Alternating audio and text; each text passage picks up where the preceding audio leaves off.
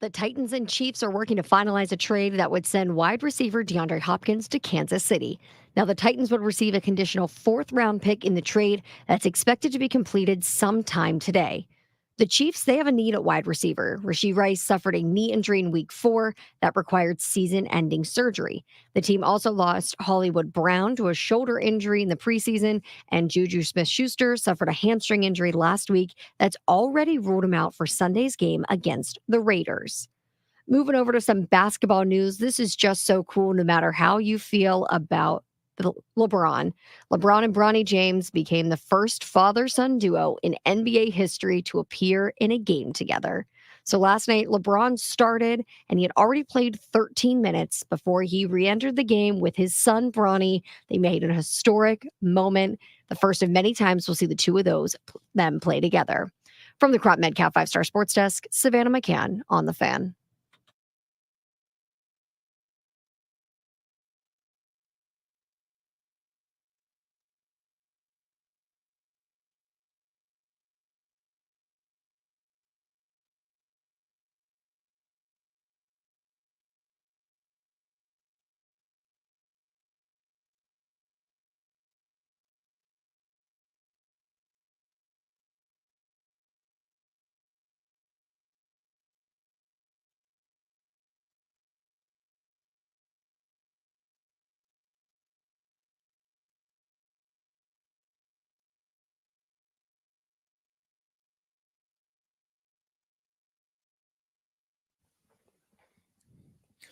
Lyrically, Brutal Crystal City. What up, everybody? It is 10 a.m. in the District of Columbia. Points north, south, east, and west. Me and B holding it down. Ashburn, Virginia. Commanders back at the practice fields today, getting ready for a game plan. What feels like a big one. Sunday, 4:25 against the Chicago Bears.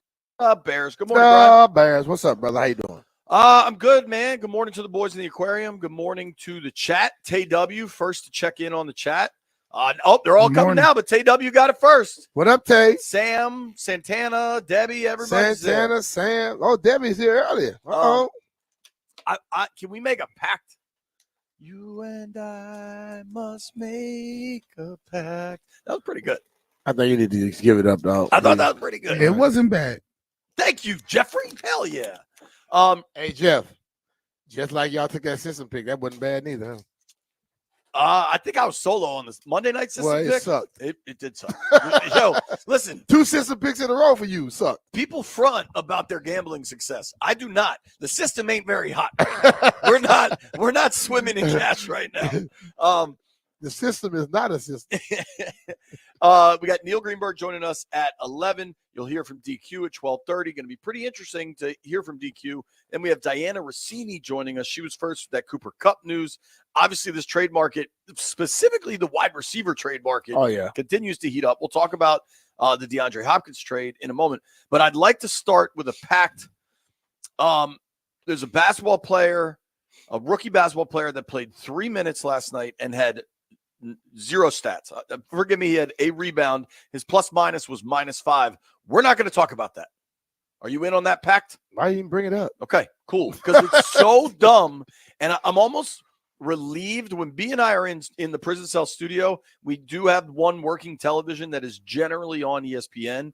And therefore, it's like Steve, all morning is Stephen A. and some collection of people screaming. Yeah. And I can only imagine how much time and pixelation is being devoted to a rookie that played 3 minutes and had a plus minus of -5. Probably shouldn't even been on we the ain't roster, doing it. But anyway. Yeah. Now, we will talk about a former first-round pick that was released yesterday. Jamin Davis released yesterday. Brian, we've been talking about Jamin for a little while now, and I know that people just continue to be massively intrigued by the physical gifts, and the physical gifts are significant. He has had some seasons where there's been some level of statistical accomplishment. His rookie season was really didn't go well. You could put some of that on the scheme and what he was being asked to do as a Mike linebacker. That's just not who he is. The second season, he had over 100 tackles. They started moving him around a little bit more, let him play in that Leo role. Had 3 sacks, had 9 TFLs. 100 tackles, 3 sacks, and 9 TFLs. If you're a third rounder, everybody's cool with that. Yeah. You're probably celebrated for that. But when you're the 19th overall pick, the expectations are different. Last season dealt with a little bit of an injury late in the year. The pass rush totals were similar. The tackle numbers dipped, but that was largely because he missed the last 4 games, or he missed 4 games. Mm-hmm. This year, new system. The way the linebackers play is very different. The roller coaster of fan emotions with Jamin is so remarkable because look at what happened since Adam Peters and Dan Quinn took over. Uh-huh. They signed 3 linebackers, 4 if you count Fowler, which they list him as a linebacker. Well, and they also took some other guys that were safety that they moved to linebacker. Right. That's been playing. Right. And not just Chin, Michael Walker. Yeah. He was a safety. They moved him to linebacker. Yo, when you see Mike Walker run by you, he's a Mike physical. Dude, bro. Oh yeah. He's a beast. But and they drafted a kid. Yes. So I just think all the people that were so much talking about him, you may be the reason why they say, okay, we're not gonna keep asking questions about the guy that's not playing. You know what I'm saying? So it's just there's a number of factors here that they converted him to a DN. And whether that was his idea, their idea, whatever, they clearly didn't see him as a backer. And then as the DN trouble, the health trouble started to pile up, he still wasn't getting work. Yeah. And so this thing went from, oh my God, they're going to cut Jamin in training camp to he made the team to everybody losing their mind. Well, people are like, well, why wouldn't they trade him? Why would they just release him? Somebody has to be willing to trade for somebody for you to be able to trade them. Right. There's just, I think sometimes people have to just allow things to happen and just see that you don't know everything you think you know about this sport, especially when you just sit at home and just want to just repeat stuff that you heard somebody else say. I think the same people, and dude, so I posted a picture on Instagram, right? And I got a bunch of comments. A bunch of people looked at it, and that's cool. That's great. I'm happy to engage and discuss. But I got so many comments that were like, damn, they could have traded him. And I finally responded to a couple of these people. One dude is like, hey, now that they cut Jamin, do you think they'll trade for an edge rusher? And my response was, whatever consideration about trading for an edge rusher, Jamin had nothing to do with that. At all. It's not about the roster spot. At all. And then I got this shout out to Coffee Create on Instagram. Dang, didn't even get anything for him. What do you think that market was? Listen, man. People hear all the time about people getting certain things for first rounders, but that's normally first rounders that can actually still play. What's my man? Just went to the Jets, receiver. Devontae Adams. Devontae Adams is a first rounder that is undamn believable on the field. They got a 3rd round pick for him. So based off of that, what do you think they're gonna get for him? Well, and Jahan got you a 3rd. That's what I wanted to based play off that of out. Jahan, what do you think they would have gotten for him? Well, and play it out one more, right? If Peters was able to, before this season started, right, trade Jahan Dotson, and there's a little bit of differences because there was some draft swaps and whatever, right? And the contract's advantageous, but whatever. Amari Cooper, who doesn't necessarily have the baggage that Devontae perhaps does of forcing his way out. Amari Cooper is just a good wideout that's been very helpful in Cleveland.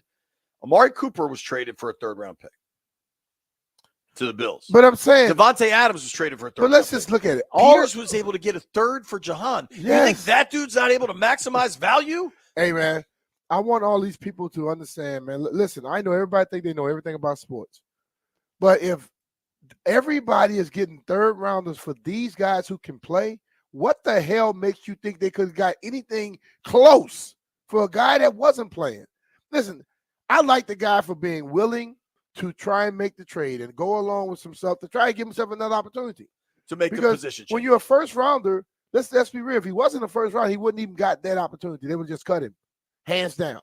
But the fact that he was a first round, they gave him another opportunity. And it didn't work.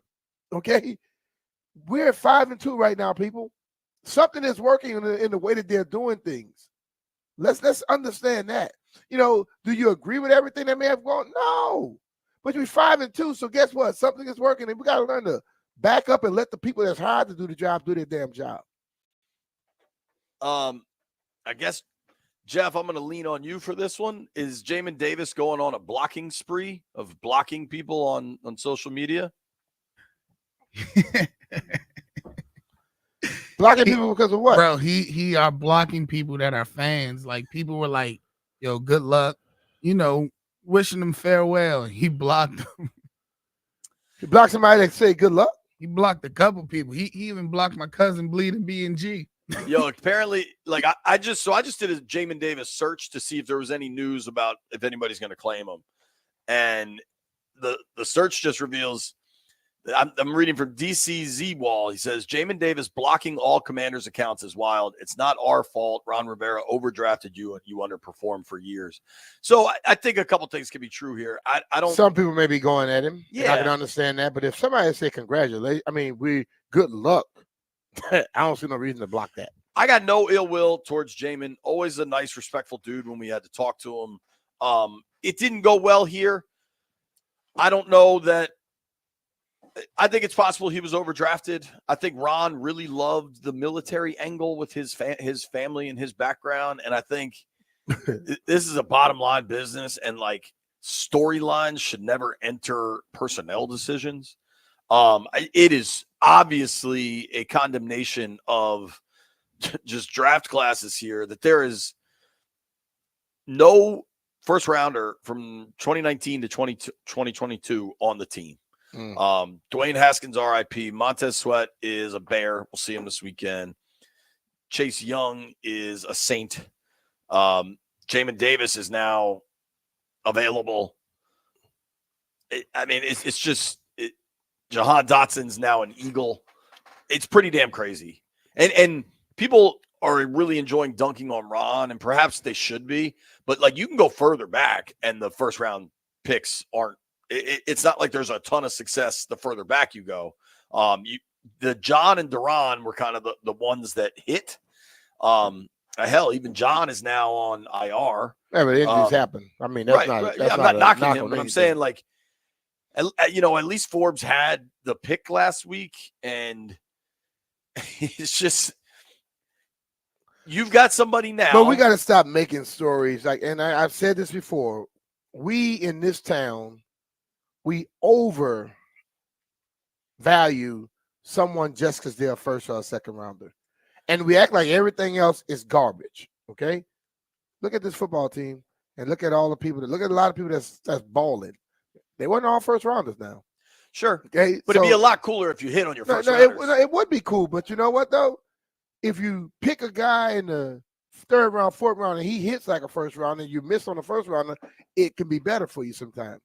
But just first rounders don't build no football team ever. Think about how good the Niners are, and Peters was out there. The Niners went all in on Trey Lance. Yeah. And then let him go. Well, they had to trade up to get him and give up other draft assets. The Niners, I believe, the first pick when Shanahan, John Lynch, Peters took over out there, I believe the first pick they had was Solomon Thomas, who is probably out of the league. Maybe he's still in the league, but he certainly never lived up to the number 3 overall pick. Their first 2 picks with the Shanny, Lynch, Peters was Solomon Thomas, where they were able to trade back and get a ton for, because the Bears were dumb enough to move up for Mitch Trubisky, if you want to go back that far. But Solomon Thomas, the end out of Stanford, who really, the list of accomplishments is minimal. I don't want to drag Solomon Thomas, but that's a pretty big miss on that pick. And then late in the first round, I believe they traded back. Solomon Thomas with the Jets now, Randy says. Okay, but he's hardly a number 3 overall pick value. Yeah, but I just think like the whole thing. Then they traded back up to get Reuben Foster. Yeah, but no one is perfect in nothing that they do. Right. It's the fact that we, as a franchise and as fans, we lock on to them. That's how we were for a long time. Yeah. Other teams draft you in the first round, you're not playing. They let your ass go. They keep moving. But this team has been to 4 Super Bowls, right? They won 3. Go look at how many first rounders might have been on those teams. Okay? You can have success in this league without the person that was picked high. And yes, you're right. You have to hit on the ones you pick. But that's not all your team is made up of. And the quarterback depends on what? Offensive line, right? How many of those were first rounders? Sure. I'm with you. And I'm trying to argue your point in the Niners' first pick was Thomas with the new staff, and that was a miss. Reuben Foster was a miss. Then in 21, they traded up for Trey Lance. They didn't have a first rounder in 22 or 23. And all they do is win games and go to the Super Bowl and be considered, among the best franchises in football. So you don't need to be first round dependent, but you're way better off because listen to the names in between there for San Fran: McGlinchey, Bosa, Kinlaw, Ayuk. Mm-hmm. All those hit, and then changes things. Yeah. I think, I'm thinking about the great Skins teams you were on that, things were a part of. The only 2 first rounders I can think of, and none of these were top 5 guys, but Art Monk was a top 20 pick, I believe. Daryl was the last pick. Daryl was like 28th. Yeah. So those are first rounders, but from Texas A&M. Joe Jacoby was undrafted. Yeah. Was Rippon drafted? Doug, they got out of a trade with Tampa, I think, or whatever, Plan B free agency. You know what I mean? Like you build 53. You don't build one. And one thing Dan Quinn continues to say that I think has some real merit. What round do you think Ernest Biner was drafted in? He had a 14-year NFL career. Like 12? 10th. Mm-hmm. 280th overall. Yeah. Out of ECU. But played, 16 years? 14. 14? I thought it was 16, but 14 years? So remember, Pro Football Reference, sometimes you get mad at me because it misses a year where maybe he was on IR or something. I got him 7 years in Cleveland, 5 years here, 2 years in Baltimore, 14. Okay. That's still lower than a lot of the first rounders we've had. You put all of them together, they don't get 14 years. Can I say one thing about a first rounder? Mm-hmm. This is Adam Peters, Dan Quinn, Lance Newmark. This is their first draft, right? Kind of think they hit on this first rounder. Yeah. I got it. But as you say before, too, though, doing the top 5, you shouldn't miss on those. No, but it doesn't mean people don't. People do all the time. Dude, they had a top 5 pick 4 years ago. And a whole lot of factors there, but he ain't here anymore. People miss all the time. It's amazing to me, man. But I just it annoys me when people act as if that's all you need to be successful. If they hit, yes, I agree with you. But you need some other people to be successful as well to be able to get this thing going. Yeah, you need everything. If you look at San Fran, Kittle was a 5th rounder. Warner was a 3rd rounder. Debo was a 2nd. You need a lot. It's not only about ones. And you are right. I don't know that it's specific to this town, but people here definitely get really, really locked in on the one pick. Landfill just dropped a really good freezing cold takes in the thread. We are just getting warmed up. Shout out to Jaime in Manassas, because for months he's been telling me the Commanders need a trade for DeAndre Hopkins. I told him I wasn't sure that would happen. He said, Hop played for Cliff. Well, somebody traded for DeAndre Hopkins. It wasn't the Commanders. Let's do that. Greenberg at 11. Plus, we got a suspension, Brian. Nobody go anywhere. Hey, it's Brian Mitchell here. This NBA season, you can make every play, pass, and point mean more with FanDuel, America's #1 sportsbook. Check out newer bets like the number of dunks, assists, or three-pointers in the next 3 minutes. It doesn't matter if you tap into FanDuel before the game starts or after it's already tipped off. You can go out and build your same-game parlay. We got the Wiz taking on the Boston Celtics tonight. We saw what the Celtics did tomorrow night. We saw what the Celtics did just last night to the New York Knicks. So I'm going to go with the over when it comes down to the points. I will probably take the Celtics on that. And then I'll go with Kuzma over his points. Just visit FanDuel.com/Brian. for your chance to score $300 in bonus bets with FanDuel, official sportsbook partner of the NBA. FanDuel Sportsbook is the official partner of 106.7 The Fan. You have to be 21 years or older and present in Virginia. First online real money wager only. $5 first deposit required. Bonus issued as a non-withdrawable bonus bet, which expires 7 days after receipt. Restrictions apply. See terms at sportsbook.fanduel.com. Gambling problem? Call 1-800-GAMBLER.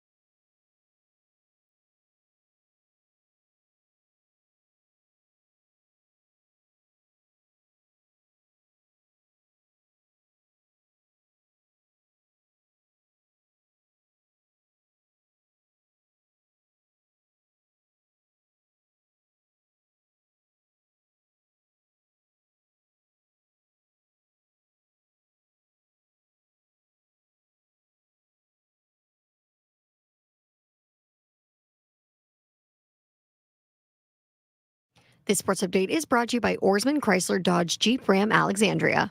Let's ride together. Top international basketball prospect Oscar Goodman has committed to Michigan.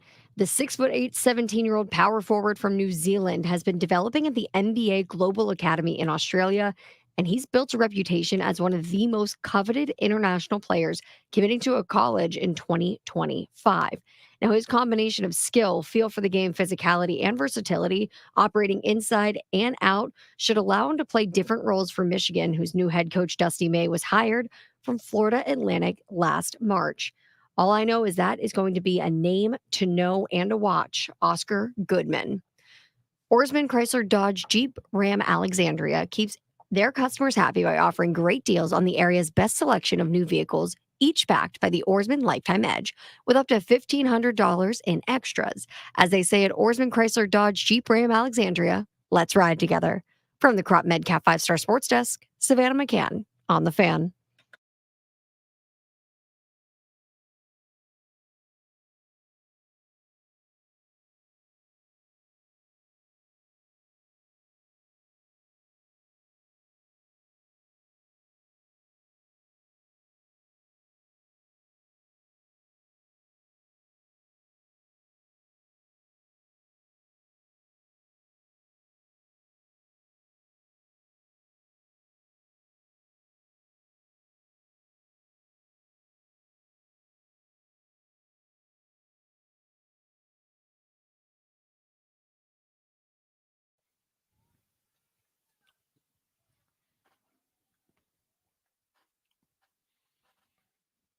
Vibes, landfill.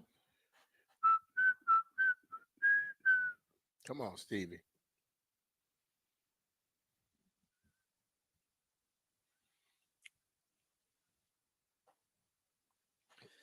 B. Mitchell Finley, 1067 The Fan. Living just enough. We're live out in Ashburn, VA. It's funny. I was listening to Junks this morning driving out here. Or actually, I went to the gym this morning. Believe that or not, Brian. I figure I can't make a bet. Maybe I should at least go work out.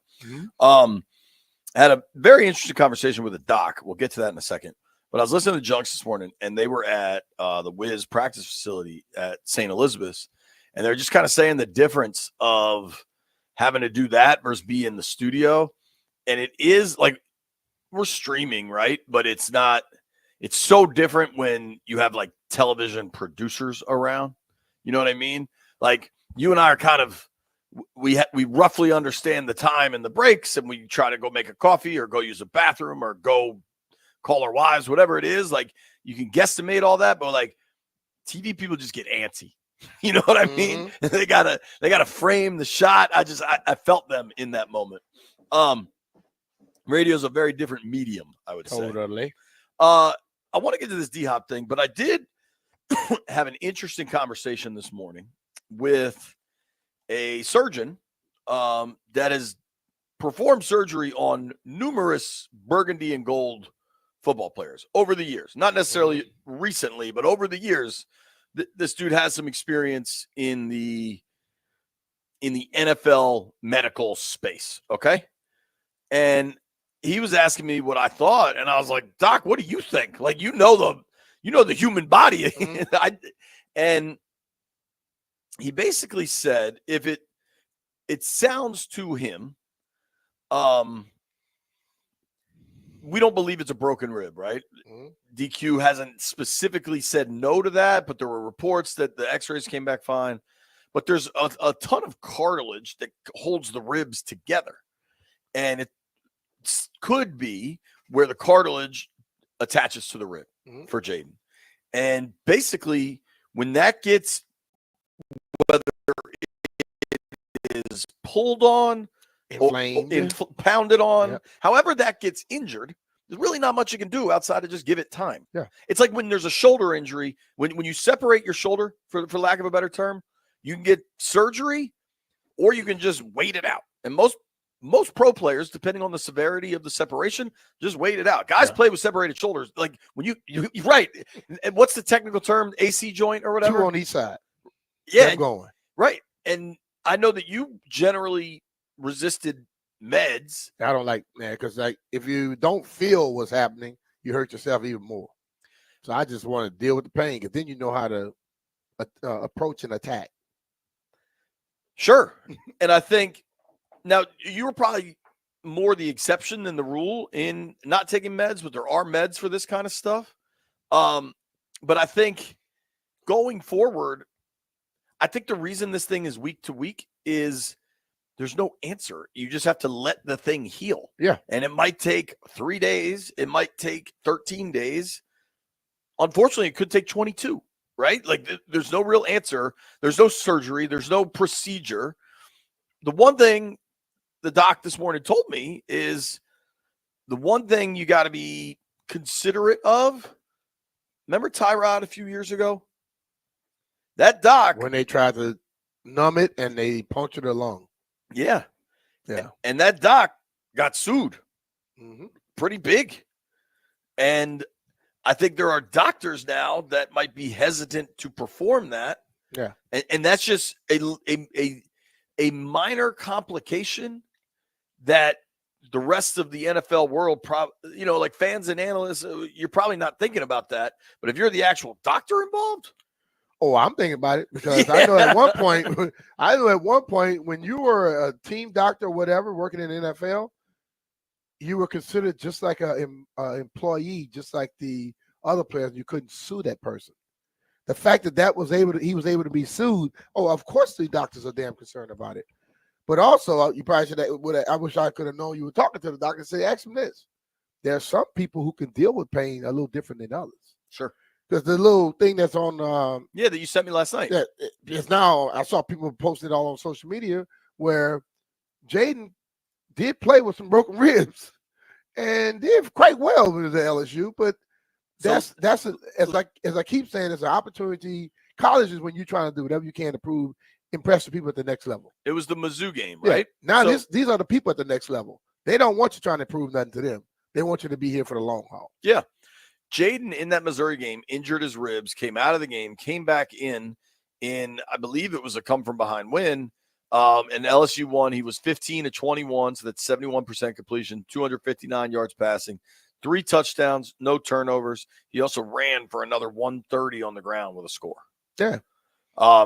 Yeah, it's a different level. There's a million totally different level. But the whole thing about it is that just shows you when it comes to the pain. We kept talking the pain threshold yesterday. It's different with him as it is somebody else because somebody else probably would have never tried it. You know what I mean? And it's not to say the other people are softer, weaker, whatever. Just some people can deal with pain different than others. Point blank. Yep.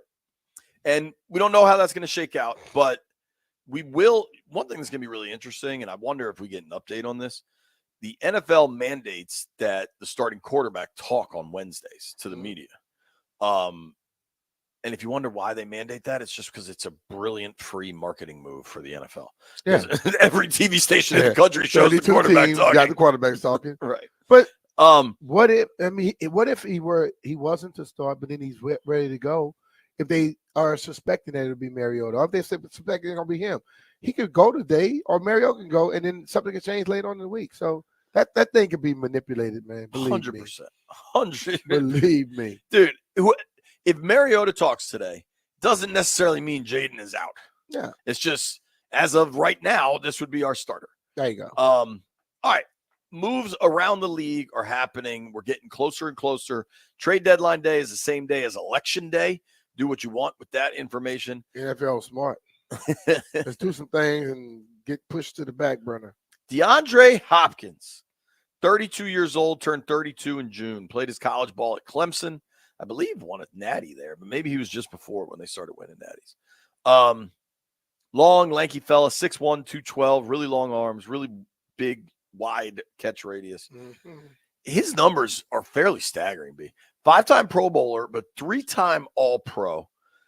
When he was in Houston, before all the trouble happened with Deshaun Watson, I mean, they were really cooking. They were cooking, dog. He had seasons of, just listen to this. He has his second season in the NFL, 76 catches for 1,210 yards. His third season in the NFL, 111 catches for 1,521 yards, 11 touchdowns.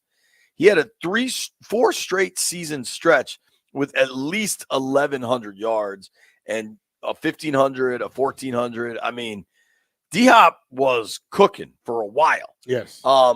He landed in Tennessee last year. I mean, I don't even know who all the Titans quarterbacks were last year. I think Levi's got to start late in the year. Was Malik Willis involved? All right. Last year, the quarterbacks, the people that threw passes for the Tennessee Titans, Will Levis, Ryan Tannehill, Malik Willis, Derrick Henry was 2 out of 3 throwing passes. And actually, DeAndre Hopkins threw a pass. He was 0 for 1. Yeah, they had all kind of quarterbacks. But D-Hop did go for over 1,000 last year, more of a volume play.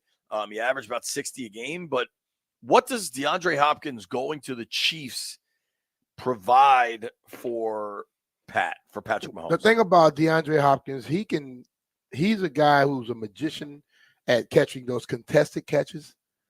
But with Pat Mahomes, he's not going to have to always just catch contested catches.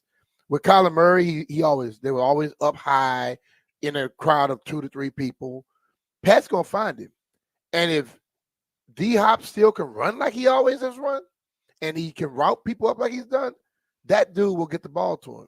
It's going to open up things for Kelsey, and now having Xavier Worthy on the field to be able to run as fast as he can, that's going to mean you can't double D-Hop all the time. Now you got problems. Here's perhaps – it's funny how a lot has been made over Kansas City's offense not being as productive as they previously have been. Mm-hmm. They're still 10th in the NFL in yards. Listen, man, people, when you are as good as the points haven't necessarily when you're as good as Kansas City has been over the years, you can be top 10 and people consider you not good. Right. Like when Michael Jordan was scoring 35, if Mike scored 28 points, 28 a season or 25 a season, that's still great in everybody else's lore. But when you think about Mike in Mike's lore, he had a terrible year, 28.3 points a game. Anybody else scored that, they think they go into the Hall of Fame. This does stand out, though. Rashee Rice was hurt, I want to say early in week 4. I know he was hurt in week 4. He's missed the last 2, and I believe he's out for the year. Rashee Rice is still their leading receiver. Mm-hmm. He's missed the last 2 games. 24 catches, 288 yards, 2 touchdowns. Kelsey's finally getting going. Kelsey's at 245 on the season. Kelsey came in, he was a little chunky earlier this year. He's been on tour. He was hanging out with Taylor a lot, but just think about this. Kelsey is starting to cook, and D. Hopkins is coming in. Well, David Worthy is probably starting to learn how to play in this league at this point. Now, if all that clicks together with that dude in the back, number 15. Well, I think they signed Juju, and then he got hurt, I believe. So you go get DeAndre Hopkins. Doesn't cost you much. I believe it's a 5th-round pick.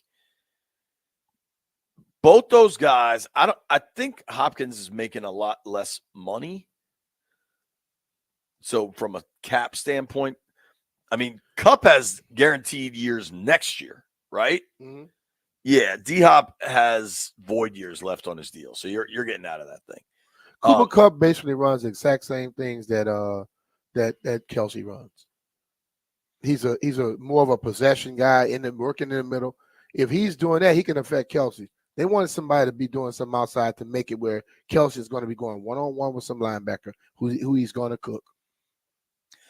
Well, and if Hollywood Brown ever plays for them, I don't know what his status is. He hasn't suited up yet this season, I don't think. But here's what I know.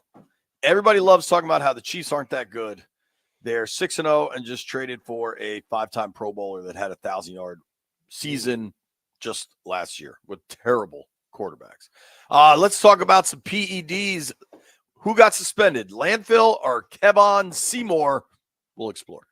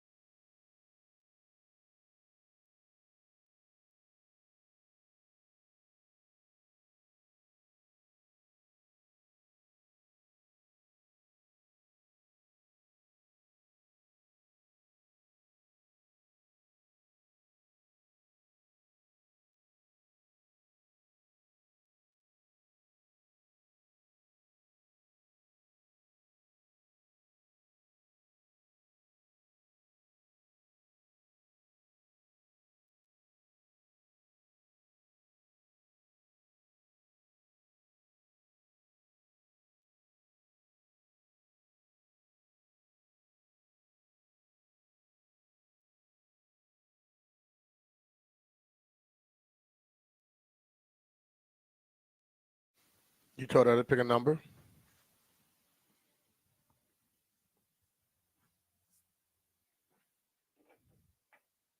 There she goes. This was in some teeny bop movie when I was like in high school or college. I can't remember. Do you remember, Landfill? Was it the one with Can't Hardly Wait? Yeah, something probably. like that. Shout out to There She Goes. Who sings that? Give me the first or the last name. I have no idea. It's a band. It's a band. Yeah. Ooh. You don't know what that is, man? Come on, dog. I got $10 if you know who that is. I don't know. Damn, now I want to know who sings it. Landfill, who sings it? Sixpence None the Richer. Yeah, that's what I thought it was. I have never heard of that band. I've heard of them. Now that he says it, I remember Six, that. who on the what, Danfield? I'm guessing they're British. Sixpence None the Richer. Yeah. That's a little bit too much. That's a lot of name. You know what kind of concerts they're playing nowadays? Looks like on December 6th, you could see them live at the Wow Hall in Eugene, Oregon. I'm not going there. I like Eugene, Oregon, though. I've never been. Oh, they have 2 hits. They also have so that was There She Goes, right? They also have Kiss Me. Play that coming back from the next break. We're going deep cuts on. No, we got Neil's song. I already got all the songs picked out. I've been asking everybody for a number. Oh yeah, I gave you 8 for Cal Ripken. We got some news. How do you say Kevon? Kevon? Yeah, Kevon or Kevon, however they want to accentuate that. The E. Shout out to Tim Schlittner, Director of Communications for the NFL, sent an email yesterday. Kevon Seymour has been suspended for 6 games for violations of the performance-enhancing substances policy. It could be he's eligible for reinstatement for the Titans game. Week 13. Okay. A lot of people, including I think Landfill, didn't know this dude was on the roster. He's played 2 games this year, I believe. He's on the practice squad, I think, and has had some elevations. You hope everything's all right with him. When people get popped for PEDs, sometimes it's simple just trying to gain an advantage, and maybe you could see that if you're a fringe roster guy trying to be on a roster. Mm-hmm. Sometimes there's stuff that we don't know about and people don't realize that there's an injury or something is plaguing them that they're trying to handle themselves and they just take the wrong thing and it costs them. That's not the thing to do then. It's not the thing to do. I don't think this is I don't think how much of an impact do you think this makes? None. Yeah. You hope him the best. I won't be shocked if he's not reinstated. They'll probably have to kind of make a roster move here and go forward. I don't know. This is one of those things that just kind of happen, and I don't think we need to make too much concern over it. It's happened here, obviously, so it I don't know. I guess it feels like a little bit. Do you care about this? No. I'm like, I think like my big bro. Let's talk about the guys that's playing. You know what I mean? I will say this. So the roster moves yesterday. The biggest is that they released Jamin Davis. They signed 2 guys to the practice squad, Ben Nickel and Michael Strachan. Ben Nickel was here earlier, training camp and all that, wasn't he? Yeah. And then they also released Sheldrick Redwine from the practice squad. Mm-hmm. Obviously, Jamin is the headline there because he's a former first rounder. Here's the truth, and I said this in the offseason. I said it about Chase. There is so much evidence, and people get mad at me when I tell them the truth. That's up to you, man. You can choose to want honesty in your life or not. anytime a team does not exercise the fifth-year rookie option on a first-rounder's contract, the odds are that player will not finish the year on that roster. Yeah. And I can tell you the last three guys it's happened to. It's now Jamin, Chase, and Doxson. None of those guys made it. Doxson with a C. Now, Dotson, they were able to trade before, frankly, they probably wouldn't have picked up the option year. So, but like Brian and I always say, fans want to talk about restructuring a contract. For an NFL executive to walk up to a professional football player and tell them they want to restructure their deal, what they're really saying is, yo, take a pay cut or we're going to cut you. 100%. So, like, there are some realities in pro football that get dressed up by other terms. But as soon as that decision came down with a new leadership group not picking up that option, you had a pretty good idea of what was going to happen. Totally. The only other thing when I saw this, so two thoughts.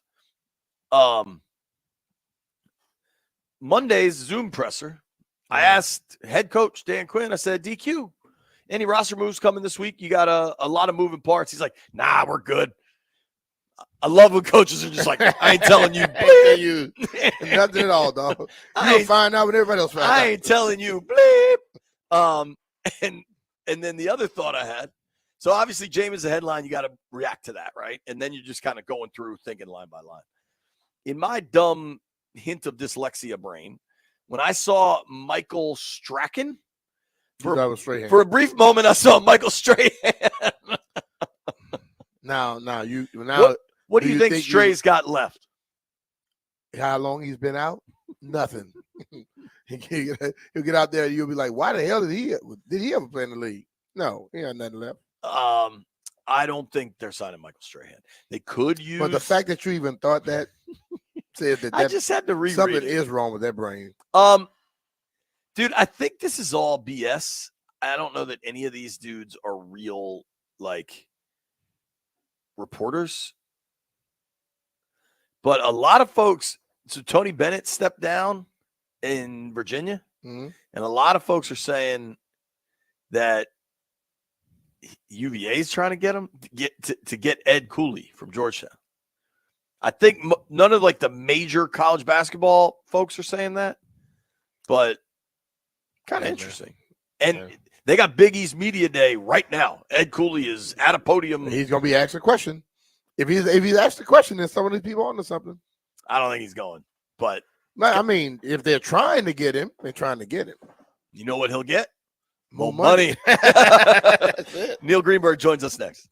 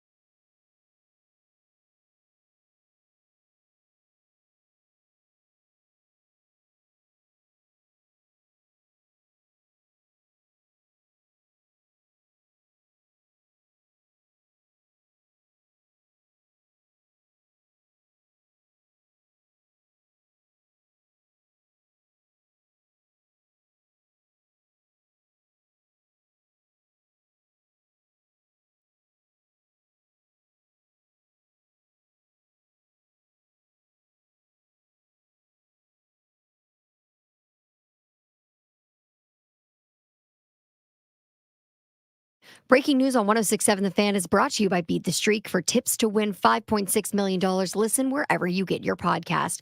We have huge Mystics breaking news this morning. Monumental basketball president Michael Winger has announced today that the Mystics general manager Mike Tebow and head coach Eric Tebow have mutually agreed to part ways.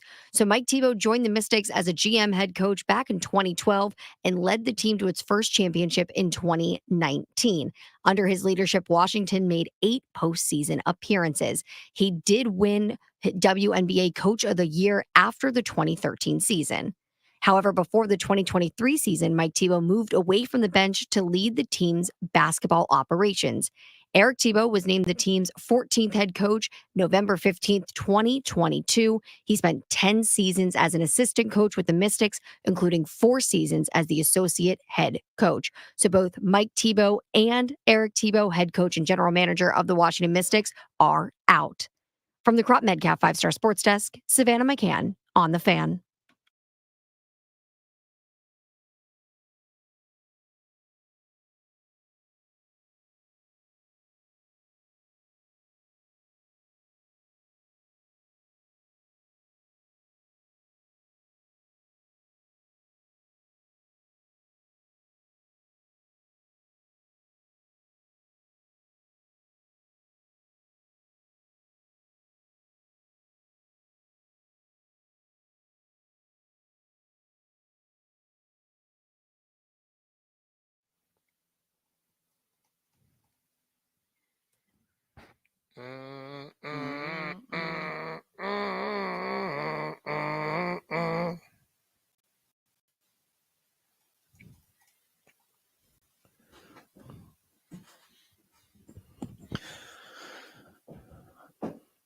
Jeff, throw your Cash App in the chat. People are throwing money into Lord knows where it goes.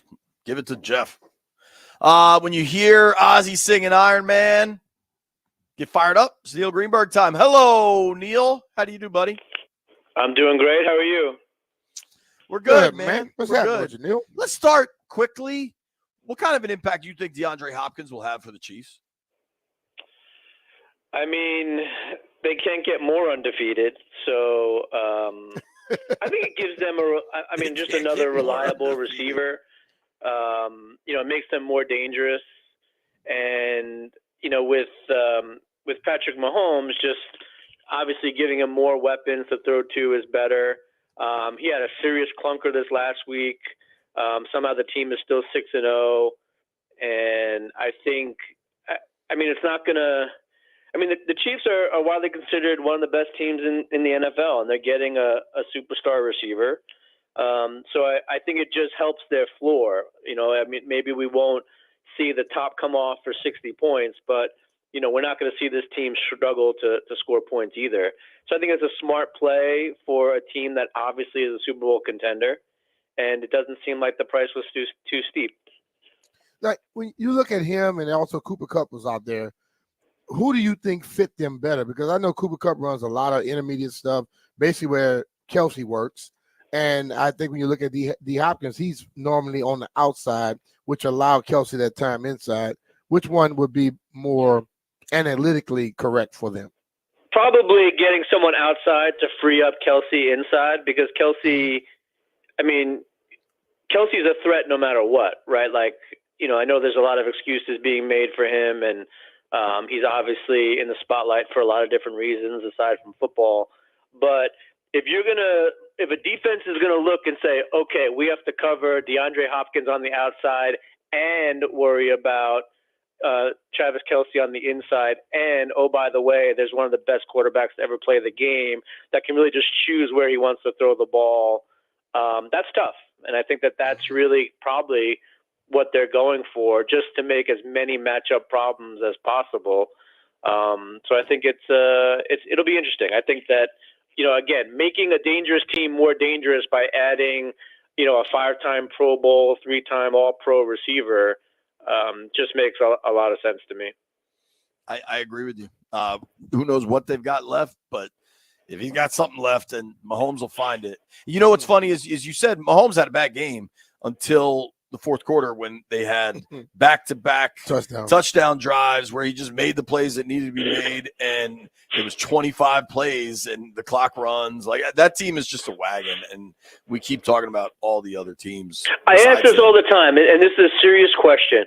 How many points would Mahomes have to be facing, let's say like halfway through the fourth quarter, deficit-wise, for you to truly believe that the Chiefs are out of it and can't win? 3 touchdowns? I think they need to be down. They need to be down like 3 touchdowns, 2 touchdowns in a field goal. I think you get to 17. And it has to be late in the damn game for me. I think you get to 17. And even then, you're kind of thinking, you know what?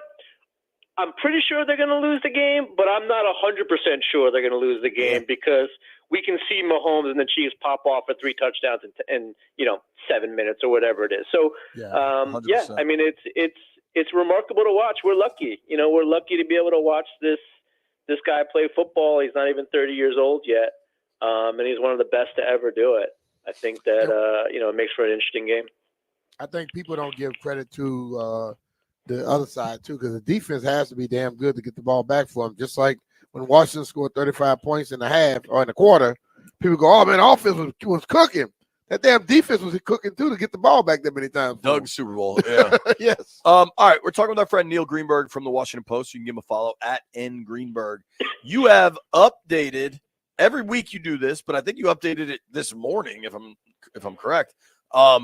Playoff projections for every team in the NFL. And on top of that, you've kind of adjusted what is a reasonable win total, what you expect them to land at. Get us up to speed with your Commanders projections. So I have Commanders now as a 3 points per game better than an average team. That puts them 10th in the NFL, and I have them winning 11 games this year, which is nuts. Right, like it's silly, considering it's almost double their win total preseason in terms of the betting markets. Yes. But they're 5-2, and the rest of the division isn't that great. Obviously, the quarterback position in terms of Jayden Daniels' injury situation is something to monitor and could drastically change these projections. But I think right now with 5 wins already banked, and I don't think they have one of the more difficult schedules going forward. It certainly looks like they are in the driver's seat to win the division at the very least. But I think a double-digit win season is well within reach. Have they impressed you more than you ever thought or could have imagined? Didn't you have a ticket on them to win 11? In terms of getting over 7 wins, I did not think that they would be contending for the division this early in the season and this significantly, right? Like, I just didn't think that it was possible to get to this point. But Dallas in particular being as underwhelming as they are this year, I think was what unlocked the whole thing. And if not for preseason expectations for Philadelphia, I think the outlook for Washington would be even more optimistic. But because Philadelphia was considered to be such a strong Super Bowl contender preseason, that's still going to be baked into a lot of the power rankings that are, based on analytics. But it's a remarkable season for so much change everywhere in the organization. But it was a possibility, and we're seeing that possibility kind of play out in front of us. Do I recall correctly? Didn't you have a little ticket on like an alt win total for Washington? I did, like 9.5 12 wins, or something. Okay, yeah, what did that? Over 9.5 wins, because as I spoke about at the time. I'm sorry. What can or will that pay? I don't know. I think it was like plus 180 or something. But they don't let you bet much, right? No, I don't get to bet much anyway. But just looking at, again, like the downside was so, what was the downside? Like 3 wins, like the worst team, like they're not Carolina Panthers bad. So, you can't expect like a 2-win season. And most teams that aren't good in the NFL win, 3 or 4 games at least. So it just made more sense to bet optimistically because the market was, leaning more pessimistically. And that's really how you want to attack these win total markets, especially the alt-win totals, is at what we call the tails, right? Like the extreme sides of bad or good. And it just made a lot of sense to me that Washington had more upside than they did downside. Neil, people like when you look at the game last week, how the defense performed against Carolina. Is there numbers that tell you, like, we know Carolina's bad, and I know I hear people, well, it was Carolina, but the way that they handled them, does it show anything of their improvement on the defensive side for the Commanders? Yeah, I mean, we've seen bad teams give up a lot of points to other bad teams, right? Like that, we've always said that good teams don't just win, like they blow the doors off of teams, and especially the bad teams. And that's what Washington's doing right now. I think even after, you adjust the final score for, success rates and turnovers and third down and everything like that, it still probably should have been a 2-touchdown win, which is significant in the NFL because of how much parity there is. So yeah, I do think that, Washington being able to hold any NFL team to 7 points is notable. And, we've seen a lot of bad teams score a lot of points at various times. So the fact that Washington is winning, but now they're winning convincingly, I think is really the key to all this. It's not just squeaking by wins. It's, beating, teams, 42-14, 34-13, 40-7. And only losing to a team like Baltimore by 7, which they might have been able to win that game, is kind of where we're at there. So, yeah, pour on the points, prevent the other team from doing much of anything, even if they're bad teams. That's what the NFL is all about. All right, so Greenberg's metrics now have them as an 11-win team, 84% to make the playoffs, 54% to win the division, a 14% chance of being the 1 seed, which means a bye, even a 5% chance of winning the Super Bowl, which is pretty damn remarkable. Shout out to Akeem. I would take it. Akeem Smith in the chat did remind me of something. B. Mitch has said if they win 11 games that you'll wear a tutu and pom-poms. Whoa. Hey, I'm just saying, neither of us had thought about that in a very long time. Did I say that? Yeah, you did. Oh, Lord. You got to find that, Jeff. If y'all don't find it, I didn't say it. Just you need a receipt on that one. If y'all don't find it, I didn't say it. Just something to keep in mind. Man, God, you got a damn sense of humor, don't you? I wonder if I can put a emoticon in the actual projections thing. I'll have to talk to my graphic guy about that. But Greenberg, last week we found ourselves at a statistical crossroads, perhaps. Yeah, where you're telling us how much positive momentum the Commanders have, but you had them 18th in your power rankings. Yeah, but again, my power rankings they're not linear, right? Like that's the important thing to keep in mind. Like they're not linear. So like the difference between, like, let's say 13th and 18th could be pretty small. And these obviously get adjusted. They get adjusted based on who you beat, by how much you beat, how much your opponents get beaten by who and by how much, and, what the future looks like and everything. And, we kind of phase out older results, and we look more towards what's going on in the present and what we think is going to happen. So, yeah, I mean, this is, as I said earlier, it's not an exact science. There's some art to it. How much do you phase out the preseason and when? These are all questions like, the analytic community has been talking about for a while, because everyone does it differently. But yeah, I think now, the projections have caught up with the perception of reality. You have Kansas City at the top, you have Detroit near the top, you have Carolina and New England near the bottom, and then, you have Washington in the top third. The only metric I'm concerned about now is the Bears as also like a top 10 team. They've also been winning, but their strength of schedule is a little bit soft. So I'm curious to see how that shakes out. But yeah, I mean, I'm happy with the way things are going, and I think the Commanders are probably reflecting, based on the upcoming injury reports, that where they belong in the NFL right now. All right. Speaking of the upcoming injury reports, we obviously have this Jayden Daniels rib situation. Shout out to Landfill or Cody, whoever's running the B. Mitch and Finley Twitter account has already found the Photoshop picture of B. Mitch in the tutu and pom-poms and just tweeted out. Neil Greenberg projects maybe all y'all get. that is a subplot to watch for sure. We don't know. It's a rib injury. It could just be a pain threshold thing. What do you make of it? What do you think the impact is this weekend specifically? Well, the betting markets are all over the place because no one really knows like what to expect of this team if Jayden Daniels isn't the quarterback.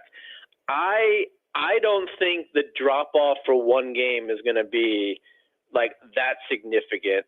I think that they've had plenty of time to game plan for it. I think as of right now, the play callers, as I said last week, deserve the benefit of the doubt. They've had plenty of time. They know their personnel very well. I think that they're going to be fine against a Bears team, which I don't believe is very good. So I think the short term is going to be fine. The long term has always been an issue, and I kind of talked about that as almost like the more important plot of the season, which is keep Jayden Daniels healthy. Yeah. If he misses one game, there are plenty of quarterbacks that miss a game. I'm not really worried about that. It's just more of a long-term situation. It doesn't sound like it's going to be a long-term situation, so I guess that's positive news. But look, if you're going to miss a game, having it be against the Bears is not the worst thing in the world. At home, too. Watching B-Rob come into the game last week and his effectiveness, and that offense works. I mean, Jayden wasn't, but Mariota had, I think, a damn good game as well. How important is he to the success of this offense? I know we talk about Jayden, we talk about passing, but when he's running the ball like he runs it, this team looks way better. Yeah, I mean, it's important, and we're seeing the running game become more important to NFL offenses, and it's been on the downturn for quite a while. And that's not to say like running backs are now the end all be all, but again, when you're an NFL defense and you have to worry about a guy like Jayden Daniels throwing the ball and running the ball, and then you have another rusher like Brian Robinson who can be very good at running the ball, and even Austin Eckler out of the backfield, and all that kind of stuff like that. That is why I think defenses are having so much problems because it becomes too difficult to worry about legitimate tertiary options like Brian Robinson, and it just makes it more difficult. And then if he's any sort of efficient, running the ball, that converts down series, and you get more bites of the apple, and you just get to do your thing for longer. So yeah, I think every ingredient is important. I think the sum of this thing is greater than the parts, right? Like if Brian Robinson went someplace else, not quite sure he'd have as much success. Same with Jayden Daniels, same with Terry McLaurin, Austin Eckler. Like I think all these offensive pieces are put together in a way that is working.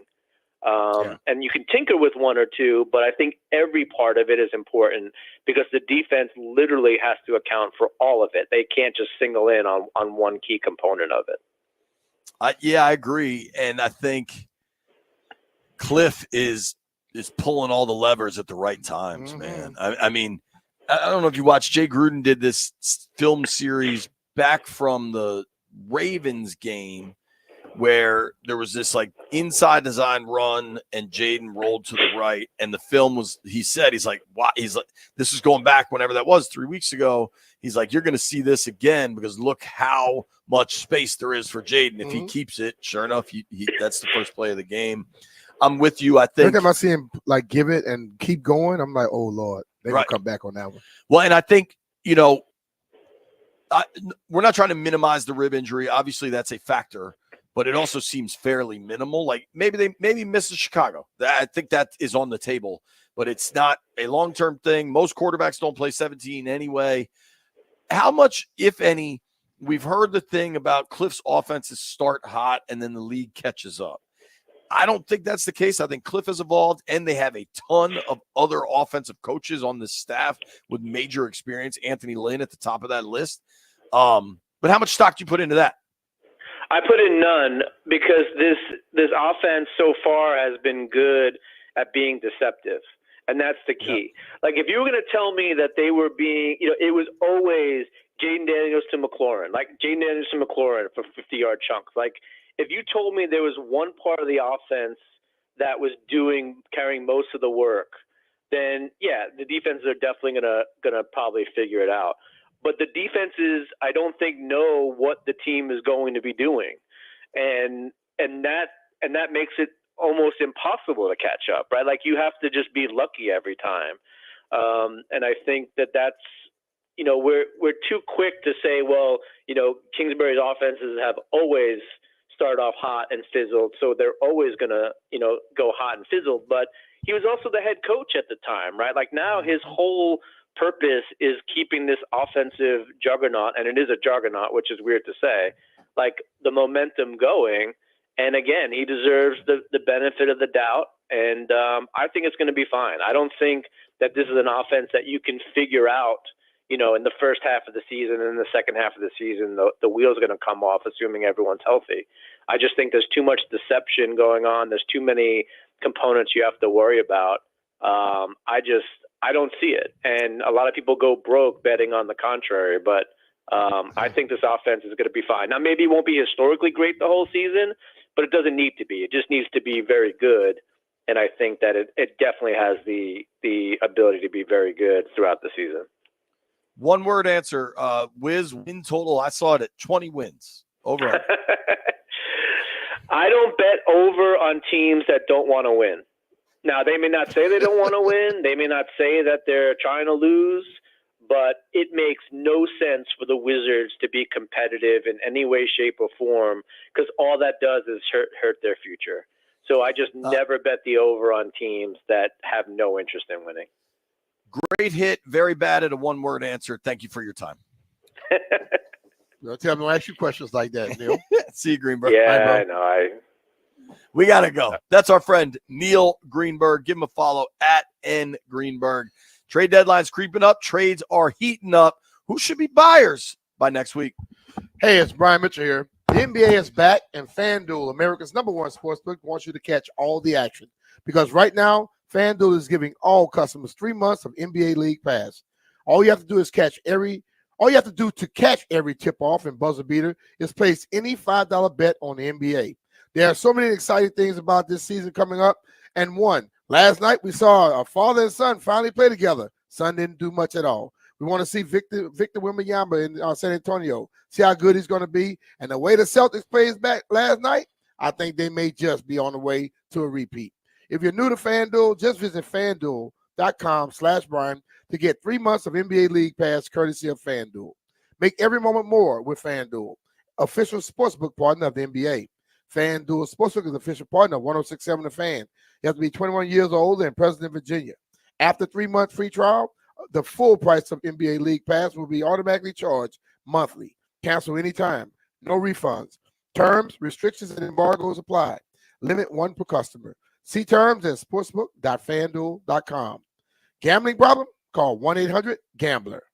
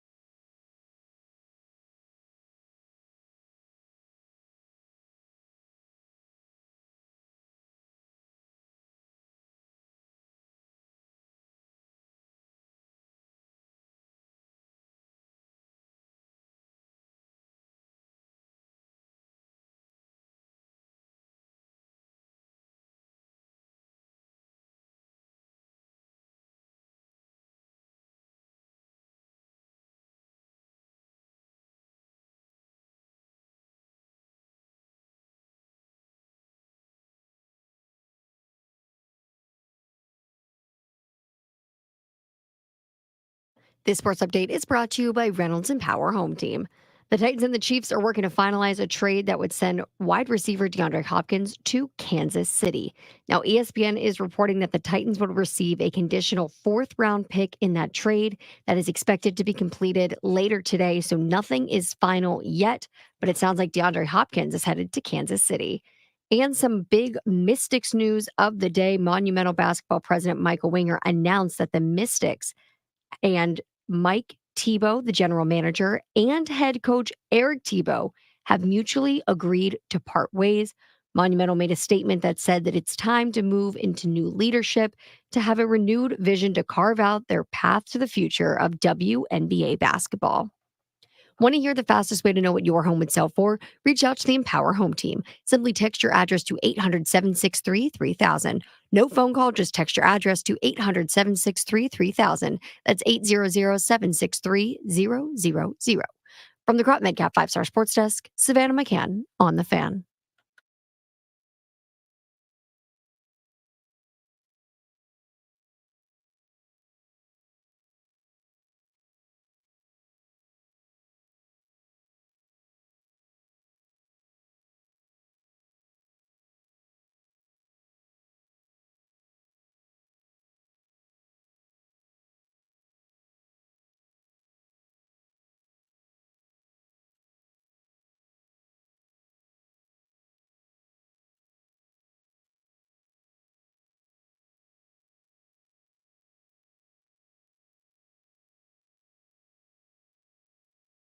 Oh, All right, Leadville, I'm audibling. Don't be mad. well, we do that all the time. I know. Call you Peyton Manning. Kaylin Kaler. Getting caught in the rain. Leadville, let's see if we can book Kaylin. Kayla. She's a senior NFL reporter for ESPN, covers the whole league, does really good, in-depth, interesting stories. And I think we know in Dallas, Jerry Jones has become a master of Deception. I would say maximizing profits, right? Among many things. Oh, he does that. And at the Cowboys practice facility in Frisco, also known as the Star, they're giving tours all the time, Yeah. right? And this article opens, I'm just going to read here for a moment. A tour guide presents a wall display of the Dallas Cowboys' proudest achievements to a group of 20-plus people crowded in front of him, many wearing a mix of Cowboys jerseys. At the other end of the hallway, less than a football field away, are the Cowboys' position meeting rooms. A player opens a door and walks out. Before we get started, we have a few ground rules, the tour guide says. If a player or coach walks by, don't yell, don't talk to them, don't take pictures of any people. If they come up to you, that's fine.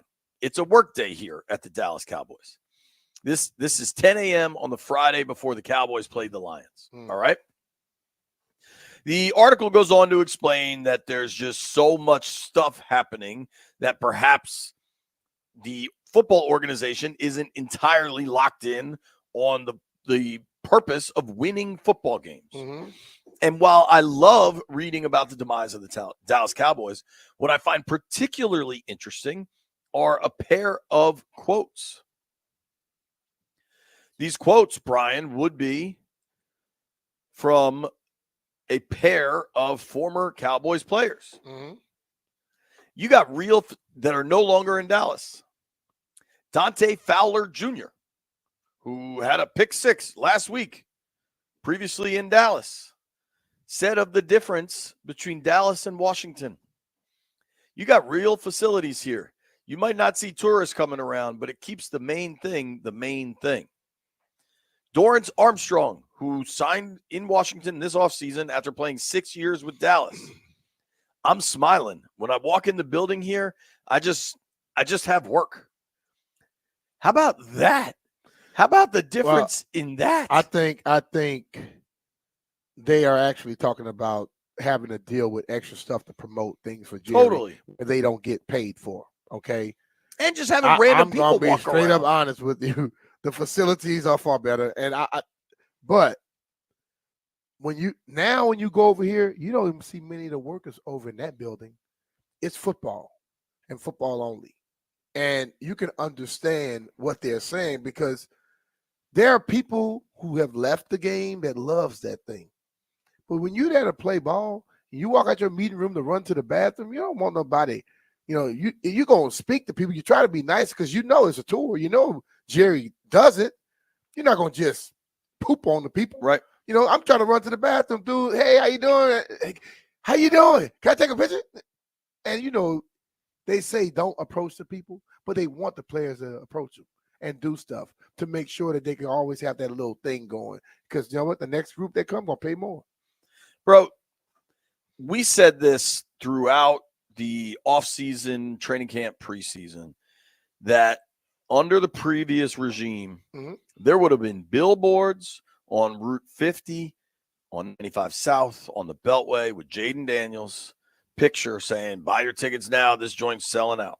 Like they would have marketed the hell out of Jayden Daniels before he ever threw a snap, right? Oh, totally. These guys didn't do that. They don't operate in that manner.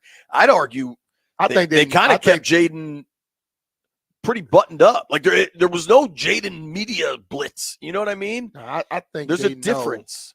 They know exactly what the hell they're doing. I don't think when Fowler says the facilities, I don't think they're necessarily talking about like the size of the locker room and stuff. Because what Dallas has. Now, what he's saying is this is a facility for football. This is not a facility for you to go marketing your damn team 24/7. Some guys like that stuff. Some guys, they don't like it. They don't like dealing with all the other people all the time. Be real.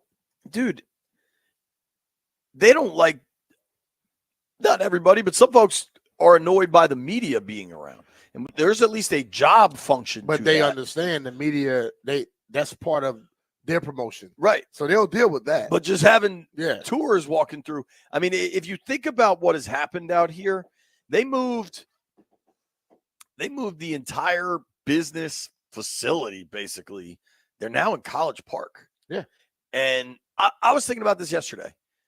Just think about the difference in Jamin Davis getting cut and the team breaking that news compared to how that would have gone down over the previous. They would have leaked it to somebody that they know. Oh, dude. I mean, a million people would have leaked it.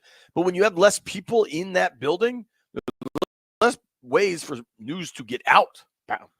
And the business people can focus on business and don't have to worry about bumping into a coach in the men's room or whatever it is. You know what I mean? Like they are doing things smart.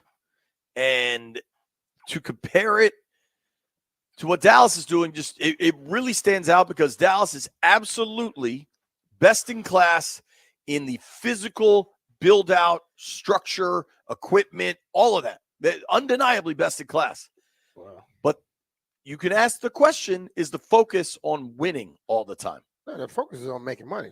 And that's the part of the winning. Like, they may not have said what Bruce Allen said, but they damn sure believe winning off the field. Because when I went there, that was 2 years ago, and the Super Bowl was in Arizona, and I flew through Dallas because I had to speak at a sales conference or whatever for a data bank.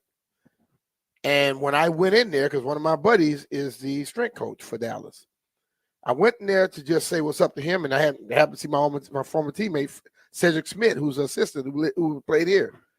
It was people walking all over that damn building. I was like, damn, man, because I knew Dallas wasn't at work. It was Super Bowl time, so they were all going wherever they going. But the building was full, and it wasn't workers.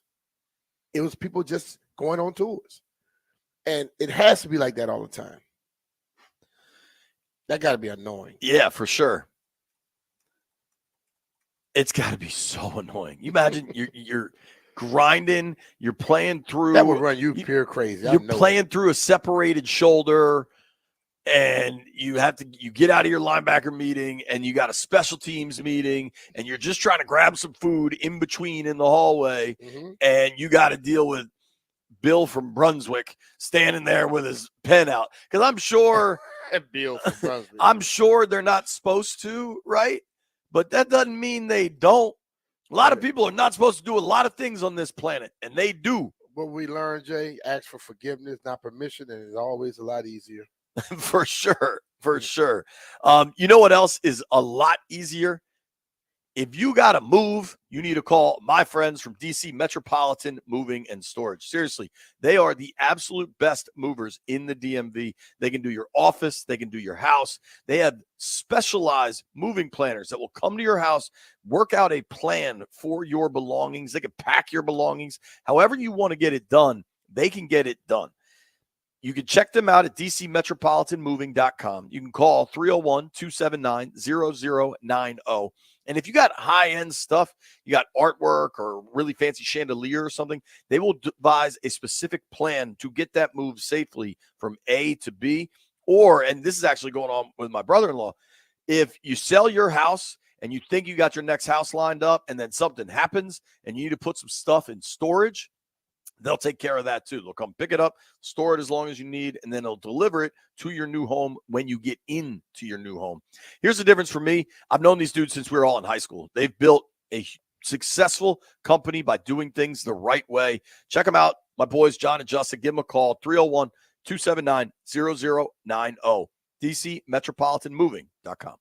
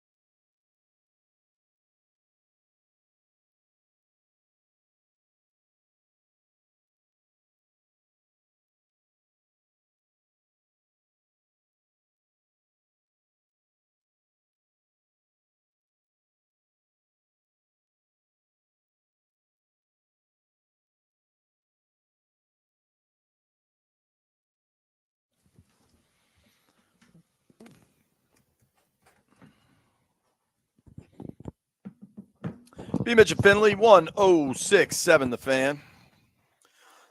We expect to hear from Dan Quinn in about 30, 40 minutes. Going to be interesting to hear from DQ today with the quarterback situation, frankly. I don't know what kind of information we'll get. And we're also supposed to hear from the quarterback this afternoon, and that will also kind of have its own interest level. Mm-hmm. I don't think we're going to have time to spend a whole lot of time on this, but the Mystics fired the how do you say that name? Tebow. Tebow. I think you're right. Tebow. So Tebow was like the GM. He was the coach when they won the title, a couple of years back. And then he kind of installed his son as the new head coach. For me, for them to clear house like this shows how much more serious WNBA is getting. Oh, yeah. You know what I mean? Like, it's not just we're going to just throw somebody in there. Right. We need a legit coach in here. Well, I think it's like, this thing's a cash cow, and now we got to start taking it real serious. Not that they weren't, but like, I don't know. I think they just recognize they have to keep pressing the gas more for the sticks. I just find that kind of interesting. As we get closer and closer to this trade deadline, though, B, do you think just on the surface level, should Washington be buyers or sellers? I'm definitely not. I don't think there should be no seller for sure. I mean, if you're building something right now and it's working in the direction you want, you keep going with it, and then you add, especially you can add a lot next off season. If there's a person that they feel they can get and have him for an extended period of time, I think you make that move. But I'm not into buying some veteran player that's going to come in here just for a rental year, and then he's going to be out next year trying to use this to go somewhere else. One name, I agree with you. One name you hear a lot about is Zadarius Smith from the Browns as a pass rusher. I've been hearing that. He's got real speed, and it could be a real player. Another name we've heard a lot about is Jonathan Jones, Patriots corner. I'd at least want to have a discussion, Mm-hmm. I don't know that it happens, but I would at least want to have a discussion surrounding that. What's interesting is as we get closer, you see teams that are really pushing the gas, and some teams you wonder like who they could go for. And I want to run through kind of the whole league, who makes sense, who should be buyers, who should be sellers. I'm curious for the boys in the aquarium real quick. Landini, you buying or selling at the deadline? For the Commanders, Yeah. I think I would. I think I'd actually like to see him maybe go out and add a little bit. I think that this is a playoff team. They've got an opportunity to win 11 games. Not only would that get us the tutu and tiara from B. Mitch, but that would be the first time in over 30 years that they've done that. That's how just horrible this franchise has been for most of our lifetimes. It's been 30 plus years since they've won 11 games. I think, if the right opportunity's out there, and I think there could be one, I'd like to see him do it. I think that's fair. I mean, the B. Mitch and a Tutu subplot has just become fascinating for the remainder of the season. Taking off the rest of the year.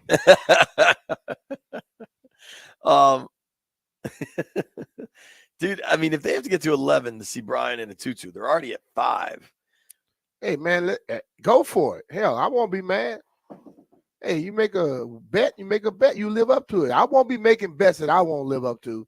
All these people putting their jobs on the line and their hair on the line. No. I'm going to live up to mine.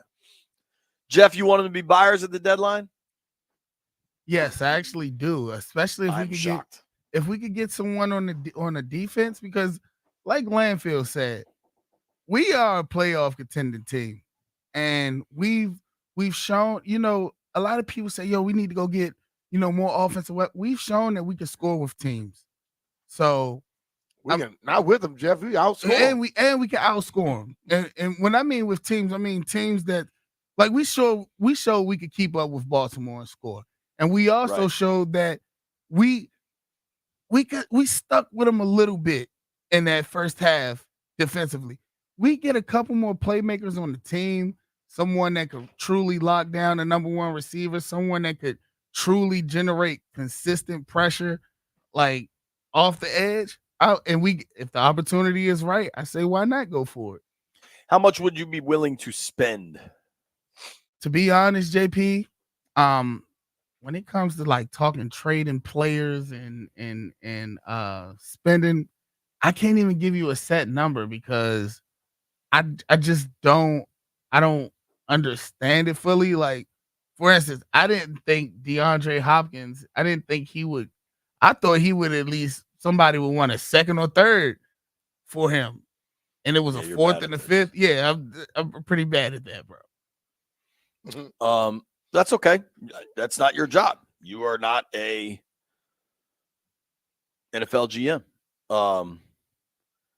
And I think let's do this. Let's break relatively on time. Keep this conversation going. Should the Commanders be buyers or sellers? How much are you willing to spend? And what's the position of need? Nobody. Go anywhere.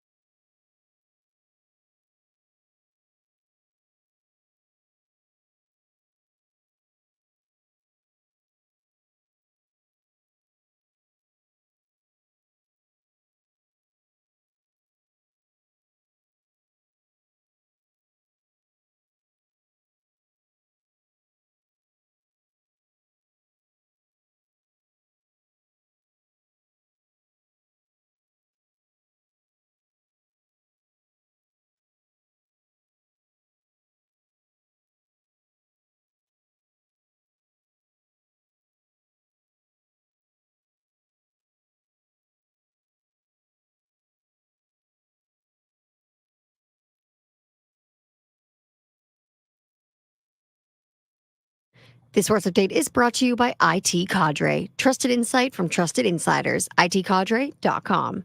Jameis Winston will start under center Sunday for the injury-plagued Cleveland Browns. Now, Winston has ascended to the starting role after Cleveland's top two quarterbacks, Deshaun Watson and Dorian Thompson-Robinson, both suffered injuries in last Sunday's loss to the Bengals. Last night, the Capitals beat the Flyers 4-1, meaning Washington is now riding a 4-game win streak. Well, tonight there's going to be a rematch, so make sure you tune in right here, 106.7 The Fan, to listen live as the Capitals host the Flyers. 7:30 p.m. is puck drop. And we've got some big WNBA news. The Washington Mystics are parting ways with coach Eric Thibault and general manager Mike Thibault. Now, Eric Thibault took over for his father after the 2022 season as head coach of the Mystics. He spent 10 years as an assistant coach within the organization, including 4 of them as the associate head coach. The Mystics just finished their season 14-26. They missed the playoffs. This team underwent major changes this offseason, with Elena Deladon sitting out and Natasha Cloud leaving for Phoenix. IT Cadre's trusted insight, helping lenders of the nation's most important organizations understand complexity, align efforts, and make the best data-driven decisions to achieve success. IT Cadre, your vision, our purpose. To learn more, visit itcadre.com. That's ITCADRE.com. From the Crop Medcap 5-Star Sports Desk, Savannah McCann on The Fan.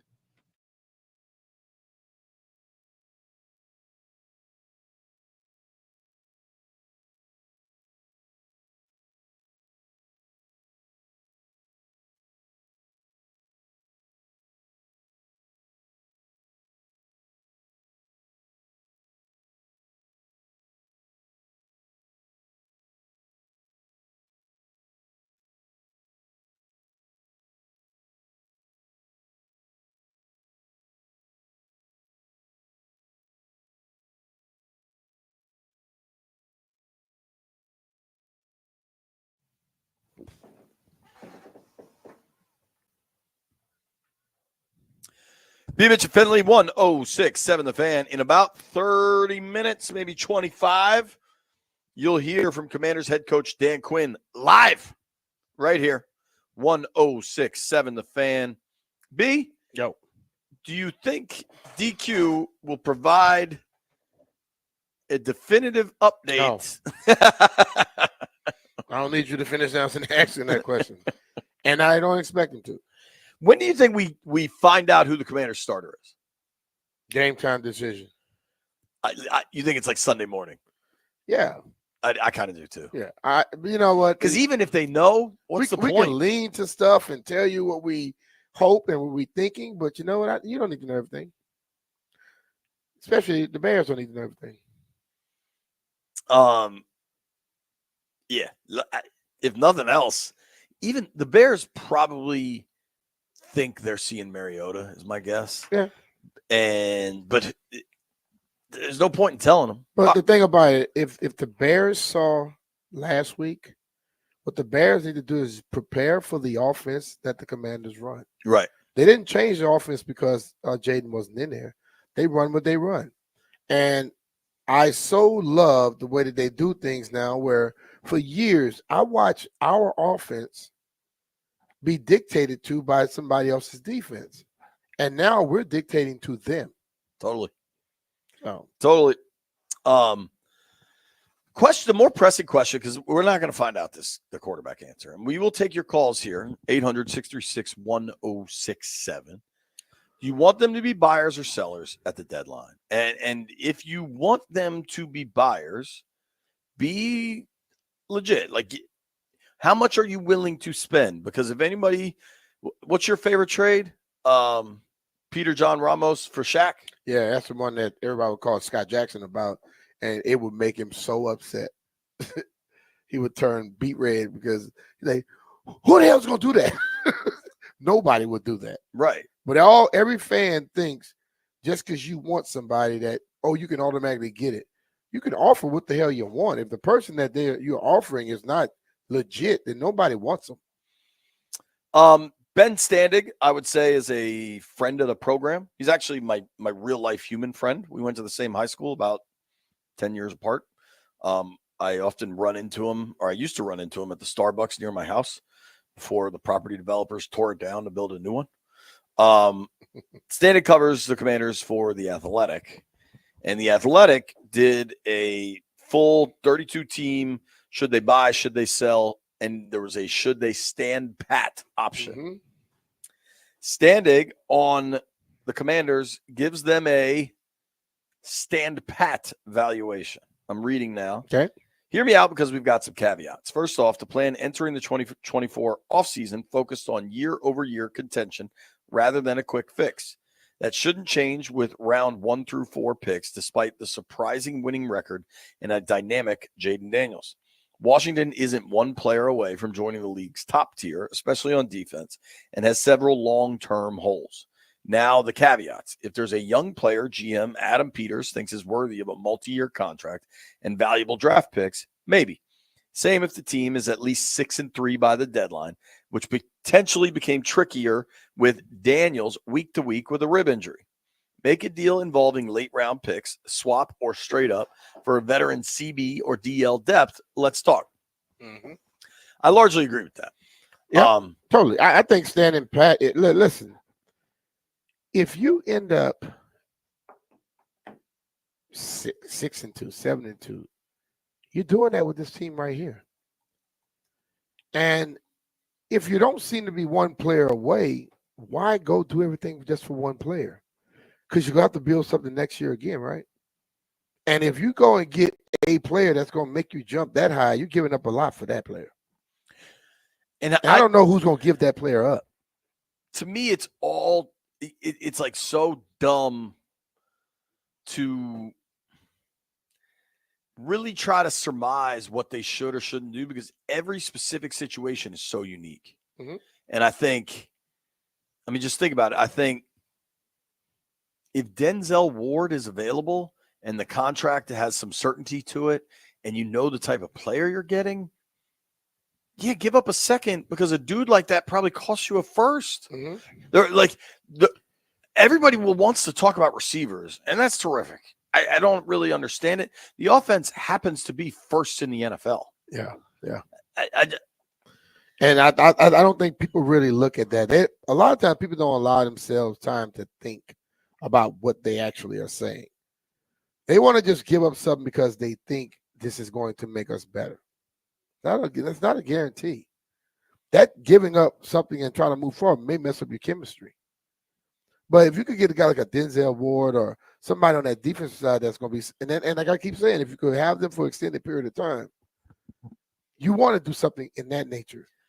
You want to trade a lot for something that somebody going to be here the rest of this year and then they gone. Right. Because this is no guarantee you will make it to a Super Bowl.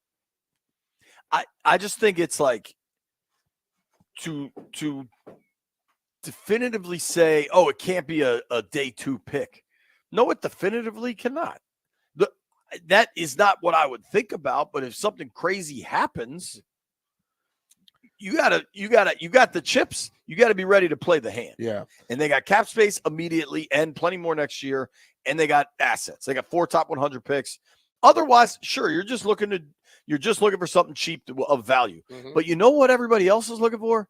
Something cheap of value. Yeah, and that's the thing about it. When you start talking about we should trade for this person, what is it that don't let you all know that somebody else may be trying to trade for that person? And then once somebody else comes into it, then you may get to the point where you got to give up more than you thought you wanted to give up. Because I don't know why we always think that every time we start talking trade, we are the only people with the chips or the upper hand. It has to be somebody liking something. You know what I'm saying? Yeah. If somebody likes what you're offering, cool, you got it. Let's try these phones. Cliff is in Delaware. Cliff, you want them to be buyers or sellers?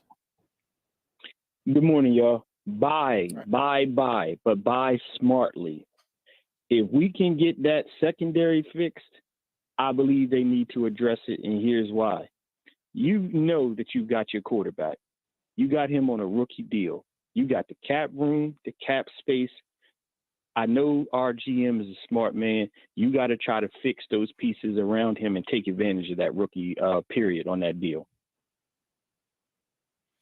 I agree with you. But you think you have to go all in this year? That's what you're saying? But the rookie deal also lasts Rookie 5 deal years. lasts 5 years. You can get a person that you may only be able to get a person because we can talk about the salary cap. You still want to keep yourself in position next year when free agency truly hits, where you can start getting some guys.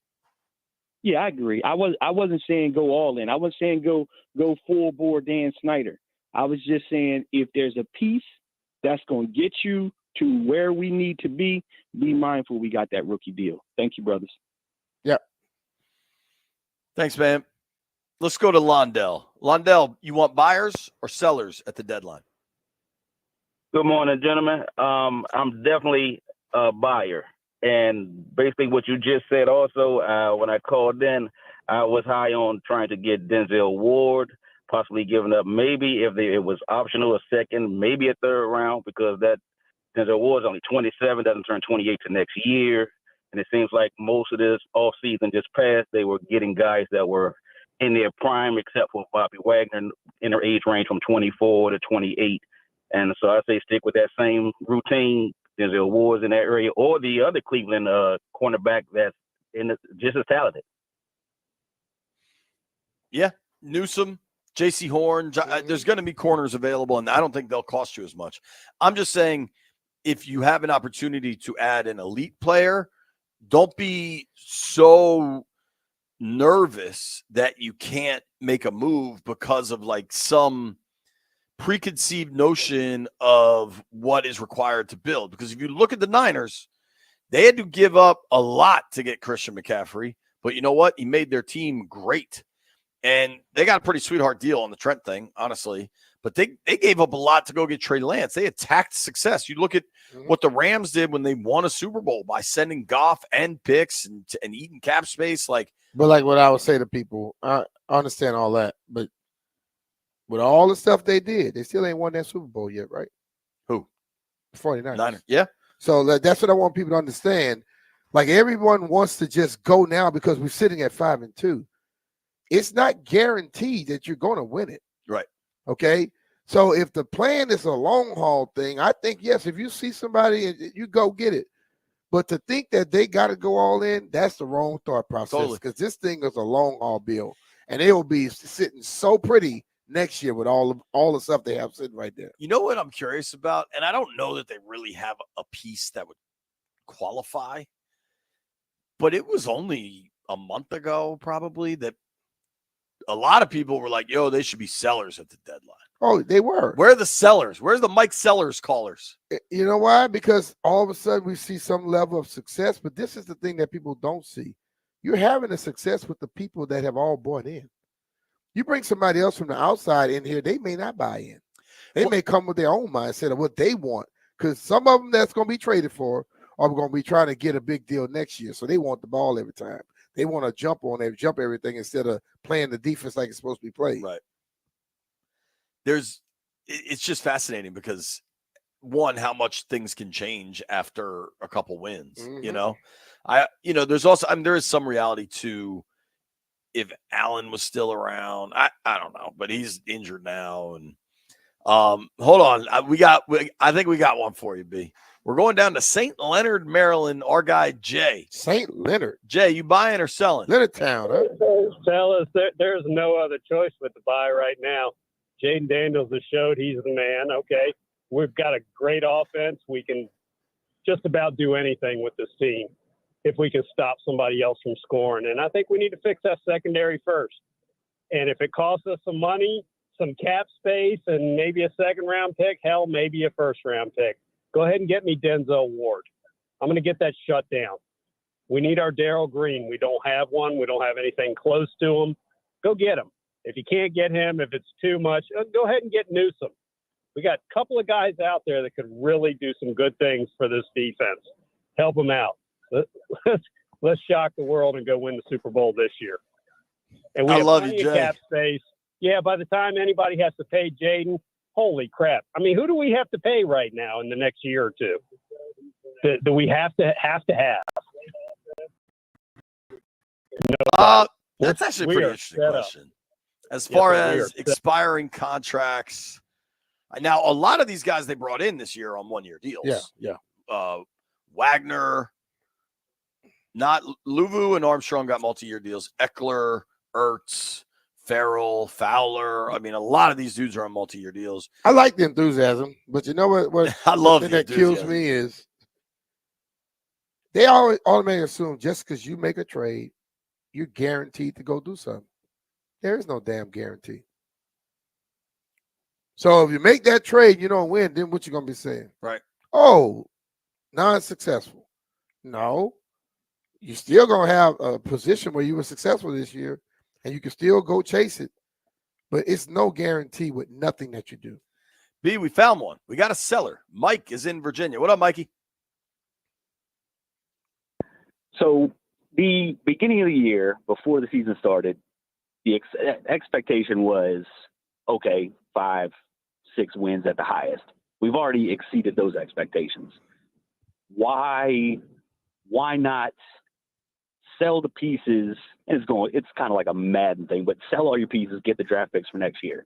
We already know Adam Peters can do what he does in the draft. Why not get rid of the old pieces, try to get 5th, 6th, 7th round picks and let him work? Theoretically, Mike, I can understand what you're saying theoretically. Who are those pieces that you're selling? Well, I like the secondary personally, me, but they're not. That's kind of a weakness. So if you can get, I don't want to, but if you can get Forbes out the door for a 6th round pick, why not do it? Because you can find something in the 6th round. He's proven he can do what he needs to do in the draft. But the thing about it, somebody's gonna have to be offering you and asking you for him to get him out the door. So if nobody is asking you for him, what makes you think they're gonna be willing to give a 6th or a 5th or whatever? Yeah, and for who? Forbes.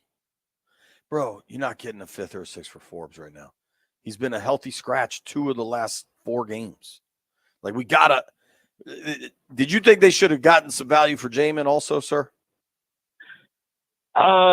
Personally, no. But like I said, I'm blinded by the fandom of the players. I was like, oh, that's the next big thing. I got to be honest, Mike. I believe you. Yeah. I appreciate the call, though, dude. Thank you.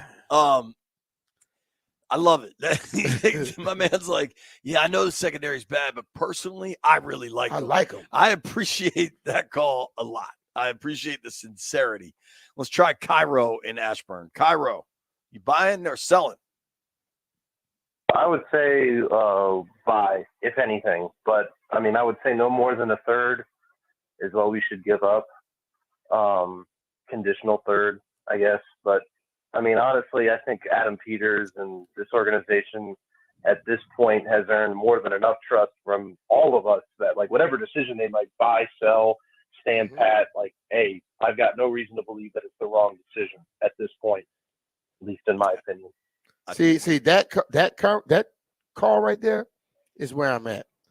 Everybody wants to say how much they believe in Adam Peters, but everybody won't tell him what to do because they like something or like somebody. If the man goes and make that move, you know what? It was the move to make. If he doesn't, then he has a mindset. Well, you know what? I can wait till next offseason. You may be able to get Jayden Daniels on a rookie deal and draft somebody that may be a next corner on a rookie deal. You never know. But if you go and you make all your little stuff right now and you don't get that, then what happens? What do you say? Especially if Washington is becoming a place where players want to be at, it'll probably be cheaper to get them in free agency than giving up capital for them like right now. So it's like, why give up capital for them right now when if they want to come here anyway in free agency, you know, you can give them the contract that you want and you can still keep that draft pick. Like, yeah, right now that doesn't help us, but down the road, which is what they said, you know, why buy now when you can buy later? Thanks for the call, bud. Because like some of these guys that everyone is saying let's go trade for them now, they may be free agents next year. Right. You know what I'm saying? So what if you give it up now and then they become a free agent and then they leave you next year? What did you really accomplish? I mean, and I understand they're gonna say, well, if we go win a Super Bowl, that's not easy, people. You don't just make a couple of moves and go win a damn Super Bowl. It's incredibly hard. And it's not to say it can't happen, but they played Baltimore. And if you want to say, yeah, they were right there, they kept it within a score, but they were frequently down 2. So and you can't take too much away from a game in mid-October anyway. I think it's a stand pat unless there's some sort of move that you have to make. All right, here's the plan. Dan Quinn set to address the media here shortly. Brian and I are in Ashburn to talk to DQ. We will have that for you live right here on the Fan. If you're on hold, stay there. We'll come back to you after Dan Quinn. We're talking buy and sell, and we will take calls all the way up to 1 o'clock. Diana Rossini joins the program.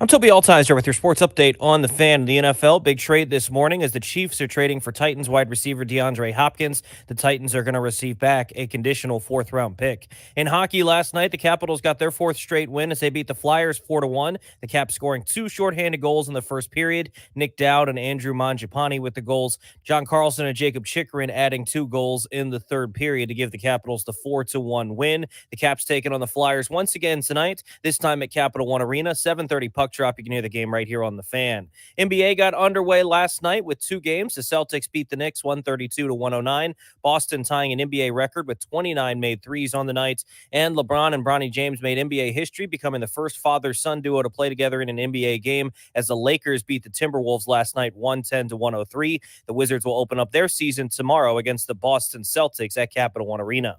From the Crop Metcalf 5-Star Sports Desk, I'm Toby Altizer on the Fan.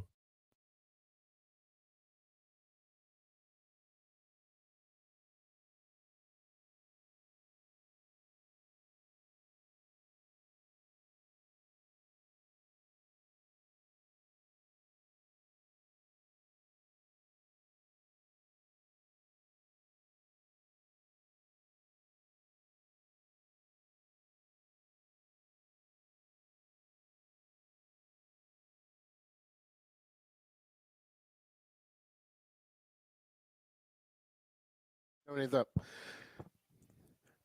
All right, Demitro Philly, 106.7 The Fan. JP and I are coming to you live from out here at Commanders Park in Ashburn, Virginia. Dan Quinn is getting ready to talk to the media, and we are going to let you all know when he gets ready to talk, because I'm sure it's going to be a lot of news that people are expecting. Jayden Daniels, I'm not expecting a lot of news coming from that side right there.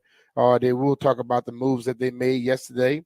I think I just got a little text. They just activated McGee. We talked a lot about him from last year, and we're expecting him to be probably on the field this week. I know people are wondering why certain people are gone and this, that, and the other, but the ultimate thing is these people are going to put the people on the field who they feel give them the best chance of winning. We had a lot of calls just a moment ago, and the guy was like, he's like stuck with the fandom. Yes, you could like a player. I like a lot of people too. But when the ultimate role comes down to how they help your football team, I can like them on another team. I can like them off of this team and like the other person that comes in. And I understand that's a part of being a fan, but the ultimate thing is you're here to win football games. And I think that's what Adam Peters and Dan Quinn are going to do. But, as we begin to look towards this press conference, I think we look at the fact that Jayden Daniels, rib injury.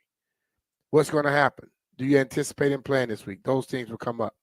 Biotish, I think his hand, his finger or something was hurt. He left the game for a short period of time.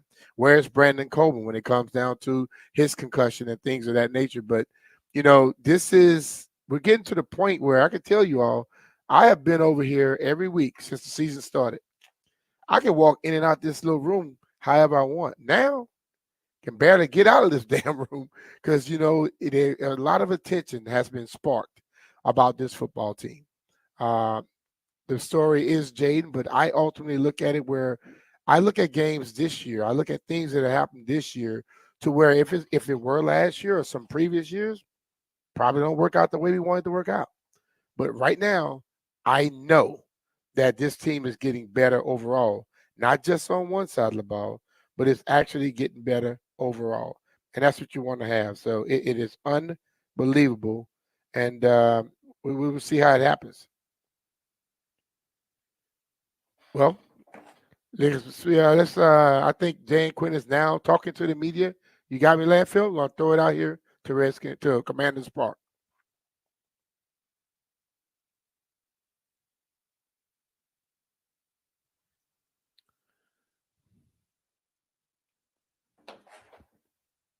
Fully turned up. And then you guys released Jamin Davis yesterday. If you could just the rationale, why'd you do that? We activated Jordan McGee. So just from a roster spot, and man, what a good teammate, Jamin. So like yesterday, getting a chance to visit with him, definitely left a strong impression. And sometimes there's good that comes after the hard stuff. And he's somebody that will definitely be watching and pulling for. He really worked hard, during his time here.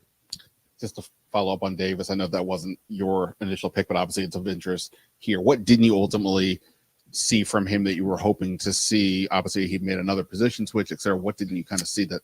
Yeah, I think that's the hard part, and why I loved his attitude, come change positions and add value to that and using his speed to go. So at the end, just, it's always this puzzle you're trying to put together, Ben. And there's always hard decisions, and those are, ones that come up, but they're really hard. And this one was hard.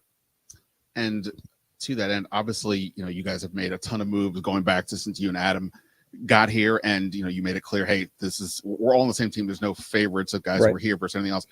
That said, the fact that another first round pick is gone, the second one you guys have moved on from, shows the hole that you guys were in from a initial standpoint, at least.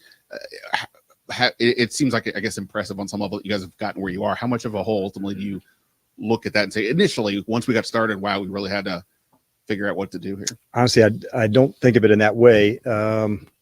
It's just a matter of absolutely, when change happens, things move, and systems change and people change. And so coaching and scouting and players, it's all part of big shifts that go.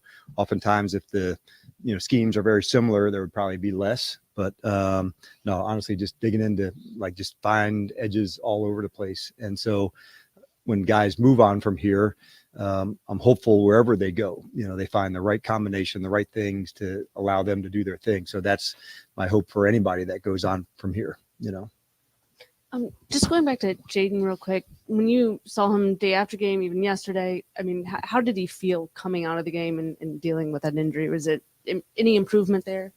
Yeah, he came out strong anyway. He was, knowing him, chomping at the bit to get going. So, yeah, really for him, the attitude's been fantastic, just like you'd expect him to be. So he's doing well. Just going back to Jayden real quick, when you saw him day after game, even yesterday, I mean, how did he feel coming out of the game and dealing with that injury? Was it any improvement there? Yeah, he came out strong anyway. He was, knowing him, chomping at the bit to get going. So, yeah, really for him, the attitude's been fantastic, just like you'd expect him to be. So he's doing well.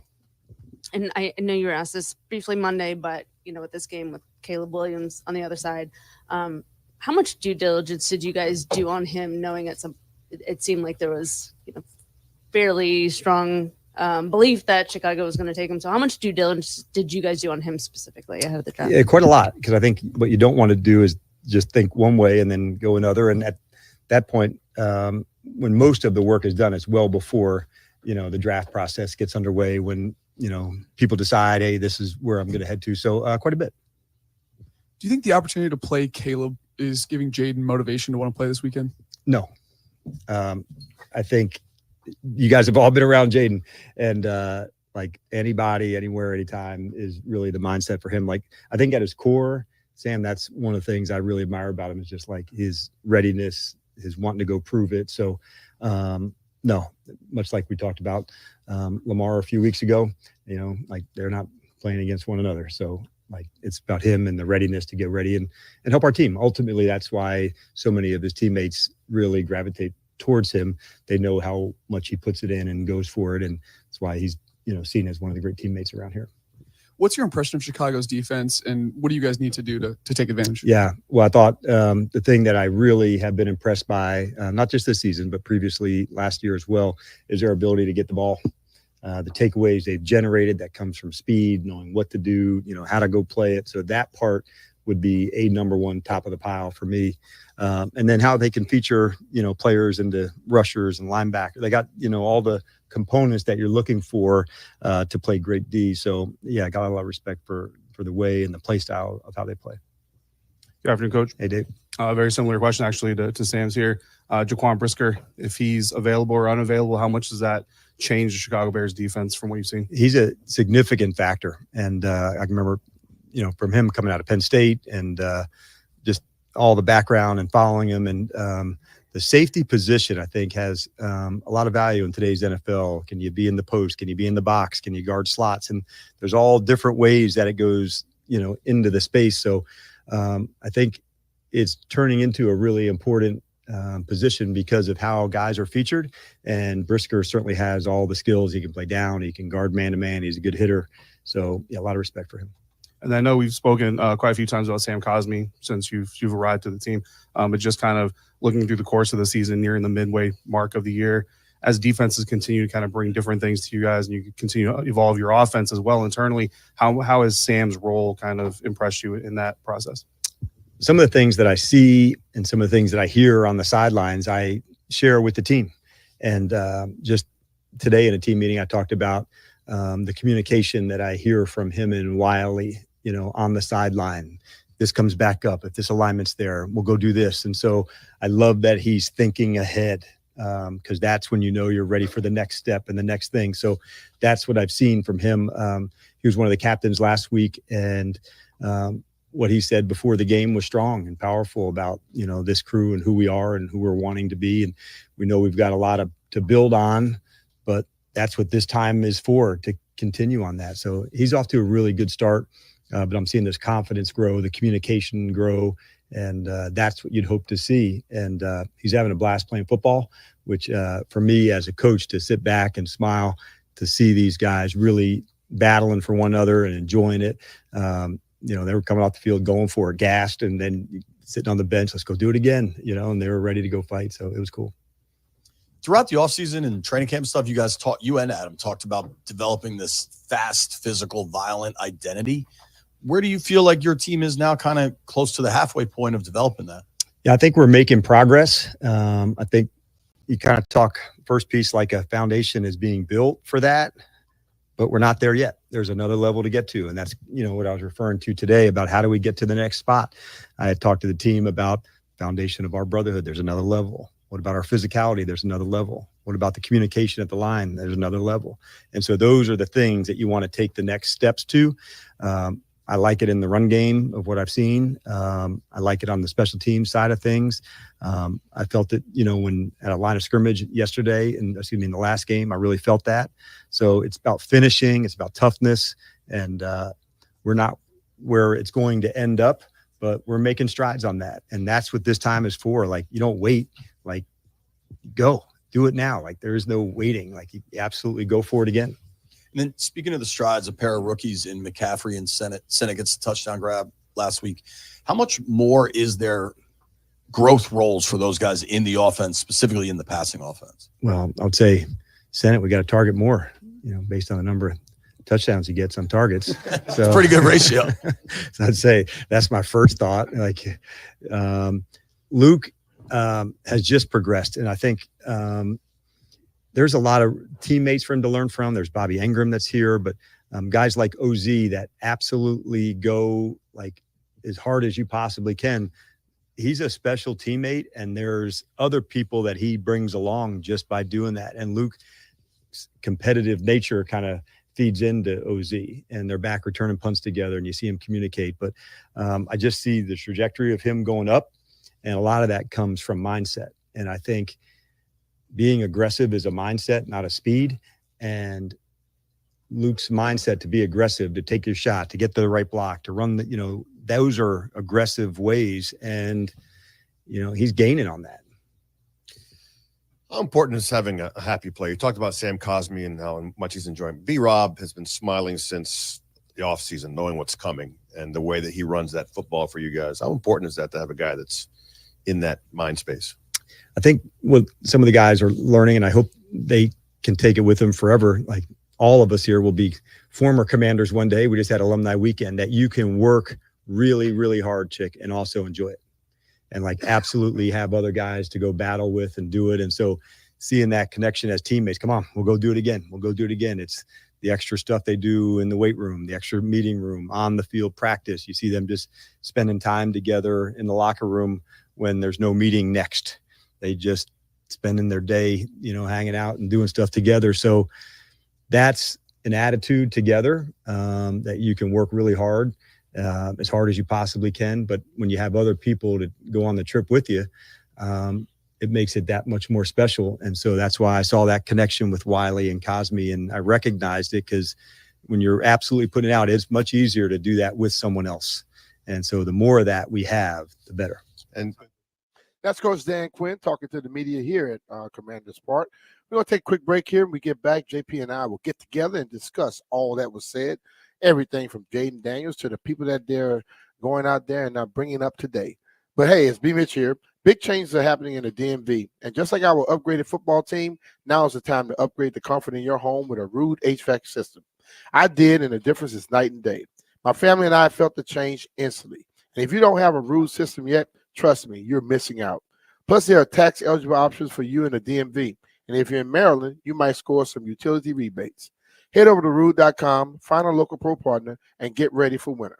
And always remember, if it ain't Rude, it ain't right.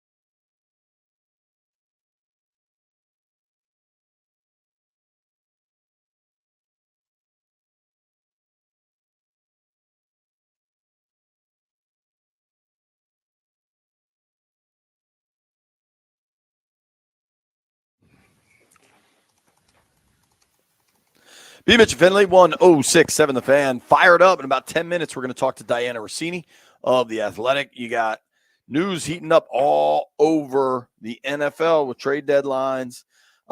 Quickly You know, here. say when they got the deadlines, everything happens. Deadline-driven league, right? Quickly here, in case I'm not sure when you guys started hearing DQ. The update today is that he's not practicing today. And the next update comes Friday. Now, in other words, don't be asking me questions all damn week.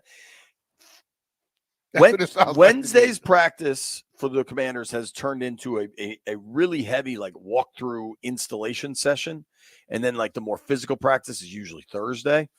Also, what typically happens in the NFL, at least the modern current NFL, is I don't know what portion of the season, but at a certain portion of the season, maybe it's week 10, maybe it's week 8, maybe it's week 14, even the more physical sessions get dialed way back.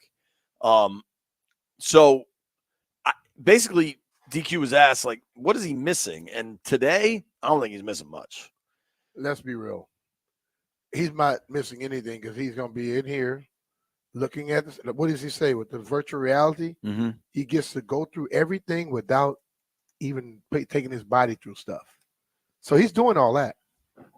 You're going to still see everything. He talked about all the banked reps. I mean, the kids put in a lot of work. And then he talked about, there's some plays we've worked on that you guys, he's saying the media might have seen, but the league hasn't seen. Like, we got options. After listening to that, do you feel different than you did yesterday about Jayden playing this week? Still a possibility. Still a possibility to me. I think it's still a possibility for me. Here's my other question for you. Dan Quinn talks to the media Friday after practice. Do you think he tells definitively who the starting quarterback's going to be Sunday? Hell no. I don't think so either. And I don't blame. I don't blame him for not. I don't think he should. Hey man, if you can drag this thing till you want to drag it, drag it. Who cares? Because I guarantee you, if he runs out of that damn tunnel fully dressed, that is going to spark a hell of a energy, and it won't leave throughout that whole game. For sure. I think it's going to be fascinating to watch. Jeff, what'd you hear today, buddy? What'd you say, JP? I was working on. DQ says no update today. Jaden's not practicing today. You'll get an update on Friday. What'd you hear from that? Game time decision. That's it. I'm not really GTD. I'm not really worried about that, JP. Like I know the ribs is a big thing, but I'm not really worried about that. I'm just worried about whoever's. You're not worried about what? When he makes the decision? Yeah, because I think if it was bad and we really needed to worry about his ribs, we would have been told, oh yeah, Jayden Daniels to miss so and so to so and so week. So I'm not really worried about it. You know, if he miss a game, fine, because he's not 100%. It's cool, but let's just trust our coaches. Landini, what'd you hear? Yeah, I think that my expectation has kind of been that he's not going to play this weekend, and kind of agreeing with Jeff. I'm okay with that. You know, this isn't like a serious injury. To me, this is the same thing as if he had like the flu or something. You know, he'll be back in a week or two. It'll suck to not see him play. I'd like to see him go out there and shut the Bears fans up because I hate them. But I'll live. You know, it's one game. There's how many more left in the season? 10 after this, 9 after the Bears game. He'll be back. I have confidence. I have faith. I like the way Dan Quinn ended his press conference. He said, I'll give you an update on Jayden on Friday. Until then, let's go kick some ass. I feel like that's the way we could all live. Diana Rossini joins us on the other side of this break. Until then, let's go kick some ass. Baby.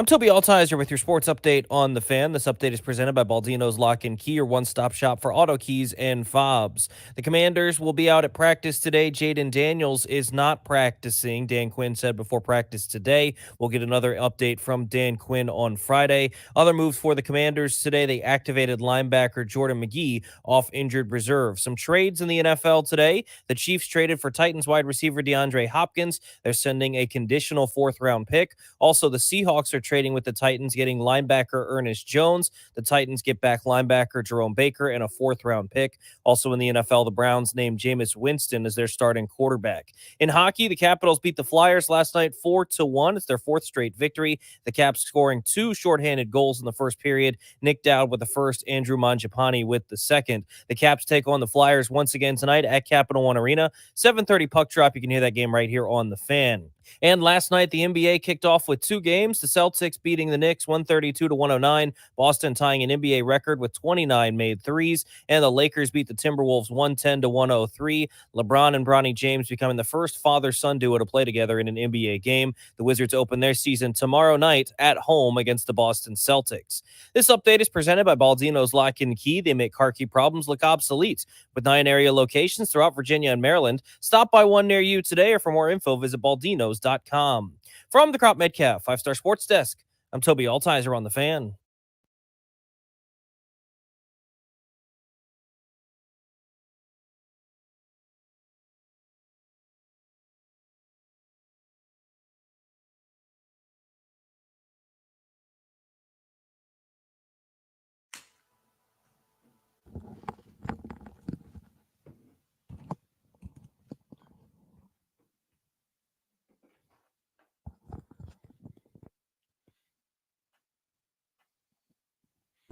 B. Mitch and Finley, 1067 The Fan.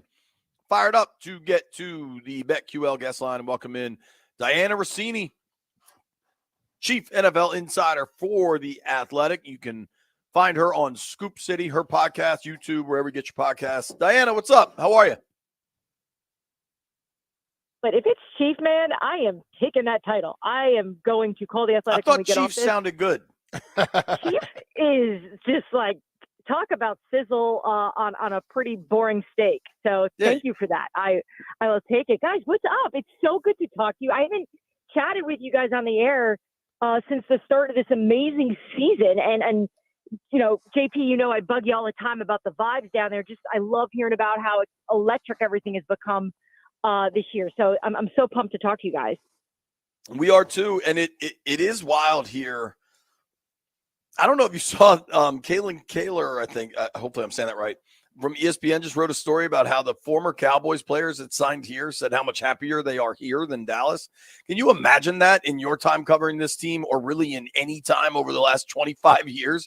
It's just it's night and day difference here. And a lot of it centers on Jayden Daniels. We just heard from Dan Quinn that he's not practicing today. I kind of think this thing goes all the way to Sunday morning. What are you hearing about Jayden's availability this week? Yeah, I'm with you on that same opinion and intel there about how they're doing this. And look, I think Dan Quinn has always done a really good job, even going back to his days at coaching in other places, where he's pretty transparent. He's pretty fair. Some coaches go so out of their way about injury timelines. Dan's pretty straight. So I take his word when he explains that, look, we got the next step is to just get him on the practice field, and they will take this day by day. So, look, you know he wants to play, and I don't think that has anything to do with the Caleb Williams connection there. I'm sure there's some fun storylines there, but that's not the way the kid is made up. He just wants to play and compete. Doesn't matter who he's going up against. So I do think you have to stay open-minded that this could still be a possibility, but of course, I also wouldn't be surprised if Sunday morning we woke up and someone was reporting, one of us, that they're going to go with Marcus, for this game against Chicago. I agree with you. I also think I don't think we get any sort of definitive answer until then. Yeah, because on some need to level, come out with right? Nothing right now. Let's zoom out, because you've had a ton of news over the last 24, 48 hours as the trade deadline continues to heat up. How cool is it for you, as somebody that's covered the NFL for a while, what the trade deadline is becoming? It's the best. I was just having this conversation with someone this morning. I love this week and next week. I hate that my phone is so, like, the temperature of my phone is so hot right now. Even as I'm talking to you, I almost texted you before, like, hey, for whatever reason I cut out, I didn't hang up. My phone is just, everyone is so chatty this time of year. And it's great because teams that are in it are trying to improve, and they're trying to add that one missing piece. The teams that kind of know their future here, they're open for biz. And then you have a lot of these in-between teams. I was talking to a head coach this morning on his way in, and I consider him an in-between type team. And he's like, even said, he's like, call me next week. I'll tell you if I'm in a different position here, because a lot of the results of this weekend will determine what we become. So, you talk about day to day. I think some of these teams are even operating at the trade deadline or right before it a bit day to day, as they see how their teams can come together. So, yeah, it is a good time. There's a lot of gossip, but most, you'd be surprised how much is not out there compared to what's being talked about behind the scenes, and it will slowly come out as we get closer to November 5th. Well, it seems like the receiver market is the one that's heating everything up. Is there any other positions that are people are discussing? Yeah, that is for sure. I mean, the receiver market in the last week or so has been ridiculous with Amari Cooper, Devontae Adams, and now DeAndre Hopkins headed to Kansas City. And then, of course, at The Athletic, we reported yesterday that the Rams are in talks with different teams about moving Cooper Kupp. They're calling and teams are calling them, and they're trying to see if this is a piece that they'd be willing to move if it were to make sense for them from a business standpoint. I know the Chiefs are talking to them as well, trying to see if they could figure out a way to get Cooper Kupp there.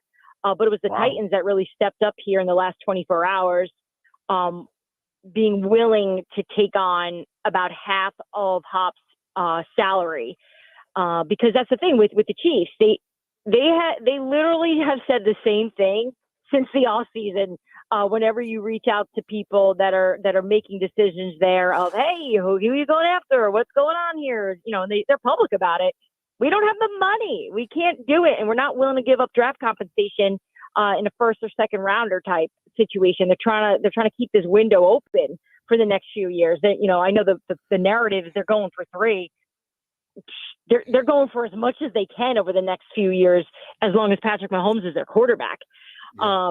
So for them, it made sense once Tennessee said that they were willing to take on some of the salary and move on from D-Hop, a team that obviously looks like they're in rebuild mode, despite the fact that they did sign a lot of different players in this offseason. Kansas City was able to strike this deal, and they're pumped about it, because I don't think they thought this was realistic a week ago. Just from the couple conversations I was having around the league, I never got the feeling that D-Hop was actually realistic to Kansas City, and then everything changed yesterday. That's crazy. But it's the thing with Andy Reid. I mean, Andy, everybody talk about all these coaches, the game has passed them. Andy always seems to make the moves, and he still got the most innovative mindset when it comes to offense. What is it about him? I'm actually glad you asked me that, because I was thinking about this. And as you guys know, we think about football all the time, and it's the middle of the night, and I just had to take care of something with my son. And I'm rocking him back to sleep, and I'm thinking, I'm going to talk about how Andy Reid should be coach of the year this year. They're undefeated. They're going for a 3-peat. They've had numerous injuries. They have found different ways every single week to figure out ways to win. And I think sometimes we're bored as the audience, as the fans of the sport, with the answer always just, we look at that team and go, well, they have Patrick Mahomes. Yes, it's incredible that you have the best quarterback in football on your team, but that doesn't always mean you're going to win every game. They're winning every game. Where's this Super Bowl hangover, a double Super Bowl hangover? It's not there, because they do have this appetite for competing. I spent a lot of time with them this summer. God, you would think they haven't won. They have. It's not this like corny chip on the shoulder, like we're going to prove the world. That's not it. They're so comfortable being like, we're going for the 3-peat. And I even asked Andy, like, do you want to really say that? Like, you're kind of putting a target on your back. You're setting this expectation that's obviously never been done before. So why would we shy away from something that we believe we can do? Like, let's go. Let's hold ourselves accountable to try to get it. And Andy always he's hard to pin down because he never wants to take the credit. But he obviously is trying to conduct or at least collect as much information to make sure his offense is staying progressive and staying up with the times, we'll call it. And he's open about that. Like he's like, I watch high school games just to get ideas, to catch some plays, to add to the playbook. And they've done them before. I mean, I think there's a famous story where he took a play from a janitor. So he's open-minded, but this is a building that and a team that has the leadership. And this is the stuff that the Commanders are going to be getting. They're going to get there because they have these type of guys. They have these kind of leaders, and it starts with the quarterback, and it starts with Travis Kelce. It starts with Chris Jones. They've got the right dudes in the building, and everyone just follows suit, and that's how that works there. He got some plays from me before, Diana. Believe me. Well, he said he drafted the running back, the white kid running back. He's like, yeah, I always watch Tuesday Night Maction. I thought this guy would be a player. What's this? Carson Steele or Carson Strong or something like that. It's tremendous how much he takes in, how much he studies, how much he watches, how much he hears. That's also something I'm always surprised by. They know everything we're saying, for good and bad. They're quite aware, but they do a good job of keeping a lot of this stuff in house. Like they are one of these organizations that have been able to navigate some problems because it hasn't been smooth either. It's not like they haven't dealt with controversy, right? We've seen obviously with the Rice situation, they brought back Kareem Hunt, the guy they cut because he was caught on video, participating in criminal activity. So, or domestic, I forgot what it was. I guess, we know what the story is. So anyway, they believe in the rehabilitation of players. And I think Andy has a really good feel for his players on who are the guys that he can get the most out of and who still has some left in the tank. And, Travis Kelce would be the first to tell you, he's not the same guy anymore. He just signed this new deal. He's getting older. He's slowing down. But I bet you guys, when we are watching them in the playoffs, we're going to be talking about how Travis Kelce is still the go-to guy. Totally. Oh, yeah. Talking with Diana Rossini here on the BetQL guest line. You can follow Diana at DMRUSSINI,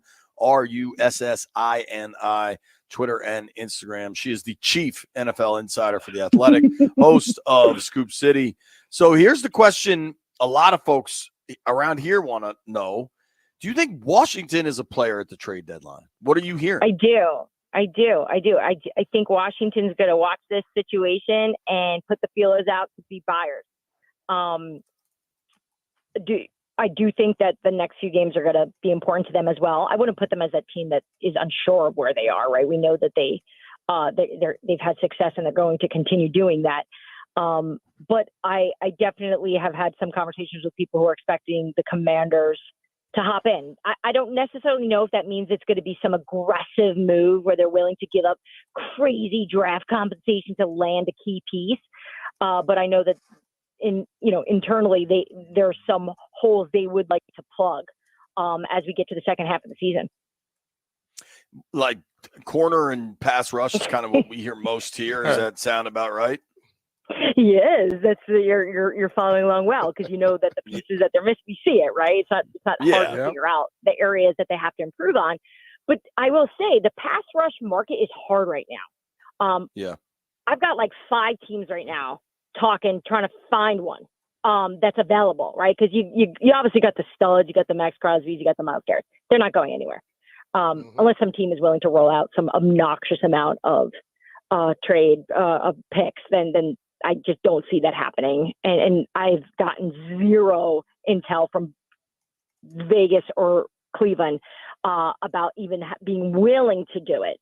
And then you look around the league at the teams that are dumping players, it appears. Right, look at the Titans today. They're making moves. Is a guy like Jeffrey Simmons available? And I don't think he's the kind of player that they'd be willing to move on either. Because a lot of these guys, a lot of these pass rushers on these teams are core guys. So, you got San Francisco. They're looking for some pass rush help.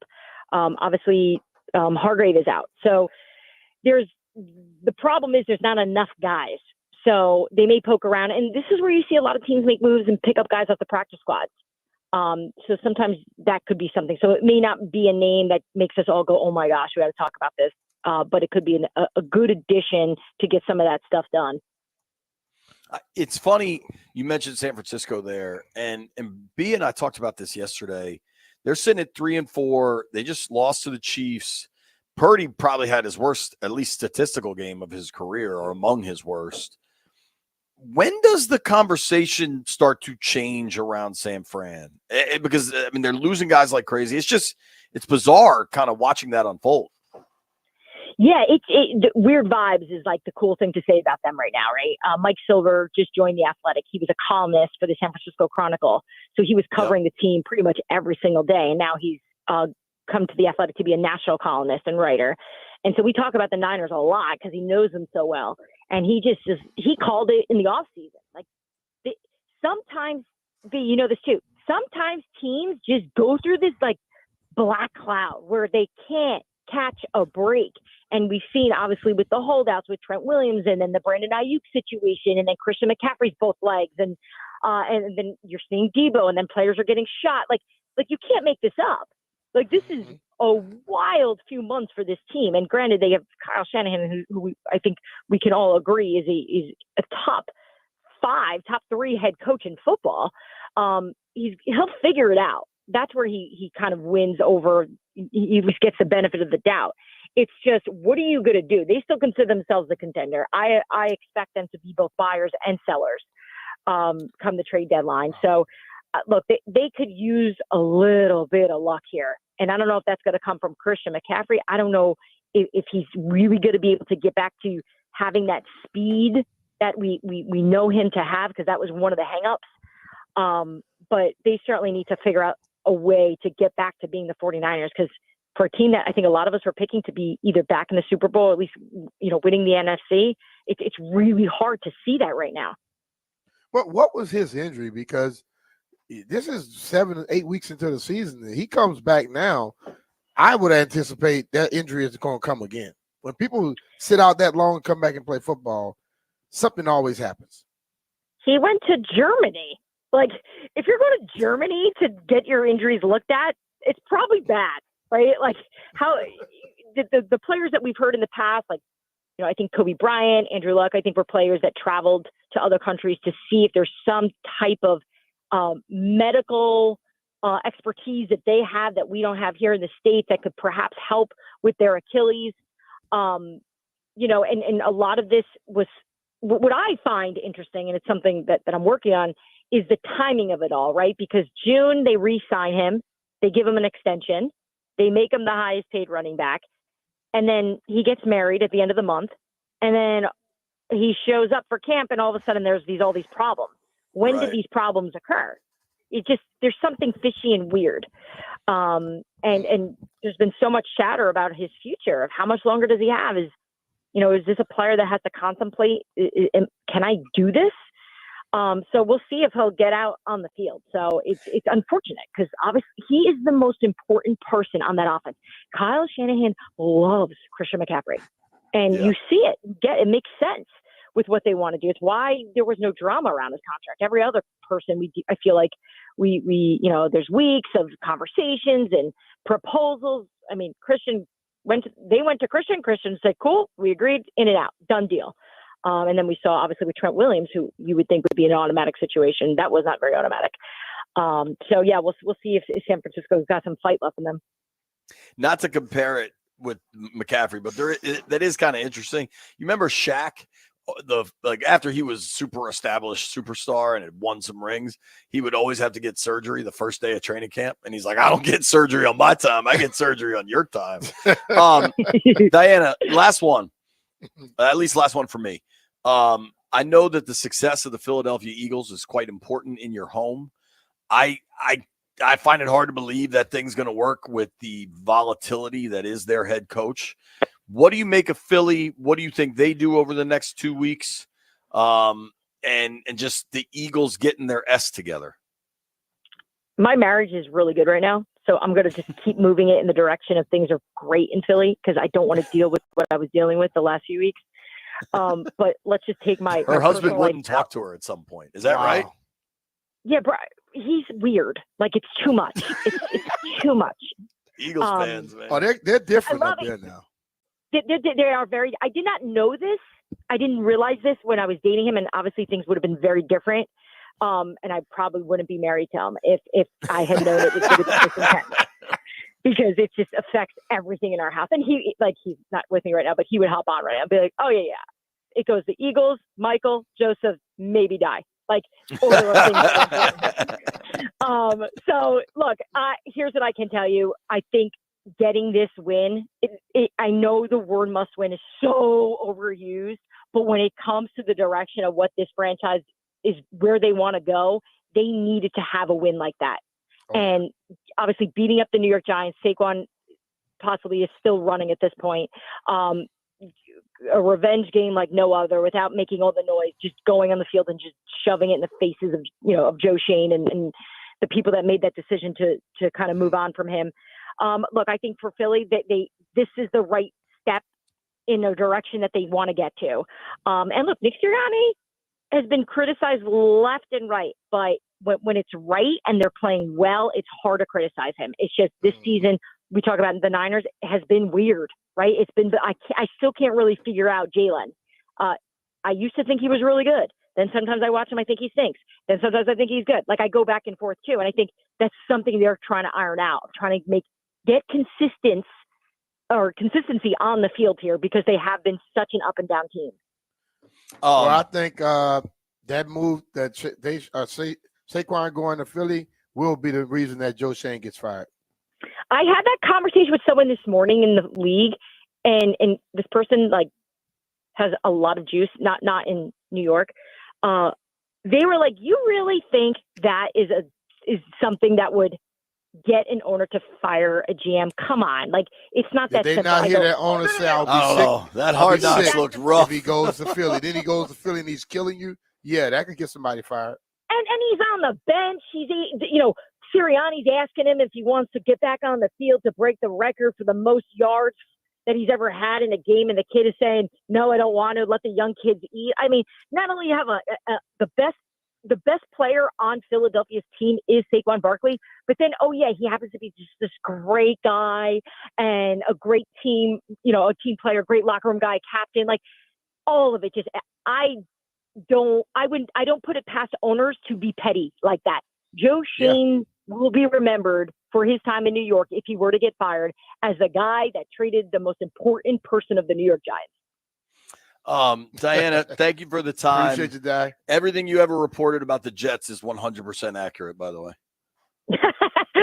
Oh, gosh. I have discovered that fans don't want to know the truth. They don't. And I feel bad because I see Jets fans all the time because I live in New Jersey, and they always say the same thing.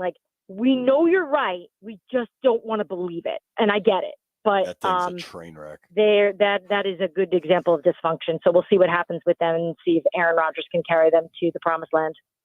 Thank you, everybody. Check out Scoop City. Thank you. We appreciate your time, guys. Thanks, guys. Take care. Diana Rossini, give her a follow at DM Rossini, Russini. She's going to have 1 million trade nuggets over the next 10 days. Make sure you're following along. Nobody go anywhere. It's B. Mitchell Finley.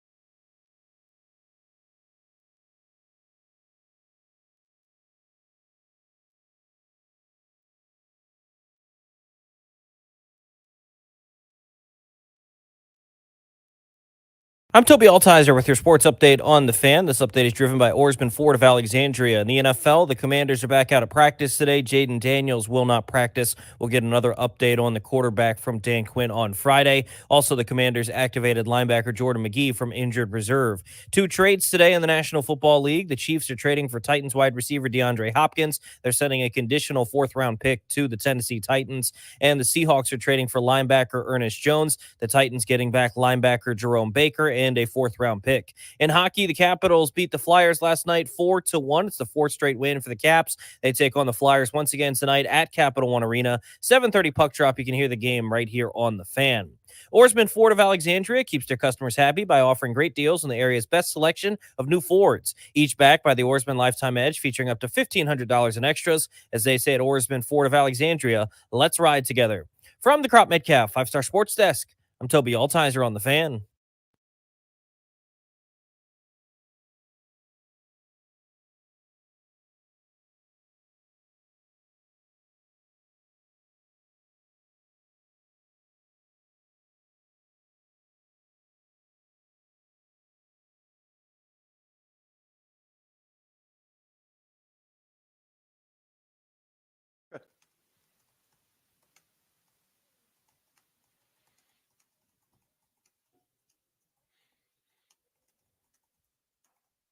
B. Mitchell Finley, 1067, the Fan. Here's what we're going to do. You want to make somebody's day, B? Let's go. Forgot your headset's not on? Nope. I was trying to type something to landfill. All right, right now we're going to make somebody's day. Bang. 800-636-1067, 800-636-1067. Caller number 10. Right now, you win 2 tickets to the Washington Caps versus Columbus, Saturday, November 2nd at Capital One Arena. Tickets are on sale now. For tickets and more event information, check out thefandc.com. So I ended up watching that Caps game last night. Remember, I was excited because the Caps game started at 6 o'clock? Mm-hmm. I guess it was like, it was on ESPN, which already bothers me because if I'm locking in for a Caps game, I want Joe B in locker. Mm-hmm. I want to hear about high-end Italian wines and chicken wings. That is. So you don't want to hear about the hockey? No, I love hearing those 2 voices talk to me about hockey, right? And I think that's how most Caps fans feel. Not ESPN does a good job with it. Like, I'm not knocking their When they get broadcast. the national game, you got to go with the national game. But I think they tried to do something like 24 hours of hockey or something because they had a bunch of different games staggered on a bunch of different start times. It is a back-to-back, though. So they beat the hell out of the Flyers. It was 4-0 for most of that game. I think it finished 4-1. They get the Flyers again tonight, 7:30. AD offered us both a ticket. We can't go. Wednesday's a crazy work day. I got to be at NBC at 8:30. If anybody's at home, you want to watch all ears, turn it on, baby. So Caps, man, they're playing well. Caller number 10 right now. You can win tickets to next Saturday night against the Blue Jackets. That is a 5 o'clock start. Caps now 8 points on the year in only 5 games. They're kicking ass, man. It's been fun to watch. All right, I gave away the tickets. That's step 1. I actually accomplished that on time, at least on my time. I think having Diana on there, to me, she's plugged in and talking to people around the league about this. I think she nailed it. Adam Peters at his introductory press conference said, I want to know about everything going on. I will be very active. I will always be taking calls, making calls, but it doesn't mean we're going to do something every time. And I think that's where they're at with this. Yeah. I messed up. Oh, you're right. Something got my eyes. Sorry, buddy. What Here, you said some again? water? Nah, I'm good. I put on water in my eye. I don't know. I just think similar to this Jayden Daniels thing, I think the Jayden Daniels, I don't think we're going to know till Saturday night or Sunday morning. Because I also think, I don't even think it'll be Saturday night because if they decide it's going to be Marcus, I don't think they're going to elevate Hartman. I think if it's Marcus, Driscoll. Right. Yeah. Now, but typically you'd have a third emergency quarterback. Yeah, but you can have Jayden on the sideline. Right. I think it's Jayden or hell at that point Luke McCaffrey comes in or something. Yeah. So I got a few more throws in it. Yeah. You think you still got it? I can throw a couple. Yeah. And so similar to the Jayden thing, I don't think we're going to know until Sunday, and I don't think it's worth working ourselves into a lather over it. I think it's kind of similar with this trade deadline stuff. I think there are teams, hell, you're already seeing it. I think the Steelers, who are 5-2 and might have something, need a receiver. Yo, and they keep losing. They wanted Ayuk. They've been in on every receiver market and not gotten any of them. I think the Steelers are going to be pretty damn active. Mm-hmm. I don't know what will come of that. I think there are some teams at this portion of the season that are going to be quite active, right? Honestly, I think the Chargers are desperate for a receiver. I think the Seahawks just traded for a linebacker. I wonder what the Lions do at pass rush. Like if Zadarius Smith really becomes available, the Lions should push harder than a lot of other teams. The Lions are a legit Super Bowl contender. Super Bowl contender and lost their best pass rusher. Right. And they need somebody to come in and fill that that void. Washington, as much as the brass will never admit it, they are far ahead of what expectations were, including their own. So they're not going to push all in right now when they can, one, be pretty active in free agency next year if they choose, add another draft class. That doesn't mean they're not going to make a move, but I don't think everybody that as soon as they see Diana report Cooper Kupp might become available, I don't think you need to immediately assume Washington will be involved. No, not at all. I think there's probably a greater chance they won't be involved. Because, Cooper Kupp is going to cost a lot. And he probably will be here for a one-year deal. I think there's more guarantees on this contract, but this is crazy. I agree with you on what Kupp will cost. DeAndre Hopkins, who had a 1,000-yard season last year, the finalized terms are in. Tennessee gets a 2025 fifth-rounder that becomes a fourth-rounder if the Chiefs make the Super Bowl and Hopkins plays 60% of the snaps. Now, most teams, when they have a Super Bowl rider in these trade contracts, when there's a Super Bowl proviso, if you will, I'm like, man, they ain't making the Super Bowl. But the Chiefs, they may. It's very possible with them. Like they usually make the Super Bowl. I don't know what Kupp will cost. No. If you can get Hopkins now, you got Hopkins for now that's a rental for the rest of the year, which impacts. But then again, comp. I would ask this question to you. Okay. How good is Kupp in another system that's not ran like Sean ran a system for him? Sure. If somebody line him out wide and say, I need you to be running other routes instead of just these crossing routes where I'm doing picks and all this, will he be as good? That's a fair question. You know what would be pretty fascinating? What? Green Bay. The Packers have had a bunch of issues at receiver. They had to suspend a guy. I think Jaden Reed might be out for the season. I think there's a lot of injury questions in that receiving core. Now, they do have a ton of really good young receivers. But, LaFleur's offense is McVay's offense. I think there are spots where a guy like Kupp really Minnesota, Green Bay, and it'll help. One dude, if you can get Minnesota and Green Bay, perhaps bidding against each other. Yeah. And then you roll in with what's coming, they just take it at the end. Yeah, I don't know. That'd be really interesting to watch. They have a bunch of pieces there, but injury can change everything. And there's 2 more games before the deadline, which will also really impact things. Okay. I wanted to read a text I just got from my wife. You got a second? Hey man, I'm cool. I like your wife, just don't like you sometimes. Appreciate that. So the feeling's mutual. I love Monica. So I got my paddle tennis is starting up in a couple weeks, right? I'm fired up. And one thing Lauren fairly has asked me, she's like, listen, when you get things you know are on your schedule, put them on the calendar. We have a shared calendar. I said, so I try to be proactive. And I put paddle on the calendar. I play every Tuesday night, right? So I set this up for weekly from Tuesday, November 12th, and it runs all the way through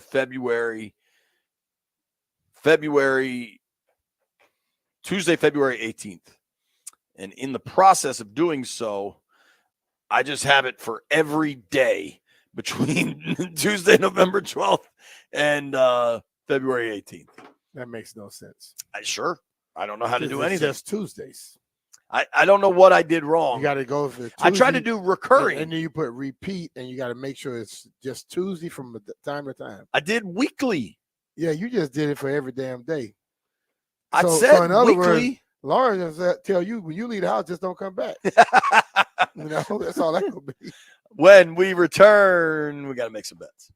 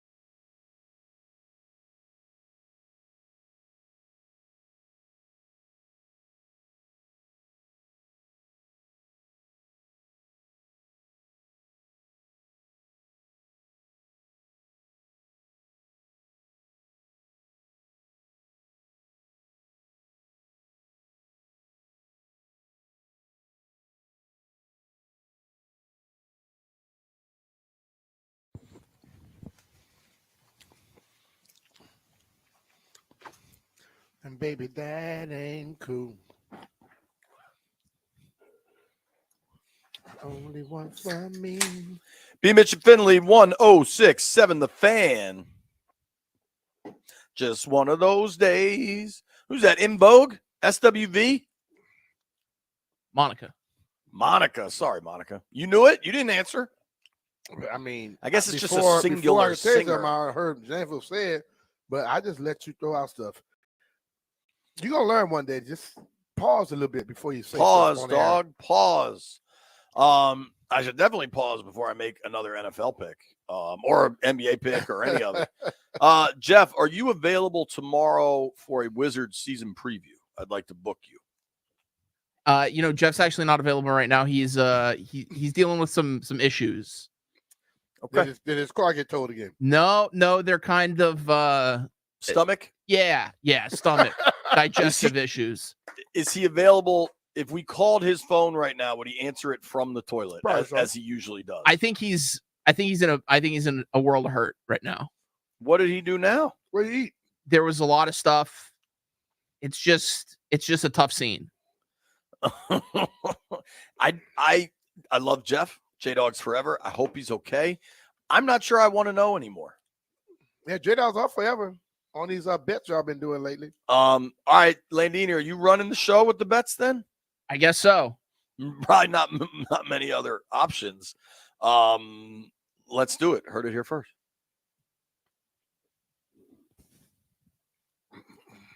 All right. I love that part. Gather around. All right, I'm back. Jim? I'm back. Oh, I'm Jeff's back. Jeff, I'm back. how are you? We were worried about you. How you doing, Bubble? I'm great. I'm feeling lifted. I'm lighter. What's up, BG? What happened, buddy? And I'm not Nothing, saying man. Brendan Just- Giuseppe. I'm calling you Bubble Guts. Just had to use the bathroom. That's it. What'd you eat? Dude, it was that pizza from yesterday, dog. It was killing me all it's night. not. It was killing me all That yesterday, long? Come on, dude. dog. Man, please. I was okay. Were you okay? I was okay. Landfill? Oh, God. Jeff do have a little baby stomach, though. I was you do, good. too. Yeah, dude. Like, if I'm good, Bro, I was that's good. on him. It was until it digested. I just had to get it out me, bro. It's all good, you know. All right. You know what? People are turning the radio off throughout the DMV. Yeah. So let's find out how many bets y'all off. Let's see how gross our betting was last night, JP. Mine's terrible. Yours? You think that Mine's story bad. was bad? You How mean about our yours, 0-2 record, JP? J-Dog stick together. Yeah, dude. Landini, Bad. undefeated, sitting at 2-0 in second, and B Mitch 4-0? He's sitting at 3-0. Damn. You didn't put a parlay in last night? You Put a win. parlay in last night. You didn't put a parlay in the first night. The first night I put a parlay in. He definitely and did I the won first both night. of them. I remember that. You said I was 2-0 yesterday, dude. Yeah, What's you wrong did. with you? I did. Yeah, Yes! that's facts. I swear it's 1-0 on this paper. Maybe.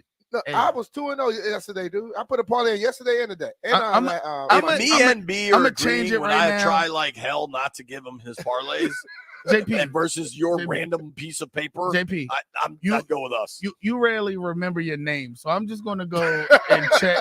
I'm gonna go and check the audio. And tonight, I don't know who I'm taking. That was confident, but I ain't know. That who was a I- big Somebody proclamation told us followed by nothing. I'm taking the Bucks T-Jeff minus have to leave- 3.5. They're leave playing the Jeff alone. Sixers. We're not leaving Jeff alone. Jeff deserves this. Jeff deserves it. Oh, I What know are you who taking, I'm going with Landfill? tonight. Caps, let's go, baby. They play the Flyers. Let's go, Damn, Caps. I was gonna take C-A-P-S, Caps. You taking the Pacers laying the 5.5 against the Pistons, Landini? No, I'm taking the Bucks. Okay. Minus 3.5. I'm fading Josh Harris. I mean, the fact that the Sixers don't have Paul George or Joel Embiid just because they're gonna rest them, basically. You gonna rest dudes on opening night? When are you ever gonna play them? I'm taking the Suns and the Golden State Warriors. The Dubs. Did you see Steph was on with And I'm Van just Pelt? I'm only taking the money line with the Warriors. You can't. That's minus 250. Okay, I'm taking the minus 5.5. You see Steph was on with Scott Van Pelt during Monday Night Football, and they did an interview. At the end, he goes, "Go Panthers," and Van Pelt goes, "Good luck with that."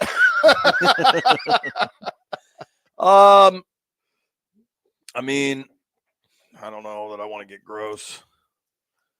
We got college Jeff football. already tonight, did Jeff. that. That's true. College football. I don't know much about the pick I'm about to make, but Don't worry, Jeff didn't know nothing about the pick he made last night. So damn dog, listen to this. Hold on, dude. stop. My team's won. The last team just ain't covered. No. If you bet the therefore points, it's a loser. That's a loss. So what you mean? My team's won. You lost with the points. B. Mitch, I don't even know where I think Georgia. Where? The Liberty Flames, they're Virginia. What's called Lynchburg, right? Yeah. They travel to Kennesaw State to take on the Owls tonight. Mm-hmm. Liberty is 5-0. Kennesaw State is 0-6. But any chance you get to take the Kennesaw State Owls plus 26 at home on a Wednesday night, you got to lock that in, baby. The system rides again. Give me the Owls plus 26. Parlay mine with Middle Tennessee plus 20.5 as well. Thank God he didn't say Kennesaw State. That much I know. Thank you to everybody that listened to the program today. Thank you to everyone that called in. Thank you to our friends Neil Greenberg, Diana Rossini for joining us. Grant and Danny coming your way next. Made it this far. Jeff owes you some NFL picks.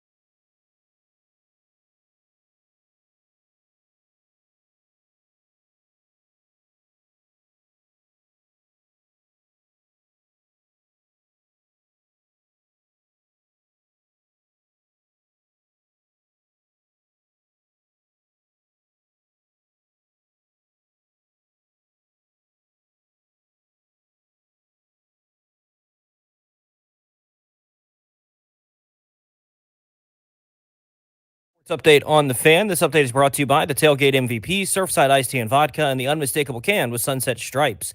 In the NFL, the Commanders are back out at practice today as they gear up for the Bears game. Jayden Daniels is not practicing today. We'll get another update on him from Dan Quinn on Friday. Also, the Commanders activated linebacker Jordan McGee from injured reserve.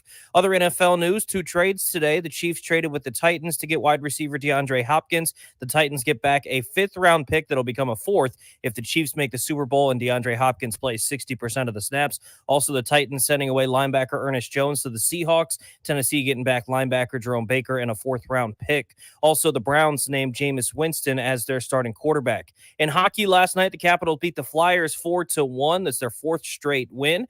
Cap scoring 2 shorthanded goals in the first period. Nick Dowd with the first, Andrew Mangiapane with the second. Tonight, the Capitals take on the Flyers once again, this time at Capital One Arena. You can hear the game right here on the Fan. Puck drop at 7:30. And in basketball last night, the NBA season began with 2 games. The Celtics beating the Knicks 132-109, and the Lakers beating the Timberwolves 110-103. The Wizards open their season tomorrow against the Celtics at home. You can hear that game over on the Team 980. This update is brought to you by the Tailgate MVP, Surfside Iced Tea and Lemonade, full of flavor with only 100 calories, no bubbles, no troubles. Find the can with Sunset Stripes, Surfside Iced Tea and Lemonade. Ask for it at your local bars and liquor store. Must be 21. From the Crop Metcalf 5-Star Sports Desk, I'm Toby Altizer on the Fan.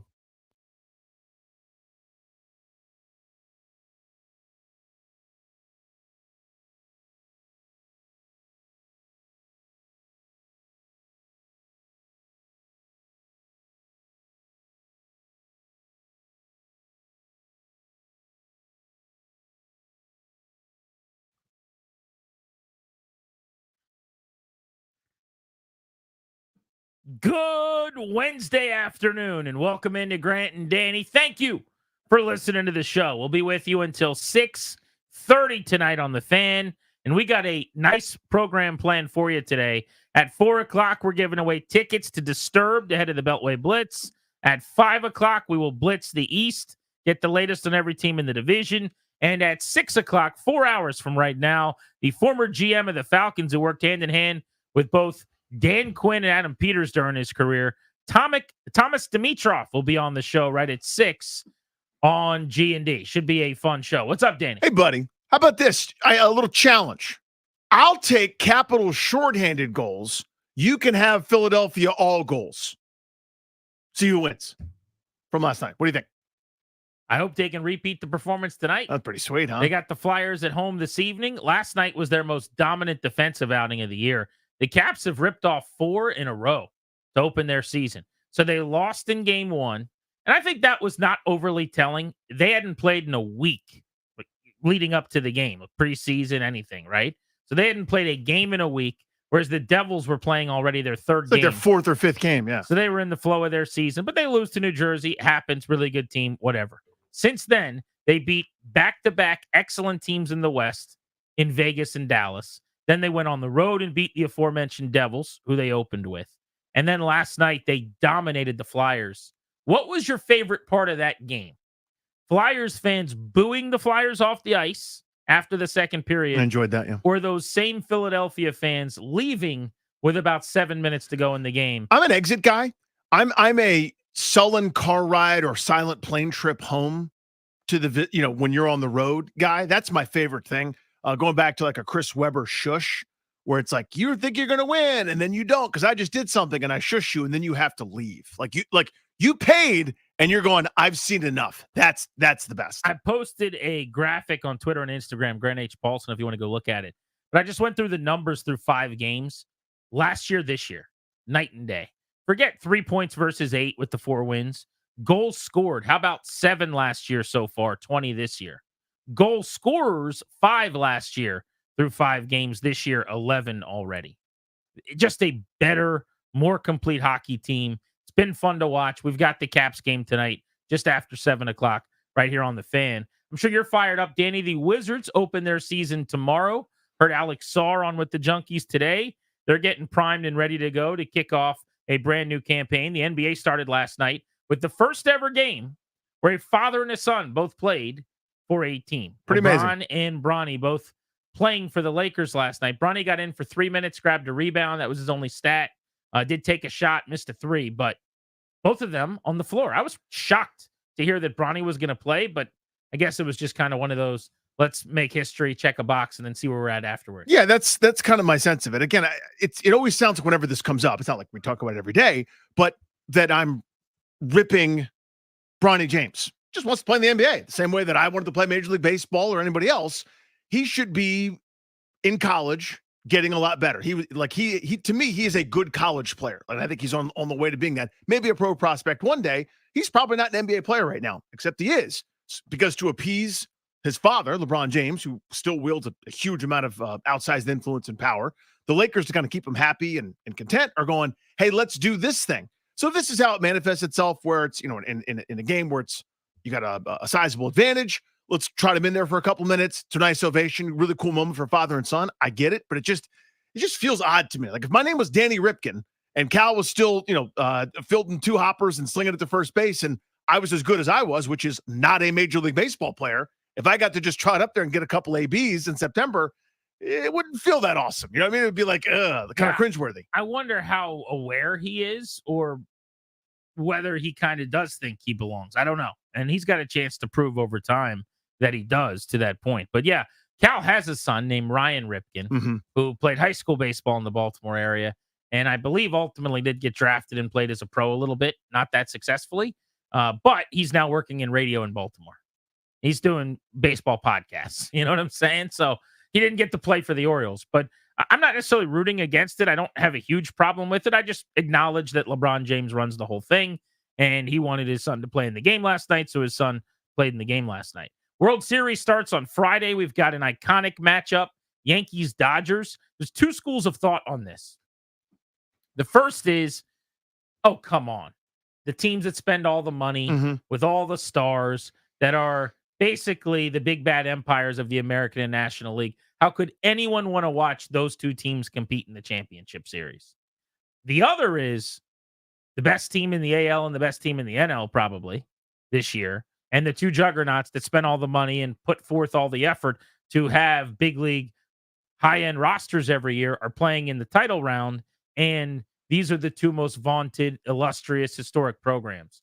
I'm in the latter, by the way. I'm thrilled about this matchup. I think it's awesome for baseball. We've had enough. Like last year was the Rangers and the Diamondbacks. Wax more poetic about that guy who didn't watch it.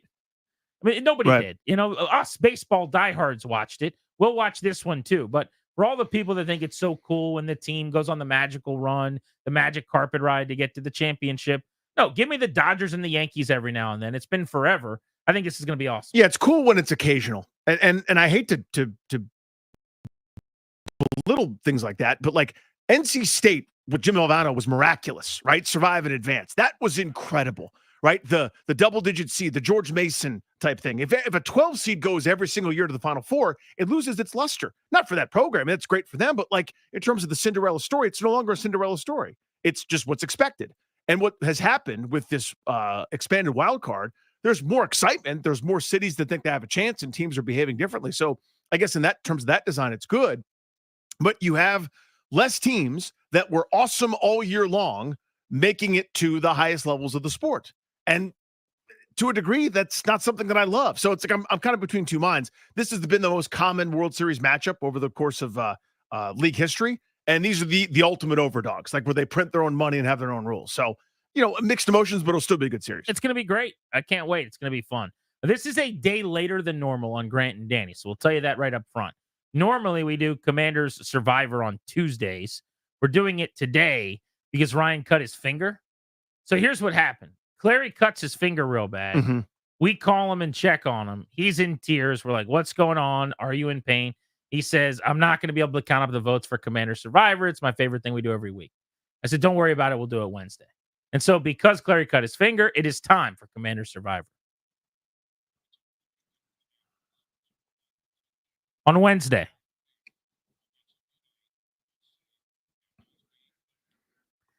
Terry McLaurin has immunity based on last week's vote. He wouldn't need it. 6 for 98 this past weekend in a win over Carolina. On offense, you're voting.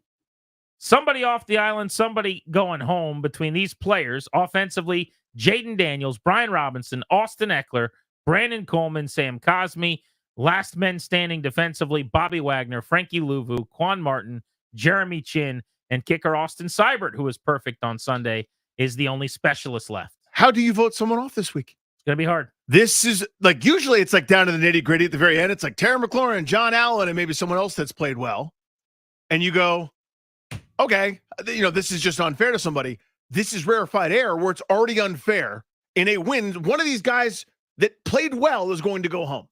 I don't know how you do it. Coleman didn't play much, dealt with a concussion. Might be my answer. I would hate for him to get sent home because he got concussed. But yeah, as you said, there's not a whole lot of poor performance to go around. But go vote right now, facebook.com/Grant and Danny. Someone needs immunity. Somebody's getting kicked to the curb.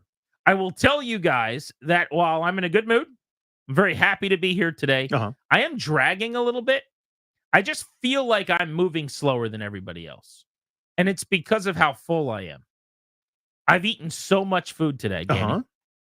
I had the great honor and privilege to be over at Nationals Park all morning for the 2025 Pitch Your Product event that they were holding. Now, for those of you that have not heard of that, probably many of you, it's not something that's out there necessarily. Pitch Your Product is something they did many years ago, haven't done since post-COVID. But they bring in different restaurant groups. Some of them are food trucks. Some of them are brick and mortar locations that have gone to the Nationals to try to have the opportunity to sell their food and their product at Nationals Park. I don't know where you're at on this, Danny, but I would say Nats Park, of all of the local stadiums and arenas and everywhere you go in this area, does the best job with food options. Agreed. With trying to make it not just a baseball night, but a night out. Yeah, and date night. Not ripping anybody else, but this is the area where I think the Nationals and their stadium ops has done the best job. Totally. Right, where it's like individual restaurants and it rotates a little bit, and it's this, you want to stay in left field, this could be the best hot dog you've ever had, or this tater tot thing. You want to go up to the scoreboard walk, get your Shake Shack or something other. They have a lot of unique things, and a lot of local businesses get a shot. I love it. So they're bringing in different restaurants all day long to pitch their product so that they can be chosen as the one new establishment that'll be added to the Nats Park rotation next year. And you're wondering, well, what does this have to do with you guys?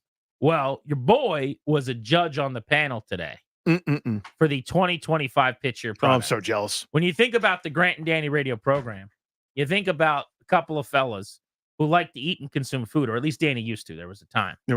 They probably said, oh, Danny just wants to play pickleball and get fit. We'll ask Grant to do it. So they were kind enough to have me out there. The judges, if you will, the sharks in the Shark Tank, the head chef at Nationals Park, who kind of runs all the food operations, sat to my left. The head of their food and beverage relationship, Levi Washington, sat to my right.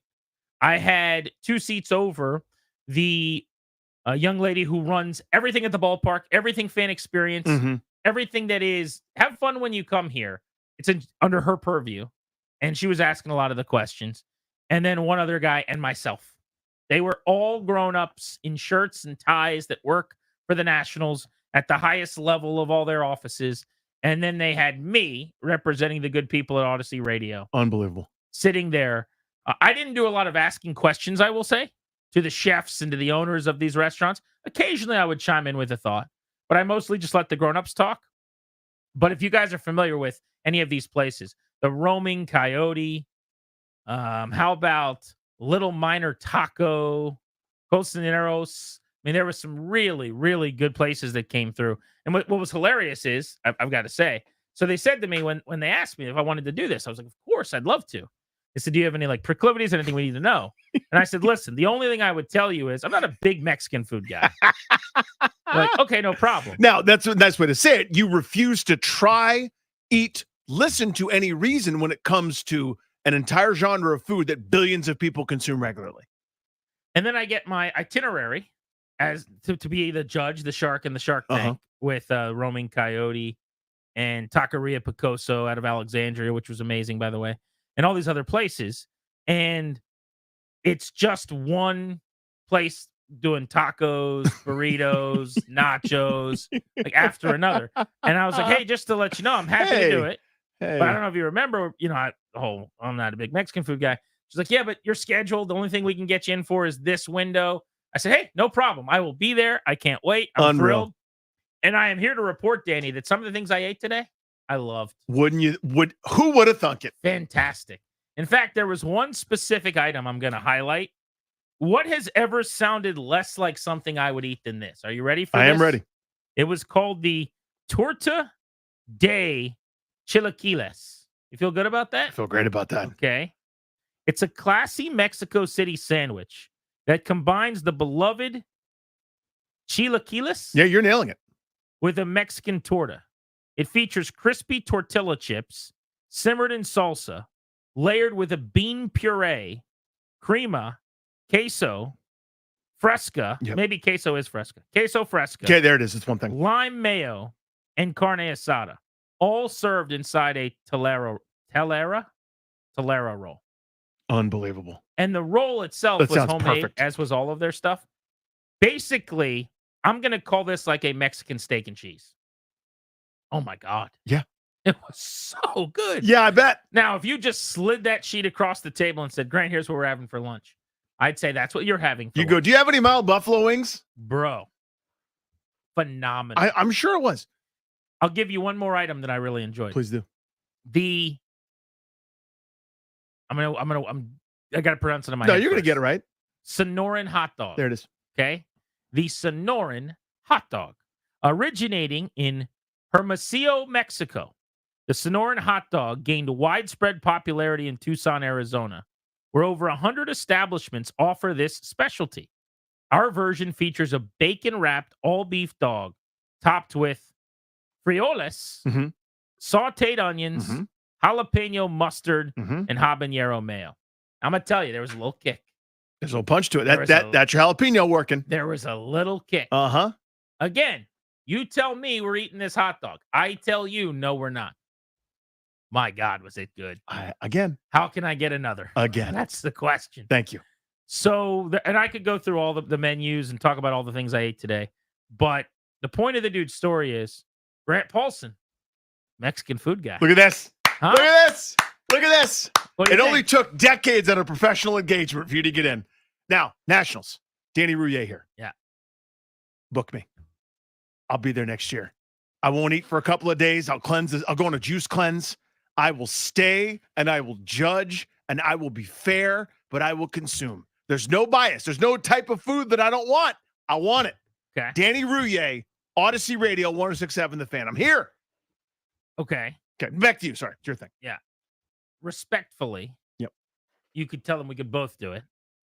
Oh, yeah, I guess. I mean, you're kind of, was it raining on a parade? No, I'm trying to weasel my way in. Right. I want to be This very is- clear. This is one of those times where I have a cool thing that I say on the air and the Danny goes, but what about me? Yeah, I want to do that. Yeah.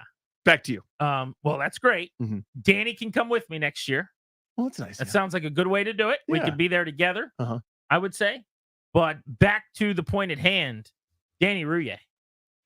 What a day for the Grant and Danny radio program. This really is See, monumental. we are a family together. That's true. You and I. That's true. When I get to eat Chilaquiles. Sonoran hot dogs, Yeah. you get to eat Sonoran hot dogs. That's the way I view it. Mm. Apparently, just- you don't. Yeah, I don't view it that way because I didn't get any. I didn't get any Sonoran hot dogs. Right. And all I do have is you saying, quote, I would never eat that. I would never try that when I brought up the Sonoran hot dog. Oh, this is a while ago when we were talking hot dogs? I think most of the time I was there, I thought my presence, like, they don't need me here very much. You know what I mean? 95% of the time I felt like they could probably do this without me. Right, you know it's I'm not needed. So happy that they invited Uh-huh. me. And I can't wait for next year again. But I feel like there were some moments where I really threw my weight around, where I would say things like, and for this reason I am out. Right? Yeah. Or, not. Did you ever do any Shark Tank bits? I did not. How much does it cost you to make? How many have you sold? Yes, there were questions. Do you have any? like that. Do you have any other debt? At questions like I was like, now how long does it take you to prepare this? It could be a long line of people. How many can we get Oh. through in a couple hours? It's actually a good question. When you're busy, you know, are we making this at the restaurant and bringing it here? Do we need to make this here? I mean, I was taking out the shovel a little bit, Mostly the adults were doing most of the questions. But I was saying things like, this is really good. This is very good. And what was this? Frijoles? That was kind of how it went. Beans, by the way. That's what frijoles are. Yeah, I'm not a beans guy. You know that about Well, me. but you are, because you had them and you realize they're amazing.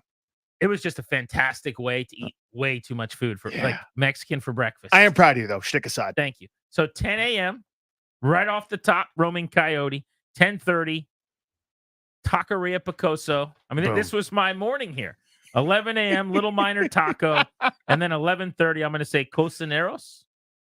And no, I was not grilling anybody or doing Shark Tank shtick because this is such a big moment for these Well, of course, establishments. I know. Yeah. I wanted to be just You're a professional. respectful. Yes. Sit there and eat the delicious foods they're providing me with. You did it. And they were delicious. And you did it. Now the other folks had to stay for more sessions. That's how what are I don't how are they understand. doing that? They're also all very skinny, these people. Like everyone was Isn't that very amazing? Isn't that skinny. annoying? Yeah. So they were eating. Now, maybe I ate a little more of everything than they did, Mhm. but they had another 4 places coming in for the next shift at noon when I had already come to the radio station. And then they have an afternoon shift after that. There's 3? There's 3 batches. And I'm going, really? How could anybody? Yeah. Pretty staggering. But best of luck to all the establishments. Thank you for the delicious eats. Signed, Grant Paulson, Mexican food guy. Mexican food guy. As you've always known, I've always said that. It was only a matter of time. The core ingredients, the base things, check a lot of boxes for my guy Grant. But you don't try things until you do. There was just a lot of meat. Yep. Some cheese. Yeah. These are things that I eat. I know. Chips occasionally. Yes. Like tortilla chips. Uh-huh. So it's not as scary as you might think. Bread. Yes. I like bread. I like flour tortillas. The reason that whole genre of cuisine is so wonderful is imagine several good things that you like. You just named a few. And you wrap and them a up. lot of things I don't like too. Well, and you wrap them up. And you just wrap it up in a single breaded mechanism, the burrito. What is your confidence level with Jayden Daniels against the Bears? And what is your confidence level with Marcus Mariota as the quarterback against the Bears? How different is that? We're going to take inventory next on Grant and Danny.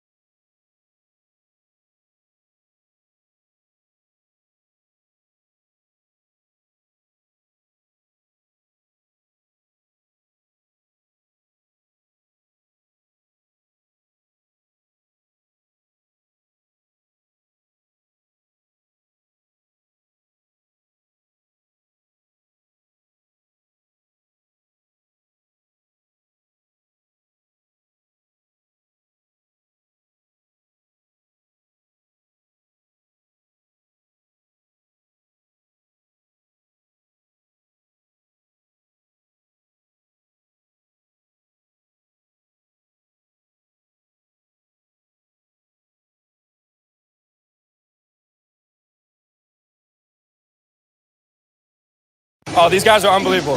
We got an awesome group of guys that just believe in each other. And, they made play after play. I just did my best to give them a chance. What's going on with this team right now? What are you guys building on both sides, you think? It's a brotherhood. We talk about it all the time.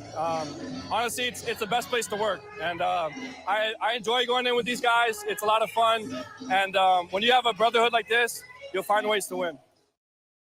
That was 2 brotherhoods there. That means I get to ring the brotherhood bell twice. We're Grant and Danny, and we are a brotherhood. You are listening to the Fan. Dan Quinn would like it around here. Clary and Darius are our brothers because we are a brotherhood. You had a hooded sweatshirt on today. It's your Capitals hooded sweatshirt. Boom. Brotherhood. Brotherhood. Any Hoodles, Bears are in town on Sunday. We are going to be getting ready for that game over the rest of this week in studio today and tomorrow. And then on Friday, out and about. The field trip series continues. If you guys haven't heard, we're going to be doing this every single Friday on the show.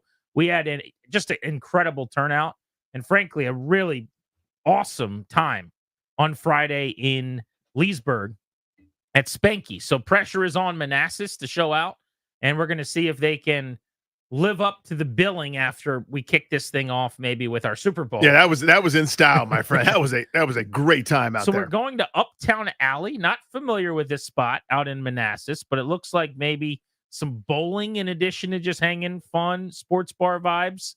But we will be in Manassas all day Friday, getting out there before the show. We go live at 2. We will be there through 6:30. So if you are around Sudley Road, can make it over that way. Manassas, Virginia, Uptown Alley, that is where we're going to be on Friday. The question at hand right now, Danny, what is your confidence level in a Commanders win over the Bears if Jayden Daniels plays? And then same question if Marcus Mariota plays. And I think we should go on a 1 to 10 scale to better quantify this thing. 6 with Daniels. I think he makes one more play.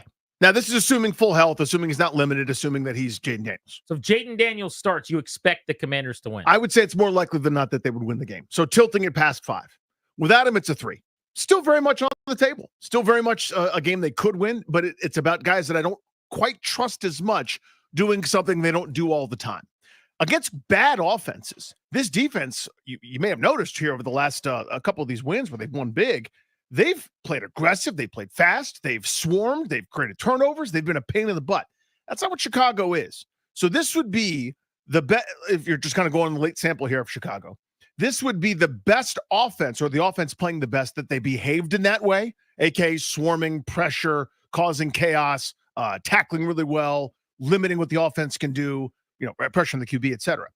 I don't know that I would expect that, but I think it's on the table. Maybe you built some confidence here, stop in Cleveland, stop in Arizona, stop in Carolina here this past week.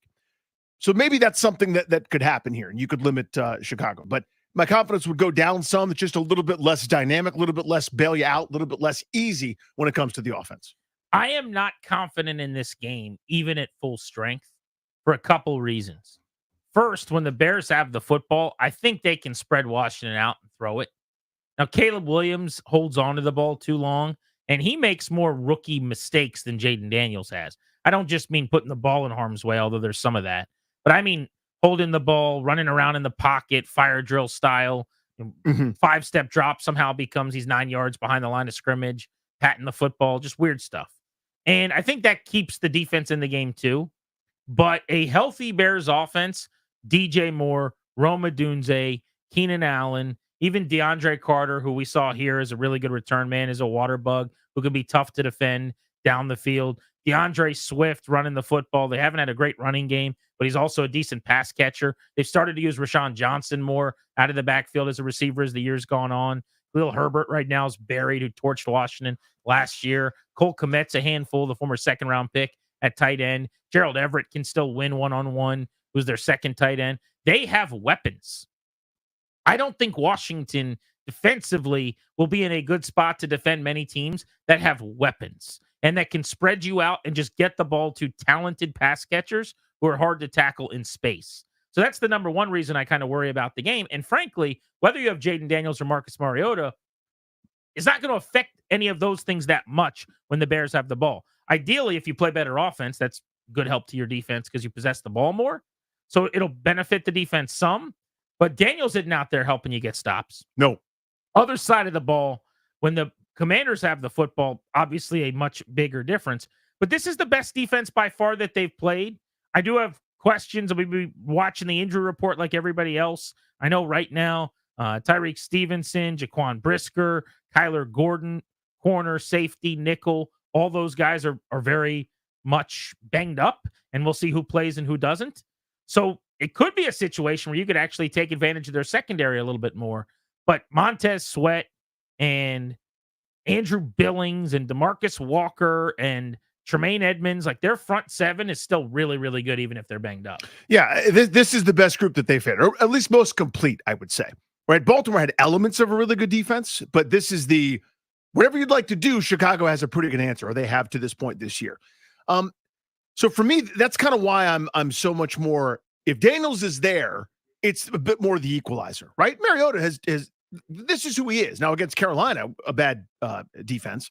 He has thrived in years past, right? As a guy, you saw him against Washington, running around, making a couple plays off schedule, read option type stuff, presents a challenge. For a good defense, it's not that much of a challenge. They say, they're there. I challenge you to zip the ball down the field consistently from the pocket. Having Daniels, again, is kind of the equalizer, right? I think you could run it better with him. I think you could run it better having him actually be the runner. He can make, when you're wrong, quote unquote, correct. See the 4th and 3 against Cleveland where they have him dead to rights and he says, that's adorable. I'm going for 35, please and thank you. Or, the pass deep to Terry McLaurin after two guys met at Jayden Daniels and he eluded them both and did something special.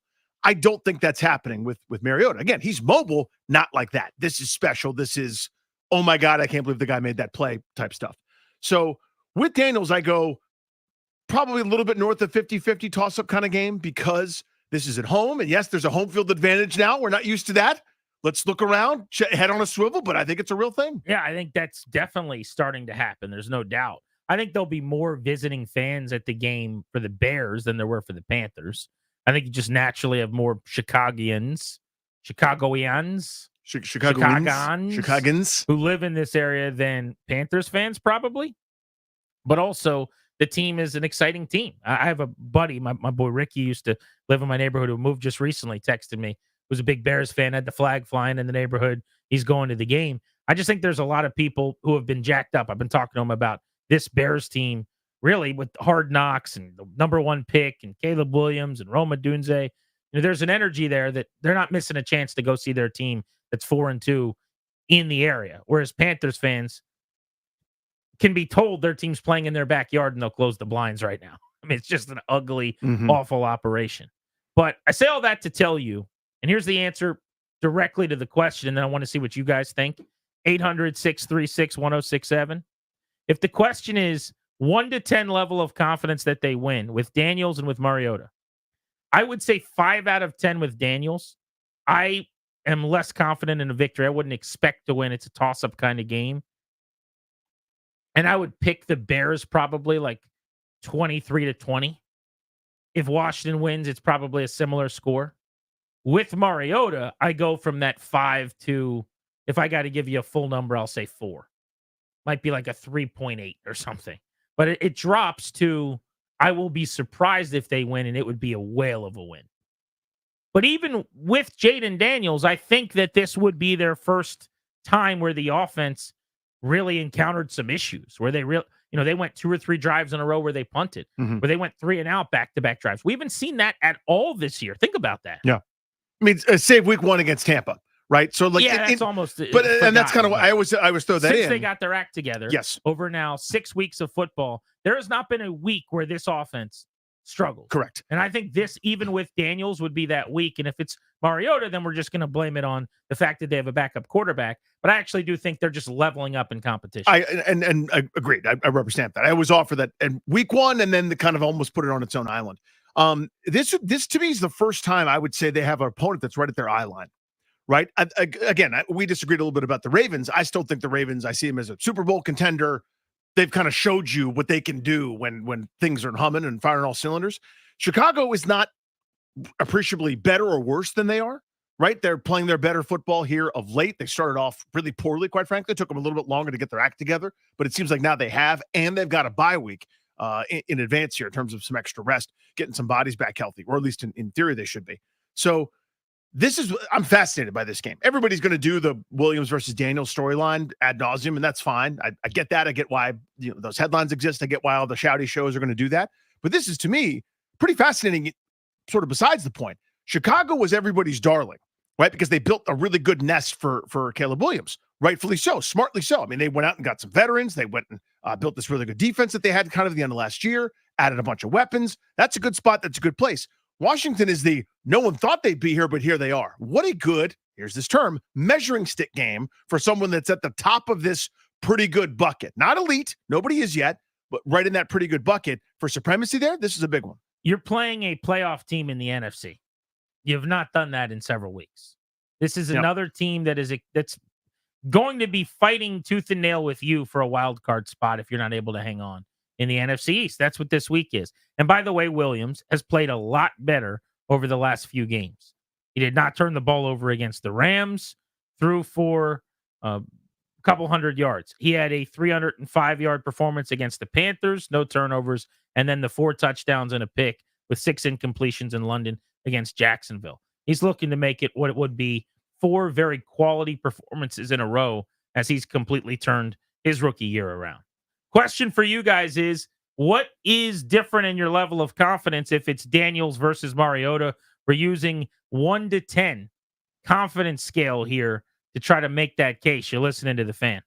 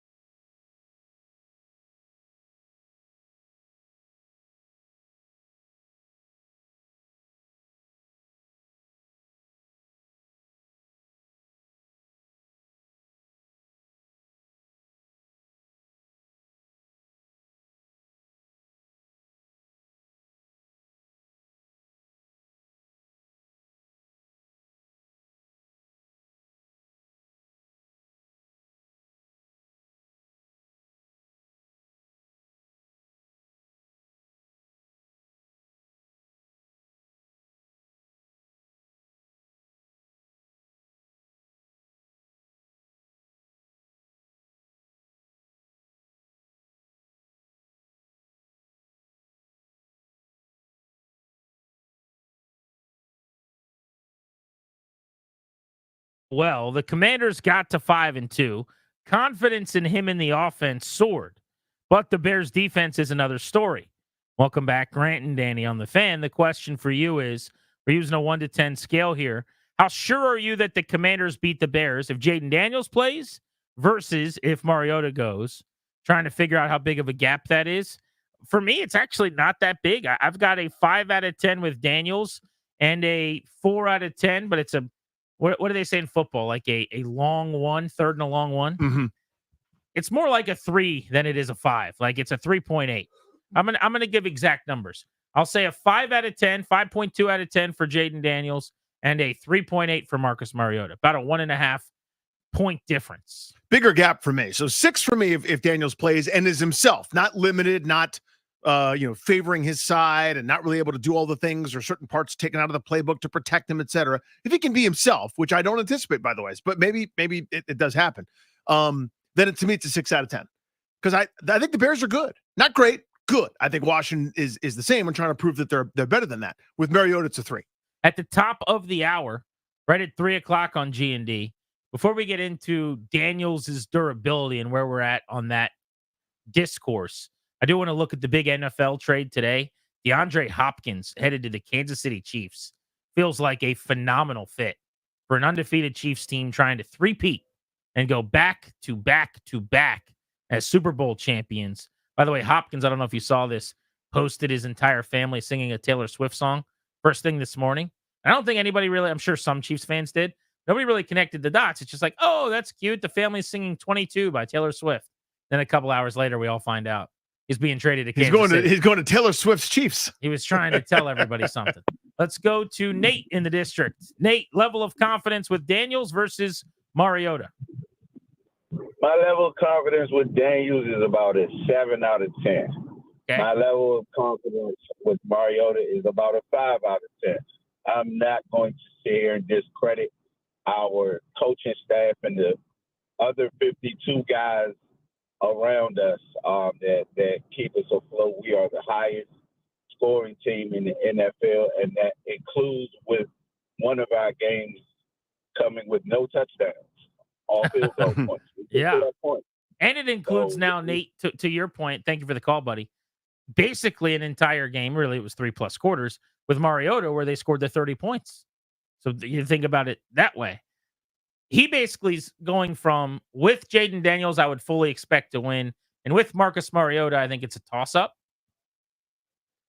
My version of that, with the numbers I gave, is with Daniels, I think it's a toss-up 50-50 kind of game. And with Mariota, you'd be doing really well to win. It'd be nice if they pulled it off, but that's not the expectation. Nigel, PG County, what's good? What's up, Grant, Danny? How y'all guys feeling? Good, buddy. Good. So I got us at a 7 out of 10 with Jayden Daniels, and I got us at a 6 out of 10 with Marcus Mariota. But hear me out. I hear what you're saying about the defense that the Bears got and all that. But if you look at, I'm not too confident in Caleb. Played anybody really formidable defensively that he's put up great numbers against. He just. All right, breaking up there. I appreciate the phone call, dude. He's basically saying, I think Caleb Williams hasn't exactly had a banner season against good opponents as well. And to his point, they played good defenses, but is this one of them? Well, no, is my answer to that. Yeah. But they played Houston pretty tough. They lost a 1-score game to Houston. He was awful in that. And he was not good. So it's really hard to get that read against defenses that aren't particularly good, or even let's even say bad. Carolina and Jacksonville, both disgraceful. He was outstanding, and that offense was electric. But I would say Washington's defense, respectfully, is closer to Jacksonville or Carolina. So the best comp is the Rams, maybe? I mean, they're probably in that bucket. Yeah, he was good in that game. He was pretty good. 17 of 23. He was efficient anyway. 157, a touchdown, and no picks. But yeah, the Texans game, that was a really good defense that they played, and he got exposed. He threw 2 picks. It could have been 4 picks. That was also week 2. I mean, just think about Jayden Daniels against the Bucs and what a different player he is now than he was then. And Caleb Williams is less experienced than Jayden Daniels. Daniels is older. Daniels played in a lot more college games. Caleb Williams, I'm not acting like one of them is 19 and the other's 30, but he's a couple years younger or close to it. There's going to be a big difference between his week 1 and week 2 and his week 7 and week 8. There should be. Just like we're seeing growth from Daniels. Jeff in Orange, what's going on? Hey, boys. First time, long time. Yeah, I think we're suffering from a little bit of bias here on past experiences with Redskins, now Commanders. But I think you got to look at it from a realistic perspective, which is about a 9 for Daniels and about an 8, maybe a 7.5 and an 8 for Mariota. Mariota's got some teeth to him, right? He's been around the league, so he's seen more. But Daniels, this is going to test him coming back. And so if we're going to have confidence, let's have confidence. Let's not lean back on, oh, here we go. Maybe we lost our quarterback. It was one good hit. And that's all it takes to go from a season that's where you could be 7-2 to being 5-4. So let's have some confidence. Let's breathe it, because if we're going to talk good things about the coaching staff and the ownership and the people that are responsible to keep all these players on, the defense is making progress. Offensive line is playing better. Let's go 9-8. Appreciate you, buddy. Thank you, buddy. Thank you. Yeah. 9-8, is he saying record-wise? No, he's saying 9 for Daniels, 8 okay. for Mariota. I said 9-8 after all that confidence talk. What happened? Okay, so he's saying definitely going to win with Daniels and still going to win with Mariota, which I the way they've played, the way they looked against the Panthers, doubt him at your own peril. Yeah. I understand that confidence. I'm not quite there in that's how they'll look against a defense of this caliber. We can continue to get into this as we go. I want to talk about Daniels' durability. That was one of the huge storylines when they drafted him. He had a game where he came to the sideline after a big hit, and Driscoll ran on in the first home game. He obviously came right back in and was able to play, and now may miss this game, and he's not able to practice with this rib injury after missing 3/4 of a game this past week.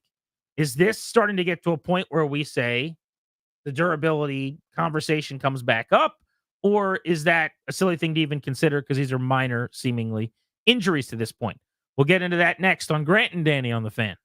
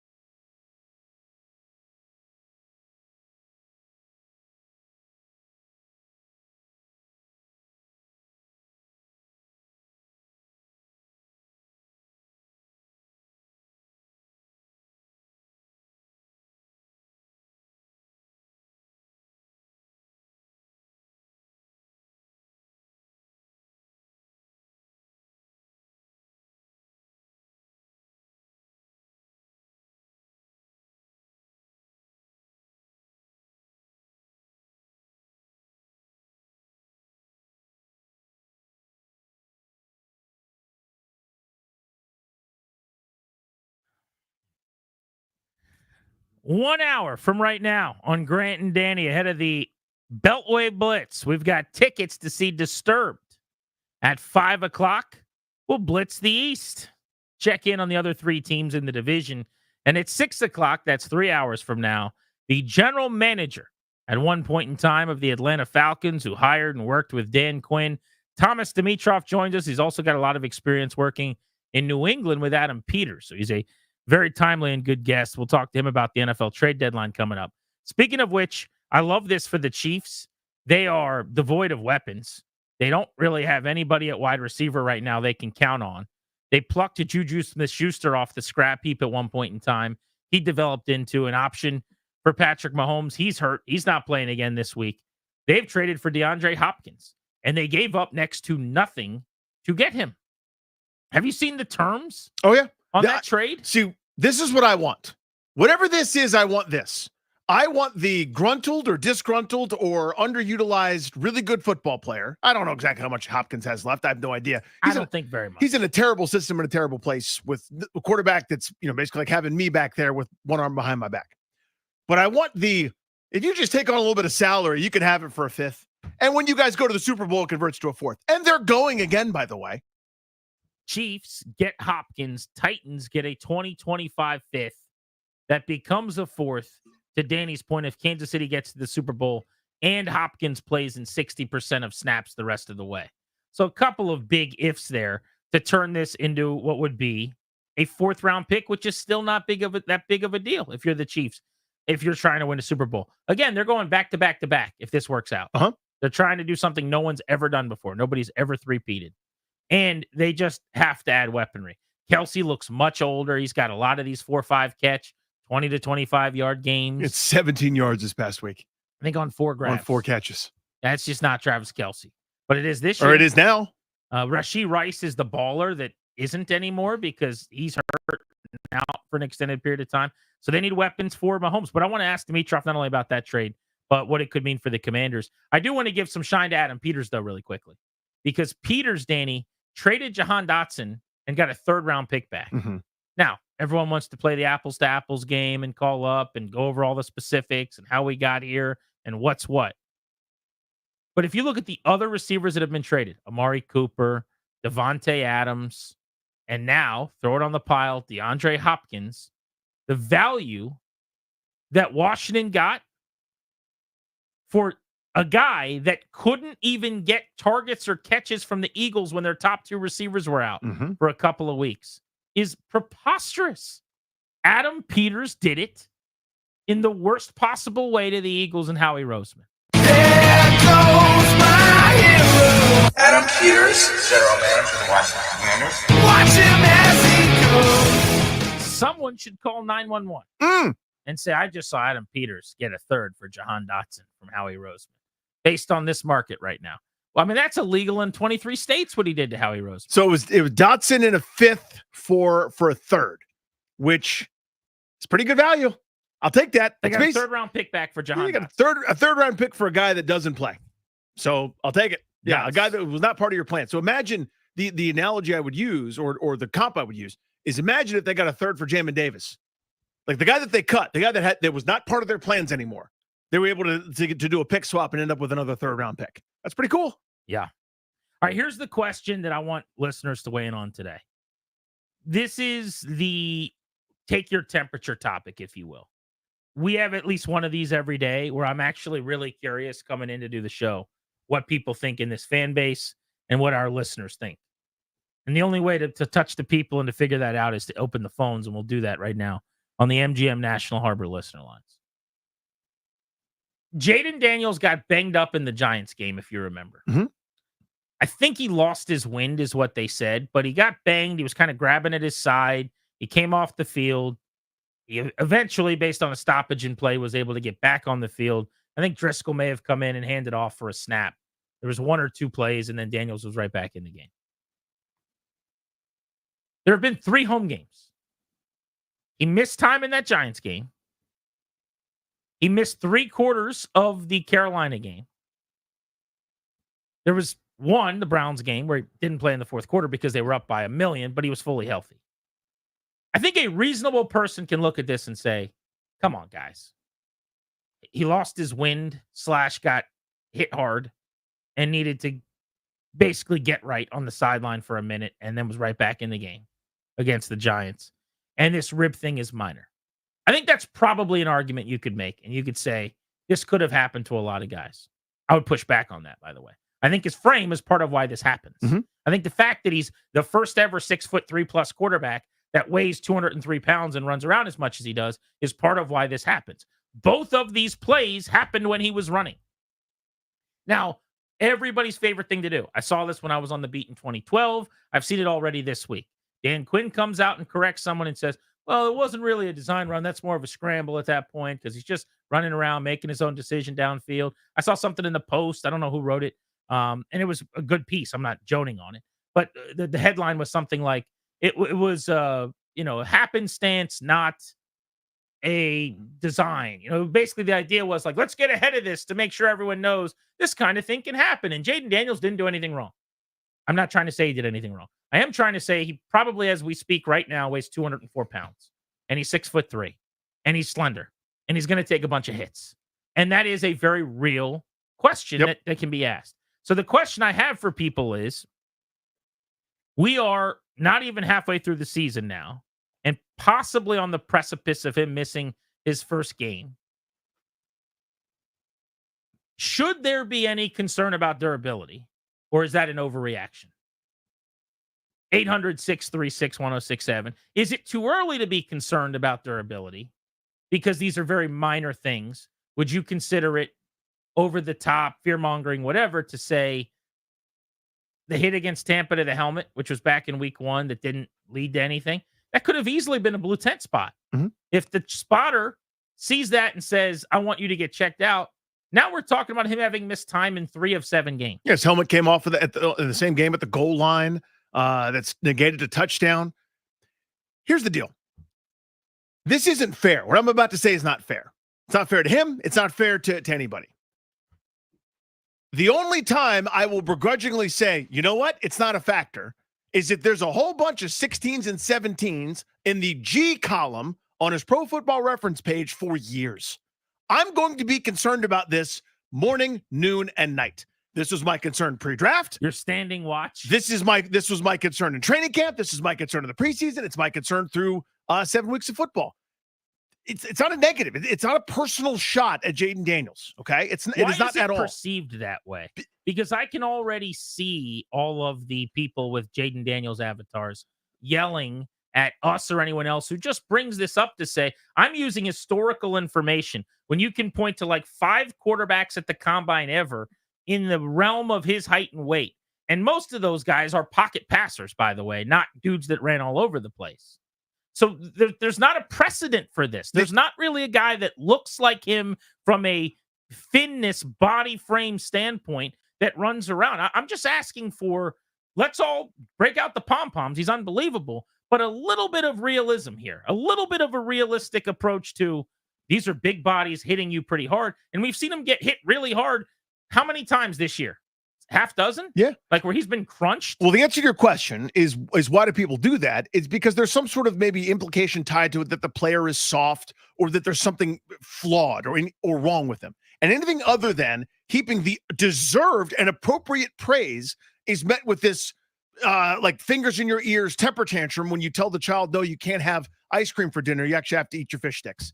I mean, that's all it is. It is this reflexive rush to defend the wonderful gift that we've been given that is Jayden Daniels. My concerns for the whole totality of the experience we've had so far begin and end with this part of it. I'm telling you, when you look at any of the highlights, the unbelievable plays, when he runs for 60 yards, whatever it is, against Alabama, making everybody miss, at the end of the play, he goes down like a crash test dummy in slow-mo. At the end of these incredible moments where you're going, this is unbelievable, he falls in these folded up chair, awkward, oh my God, how did he get up ways? You get up every time until you don't.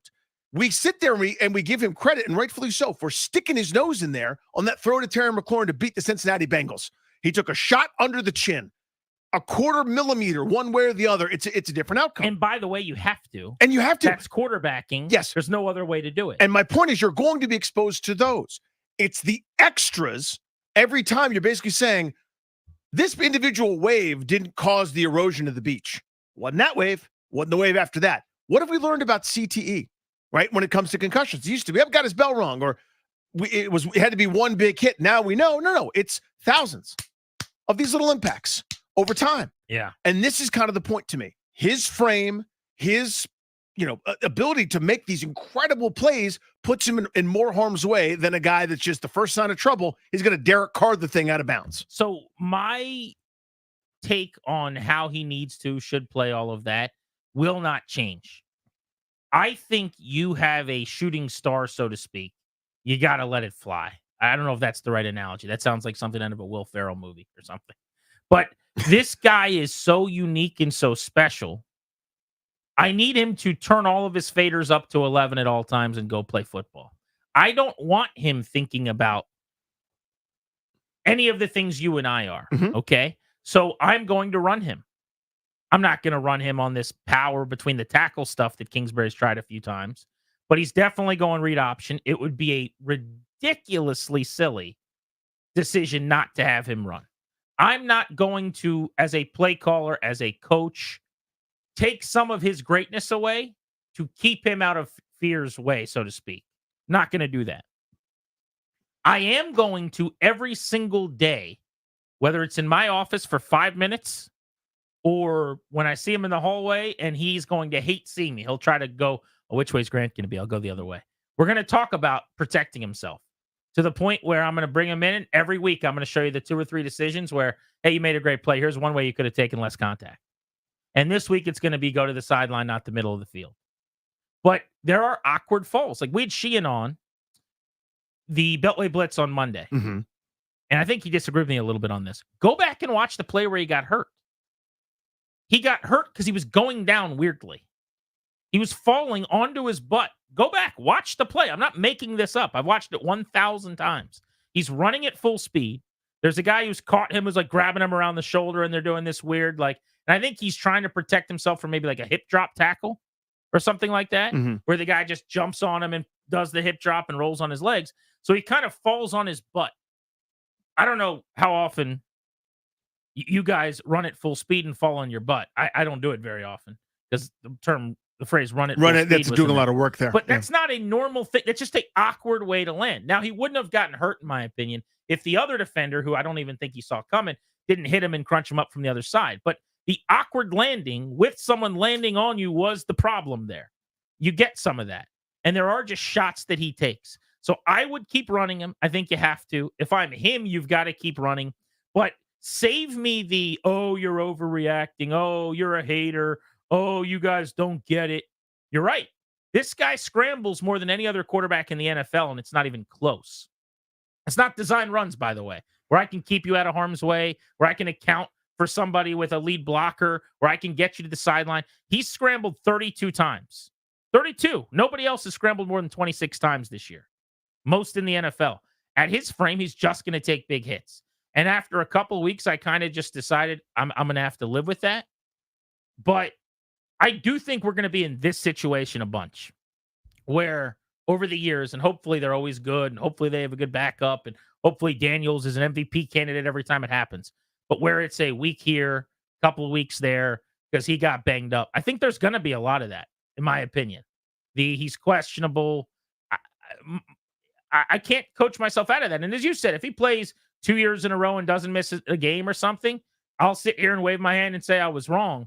But so far, it seems to me like he's done a really good job for the most part in the open field avoiding contact, except for the plays that he hasn't. And I know it sounds like I'm talking out of both sides of my mouth, but you see those plays where he slides or he falls or he protects himself. And he does that, I'd say, 80% of the time, where you're like, dude, that was awesome. That was a good baseball slide. You did it. And then there's the play where he just kind of dives into a defender and gets crunched. Yeah, gets crushed between two guys and his helmet comes flying off. Or again, against Tampa trying to score the touchdown. There to me has to be, the player can't think about it, but I think I need the adults too.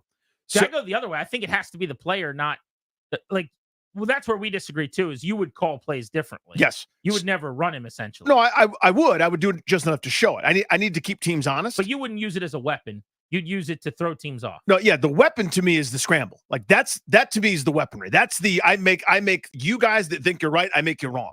Like to me, the design using runs his legs as a weapon on design runs like the Ravens do with Lamar. Which I hear, and you'll have to just deal with him missing time sometimes. I think that's what I'm doing. I get. I mean, that's the approach. I wish he was 235 pounds. He's not.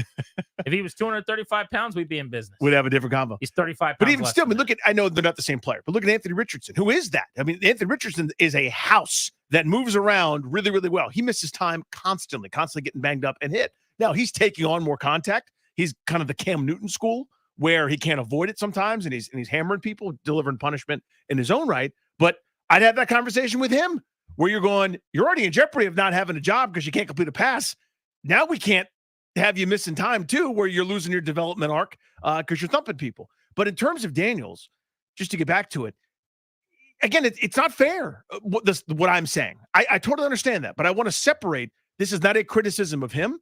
This is me going, this gift is so special, I can't possibly lose it.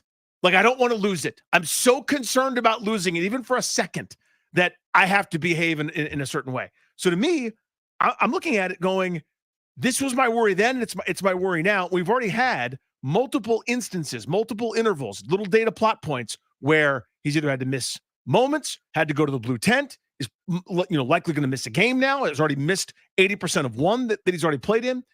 This is not going away until it's gone for a long time. And then we could laugh about it in a few years, go, isn't it funny we thought he had a durability problem? I mean, this has come up before. Different DC athletes. Bradley Beal at one point had to have his minutes limited because he had this stress reaction in his leg, which is a precursor to something really nasty.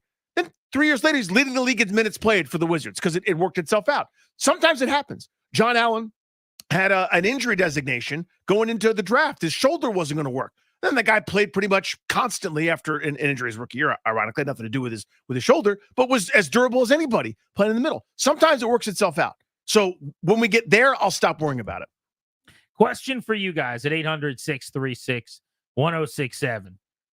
Do you think it's too early to talk about durability with Daniels, who has missed time in 2 of 3 home games? That's very, very minimal time in one of those games. But he took a big shot. He came off to the sideline. It was a scare. And it looks like this is minor. He may play this week. I think there's a good chance he doesn't play this week as well. He'll have missed a game already in the first half of his first season, taking a shot to the ribs. And it'll still feel like he was lucky. Because if that was a fracture, if that was a break, maybe it's a multi-week thing. Maybe you're missing 2 to 4 weeks at quarterback. And when your quarterback's out for a couple of games or a month, that could be a potential death sentence for a team on the margins, right? Is that something you worry about going forward with longevity here?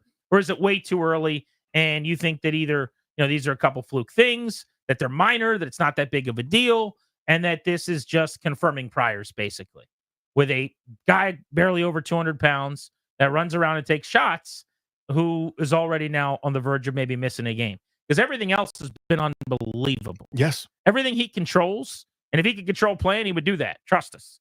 Everything he controls, he's not only done well, he's exceeded any expectation. At a historic pace. Yep. Grant and Danny on the Fan.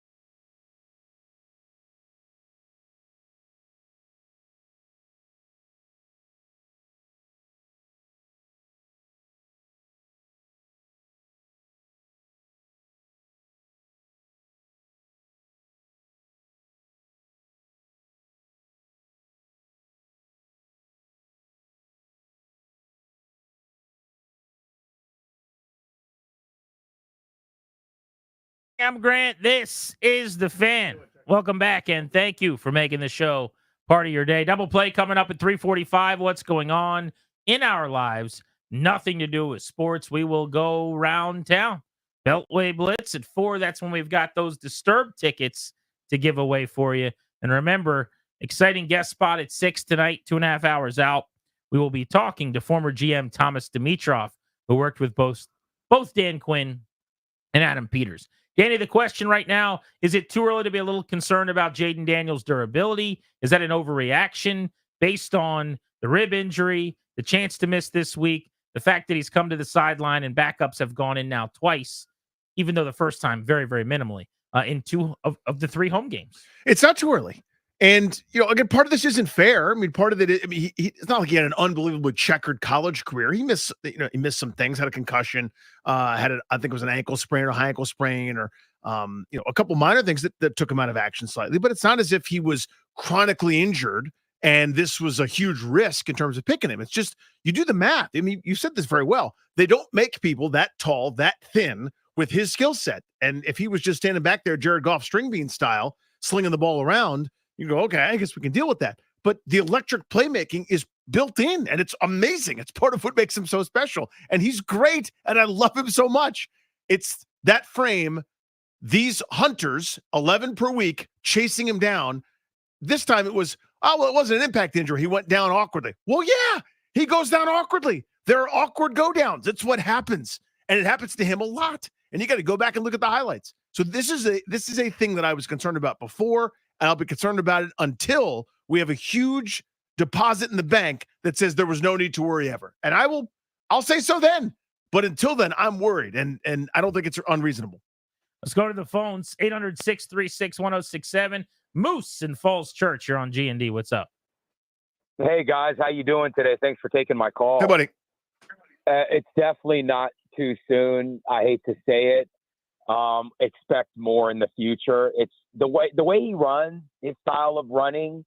He's just too gifted of an athlete just to make him a pocket passer, whether it's the read option, whether, a blown play and he takes off for 40, 50 yards. I had to Google it. RG3 was 6'2", 223. What'd you guys say Jayden is? How tall and how much does he weigh? He's listed at 6'4", and he weighs at the combine when, his whole life was about gaining as much weight as possible. He listed 210. That's not going to happen. It's almost certain that he weighs less than that. Yeah. And again, that's not going to happen. You can put that kid in the weight room every day, all day. He's not going to get any bigger. So it's going to happen. He's frail. Well, I'll say this. I do want to add one bit of context here, Moose. Thank you for the call. Thanks, I didn't mean to cut you off. So Lamar Jackson keeps losing weight on purpose. Okay. Now, Lamar Jackson at one point in time, according to what he said, in 2022, he weighed 230 pounds. He supposedly this year is down around 205 pounds. And he wanted to be quicker. He wanted to feel twitchier. Seems to be working all right for him. He is 2 inches shorter than Jayden Daniels, though. So him carrying 205, 210 around is probably not going to be the same as Daniels. And he's not like a big, thick monster, but he's like, he's stouter than Daniels is. I just don't think it's the same body structure, right? Which is part of the conversation with Daniels. I do think it's too early for the record to really get overly concerned. Like, I'm not losing sleep or yet saying, oh, no, here we go. He's going to be hurt. He's going to be out 4 months. But I do believe that we're going to deal with this more often with Jayden Daniels than you would a bigger bodied prospect. I just think there are so many positives. There are, frankly, maybe a record number of positives for a Heisman Trophy winning 50 touchdown SEC quarterback. And the positives outweigh the negatives 50-1 or whatever.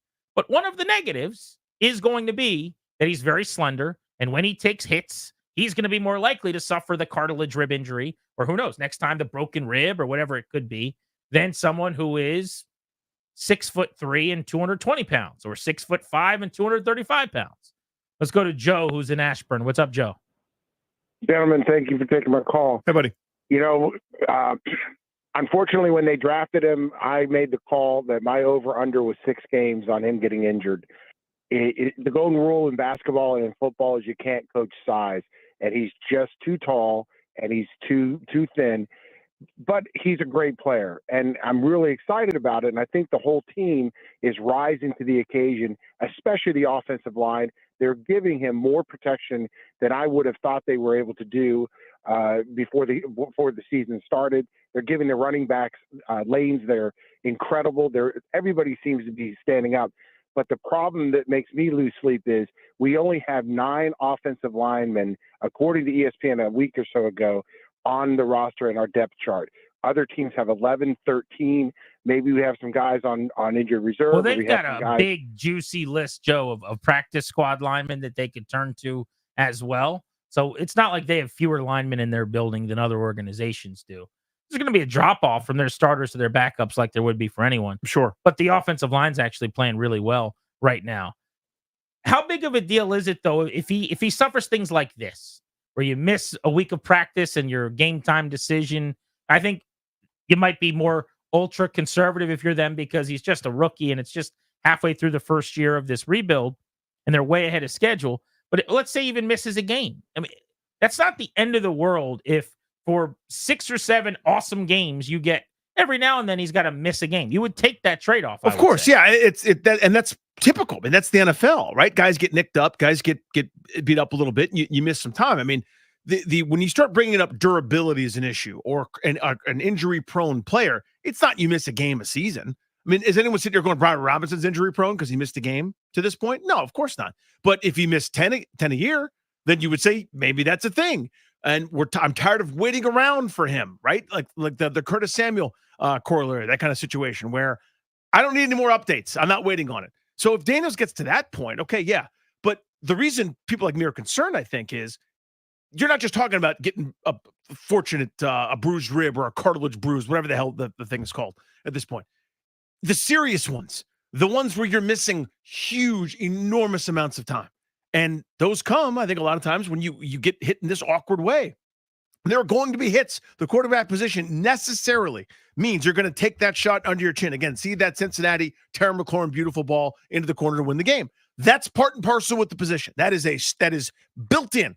It's the extra ones where you go down in a highly unusual body's not meant to do that way that are the extra dangerous ones that have to get cut out, or we may be doing this. Well, I also just think there are going to be some of these awkward falls. This happened on an awkward play where he's kind of dropping down to his butt, thinking hip drop tackle maybe.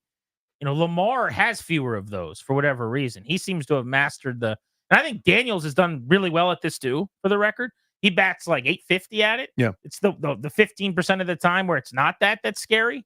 But Lamar is like a 995 batter when it comes to the falling forward, the tumble. He seems to avoid the contact. And every once in a while, though, he'll lower his shoulder and you're going, what are you doing? Yeah, let's not. What are you doing?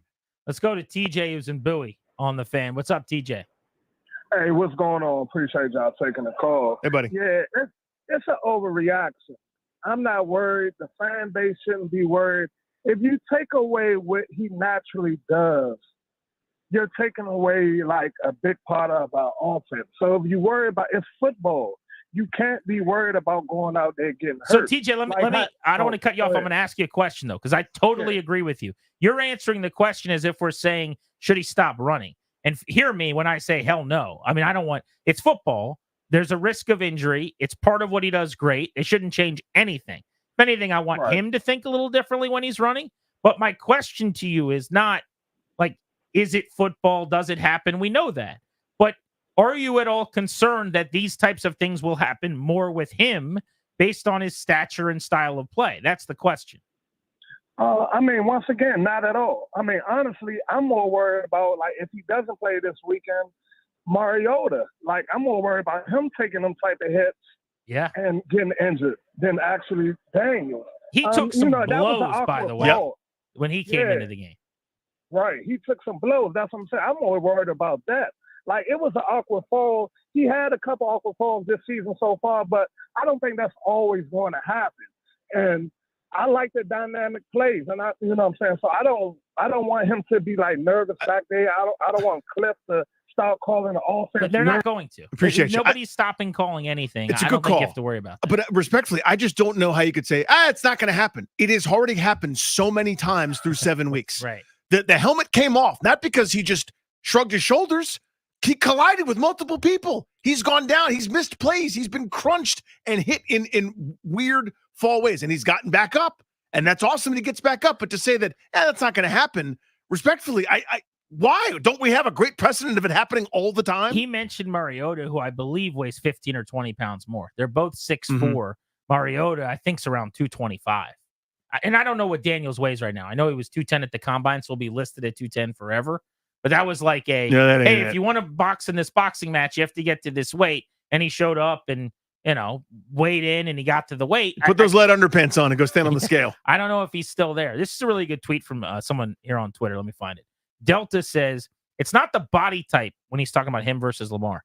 He says he is a more upright sprinter style of running. Lamar runs like a running back. He's able to cut more easier naturally. Thus, he's tougher to square up.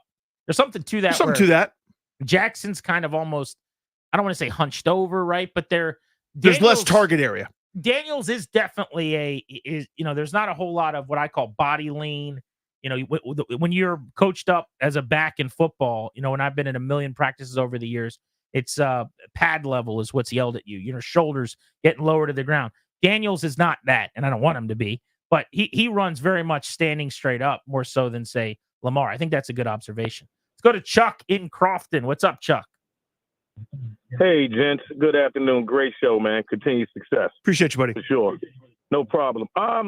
Man, I've gone back and forth from listening to the calls and even leaving the game on Sunday. 50-50, 60-40. I'm leaning towards. I'm definitely kind of concerned because, and one of the great points that was made is because you're taught when you play football. Of course, you guys probably played it. I played it. When you're certain positions, you learn how to get small to give less areas for the defense to hit you. And that was a great point. He hasn't learned that yet. So I'm definitely a little worried, not overly concerned just yet, but I think a lot of things maybe can be corrected with, once again, helping them learn how to slide, giving less of your body to hit, using the football field as angles, as far as the sideline. So just something to think about. Right now, I'm even. I'll say I'm even. So what you guys think, man? Appreciate you, dude. Thanks, man. Yeah. Thanks, buddy. You know where I'm at. I mean, I am concerned. This has always been my issue's not the right word. I would have drafted him. I'm thrilled they did. I love him. This is even better than I imagined. I was super high on him. I'm all about it. I'm just, I don't know the way to say it. You make fun of him if you want to. I'm just going to be scared until I go outside 1,000 times and I don't get punched in the nose. Like, that's where I'm at. Yeah. Scared is too strong for me, I will say. 800-636-1067 is the number on Grant and Danny. We're asking if it's too early to be concerned about Jayden Daniels' durability, ability to take on contact. 3 home games, and both of the first and third sandwich games at home this season, the backup quarterbacks come out onto the field after he's taken a shot. You're listening to The Fan.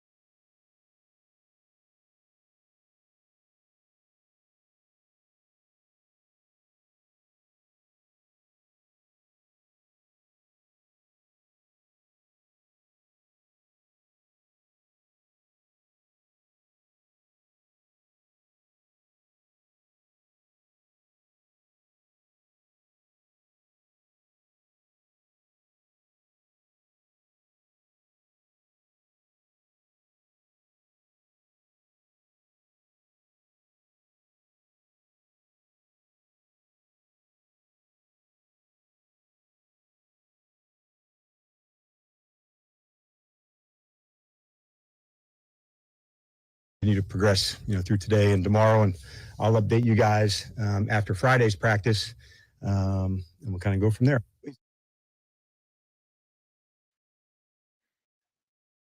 That's Dan Quinn, where Grant and Danny are listening to the Fan. Normally, this is the time for the double play. I want to push it to next hour. Let's try to get to it after the Blitz, because I actually have a fun. We could even make it an Is It Weird, but it's more of an Is It Acceptable?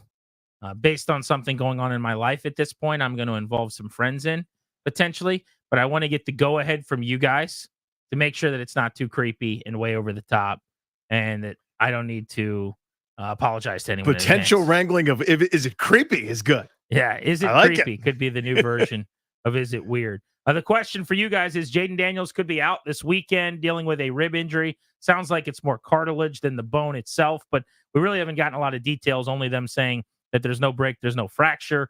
So the question at hand is, are you worried about durability? That was one of the huge concerns before the draft. We've seen him now. It's funny, the Bucs game is not one of the problems. He ran 16 times, quote unquote, without incident, and he took probably the biggest hits that he took in any game in that contest. But twice in the 3 home games, he has had to come to the sideline for treatment, including missing 3/4 of the game this past week with Carolina. Luckily, it was the Panthers and early in the season, and possibly now the big showdown with the Bears. Let's go to Shane in Virginia on the Fan. What's up, Shane? Commander Grant, how y'all doing today? Buddy. Hey, look, it's a concern. He's, 6'4", $190, if that. And all it takes is you see with the Godwin injury and the Hutchinson injury, all it takes is one play and your leg is snapped. I mean, and let's call it what it is. And he's our number 2 pick in the draft. He's our franchise quarterback. Yeah, and you look at the lifespan of all the running quarterbacks that's ever played in the NFL. What's their lifespan in this league? You look at the pocket passer, which he's a great pocket passer. He's on pace for Rookie of the Year and MVP right now. That's how good of a season he's having.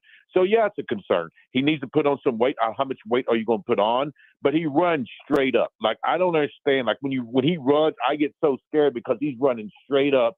And, he needs to learn to just look. All you got to do is talk to RG3. To have him talk to him, hey, look, you need to get down in this league. Yeah, there's a time and a place to run, but put him in a running situation. This ain't college. These are big boy football. So you got defensive linemen that are 350, run a 4.4 and can just move. So this is a different kind of league, and that's a concern because we finally got our franchise quarterback, and yet here we are putting him out there where he can get injured or get hurt, and all it takes is just one play, and you know that. Yeah, well, you can say that about anybody, but obviously this is very, very different. And in terms of it takes one play. But where are you on this? I got a tweet from someone, G-Money here, who said, he's not concerned at all. And he said, basically, there's no proof that if you're smaller and more slender and you weigh less, that you're more at risk of getting injured. And I just said, so being more slender and weighing less, you wouldn't consider that not ideal. And he said, go back and look at studies. It doesn't have direct correlation to injury percentage risks, which I'll take his word for. I'm not aware of the studies, but he says, how does Devontae Smith do it at a much more physical position? Hasn't missed a game outside of concussion, which you can attribute to weight. My response to that is, I think skill guys and quarterbacks are 2 completely different things. You think of the number of hits that Smith takes on what they call it 10 catches per game at most. 10. I'm saying he probably averages 4. His biggest game is 10. Now he's blocking and the like, but it's very different than my point is, quarterback. If you're a skill guy, the way you move, the way you shift, the way you cut, the way you transfer weight, the way you avoid contact is so different than a quarterback in space. How often do you see wide receivers falling on their butt to avoid the hip drop tackle like Daniels did, or some of the other weird stuff that quarterbacks in open field do? It's a completely different way of moving.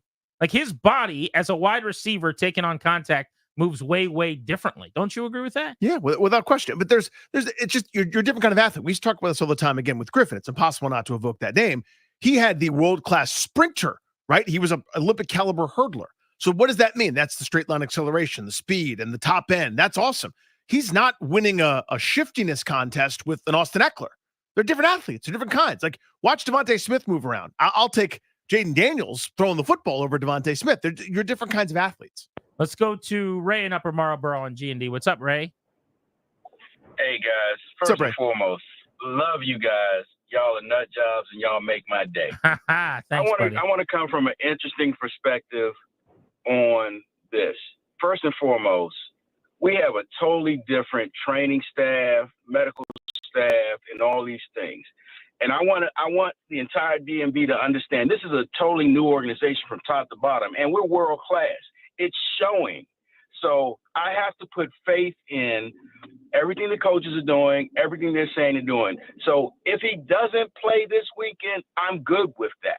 If he does play this weekend, I'm good with that, because it could happen to anybody. This was a freak play that happened, and he contorted his body. But he's not couch potatoes like we all are. They are premier specimens in the peak of their physical fitness. We remember when we were 21, 22, 23.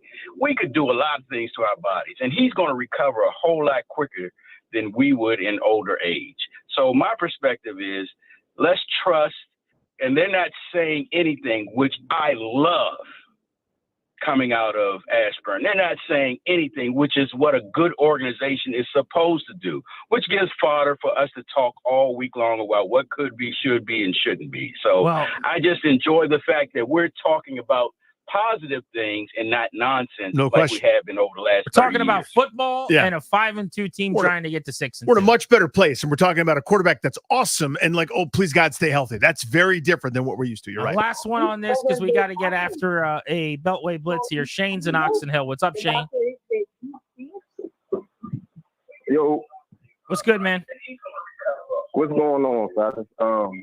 I just wanted to say, yeah, I got a little pause from his injury because just one of the reasons why I was a little skeptical in us drafting him in the first place because of his build. And, you know, I was looking more long term, somebody to stay healthy 5 years from now, 10 years from now. And, yeah, he's already been hurt a couple of games into the season. So I just wanted to say, like a lot of guys saying, you know, you can get hurt in the pocket or you can get hurt running. And the fact of the matter is, you know, the less pounds you weigh going against bigger guys, you can be hurt more easier. You know what I'm saying? And so we got a guy built slightly. I think he's more susceptible to be injured. So, yeah, I'm a little worried about it. You know what I'm saying? And going forward, hopefully he can stay towards the sideline and not cut things back into the field of play so much. That's going to be the That's key it, to dude. me. That's the key. It's just continuing to try to rewire that muscle memory in his brain to avoid as many of the shots as possible. Mm-hmm. But I'm not going to have him stop running. This is the superpower, is that dual threat ability and how special he is with his feet and his arm. But he is tough now.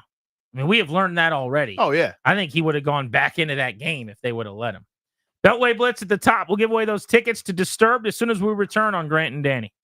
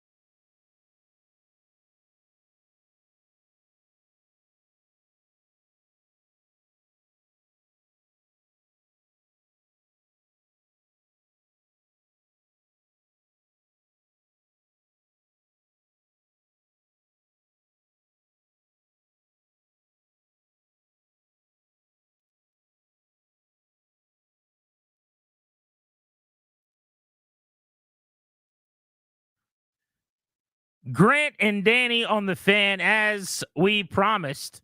Caller number 10 at 800-636-1067. Congrats. You may have won 2 tickets right now to see Disturbed by just dialing the Sickness 25th Anniversary Tour. Monday, March 17th, Capital One Arena. Tickets are on sale now. For tickets and more event information, visit thefandc.com/events. I'm going to channel my inner Bill Maher. This is Grant Maher here with a new rule. You ready for this? Go on. New rule.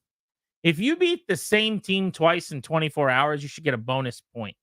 So the Caps beat the Flyers last night in Philly. You get 2 points for that. Mm-hmm. They play them tonight at Capital One Arena. You get 2 points if you beat them tonight. I want a bonus 5th point if you have a home and home, which are rare anyway. That's hard to do. Let's give that bonus 5th point. Are there any teams that don't get those over the course of the year? I imagine everyone would get something like that, a home and home for scheduling ease. Good question. I don't know that everyone has one, but I would think rarely, the teams that have a bunch of clubs close, you probably get 1 or 2 over the course of a season. So my only problem is, can it be something that Pittsburgh doesn't get? Sure. Then I'm in. The Penguins definitely have some of those home and homes, I would think, with Philly. But yes, sure, we could ban the Penguins from the 5th bonus point. Now we're talking. That's a good rule. I think that sounds like something every team would sign off on. Mm-hmm. The DMV's football team has a bright future. It's time for you to plan yours as well. The exclusive sponsor of our show, the law firm Kondori and Murad, will help you update your last will and testament, set up a trust for you and your family. Schedule a free consultation with their estate planning attorneys today by going to kmlawyers.com. Tell them we sent you, get a discount. kmlawyers.com. We'll cover the Caps with our buddy Alexa Landestoy and the Commanders with Johnny Cakes Allville coming up on the Blitz. Let's get things going with the NFL.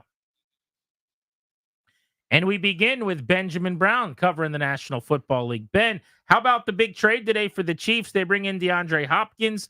How much does he have left, and how much will he help Kansas City? Yeah, I think, obviously as far as like who's still available out there in the veteran receiver market, I do think, DeAndre Hopkins to Kansas City makes a ton of sense. Obviously, with what they've lost in Rashee Rice, I think they still have some field stretchers kind of that can produce, I would say, in enough chunks, but they really need a guy, when the play breaks down, Patrick Mahomes is scrambling, who's a guy that's going to be, 1 or 2 yards past the sticks, open, along the sidelines. And that's kind of where DeAndre Hopkins has definitely made a living, especially in the twilight years of his career. And I think very much, that's where he is really going to be a boon to where they want to be offensively. I know that's been a spot where Travis Kelce has been at in previous seasons, but I think an additional guy there, along with some field stretching components that they still have in Xavier Worthy, is going to open things up for them offensively. And I do think it is, kind of a resounding success for the Kansas City Chiefs. And they didn't have to give up a whole lot to add a veteran receiver that I think is very much going to contribute to, what could very easily be another championship type window. Benjamin, do you expect any Rams to be traded? Maybe something in the realm of a Cooper Kupp or a Matt Stafford?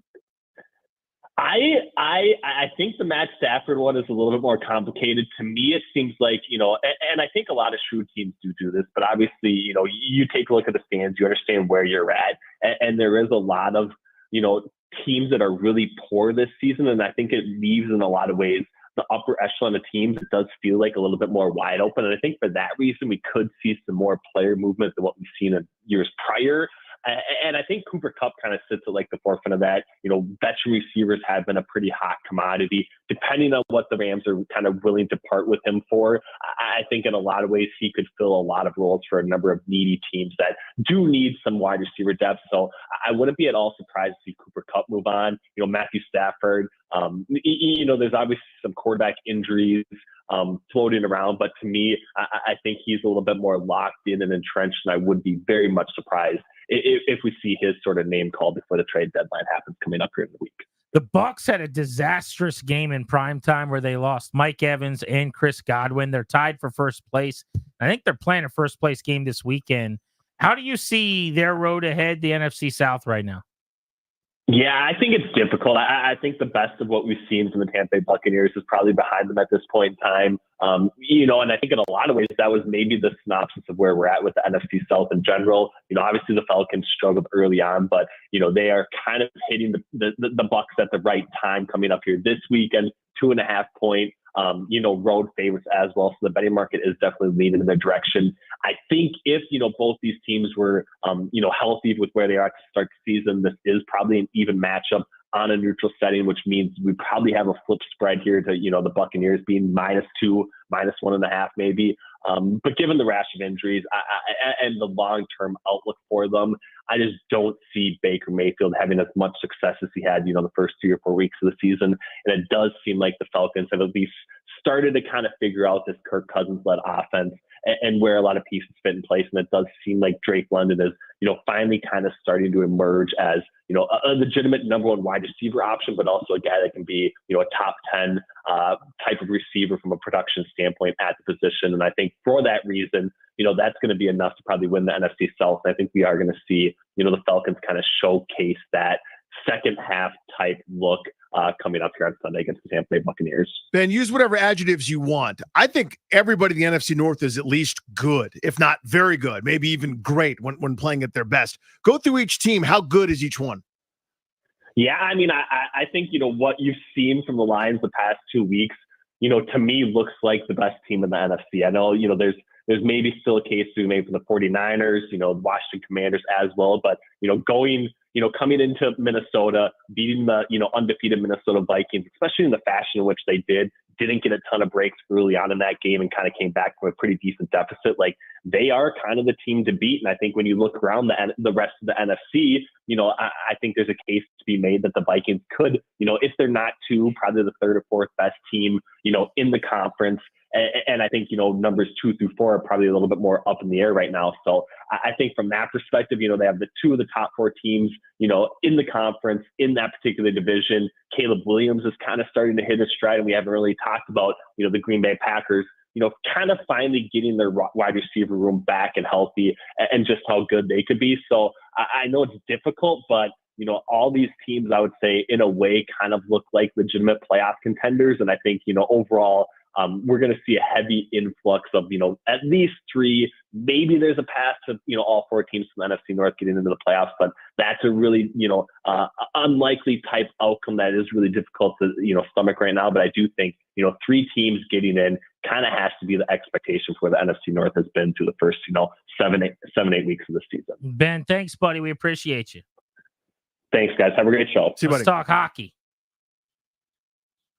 My buddy, and Danny, soon yours as well, Alexa Landestoy of Monumental Sports. You see her pre and post with Alan May before and after every Capitals game.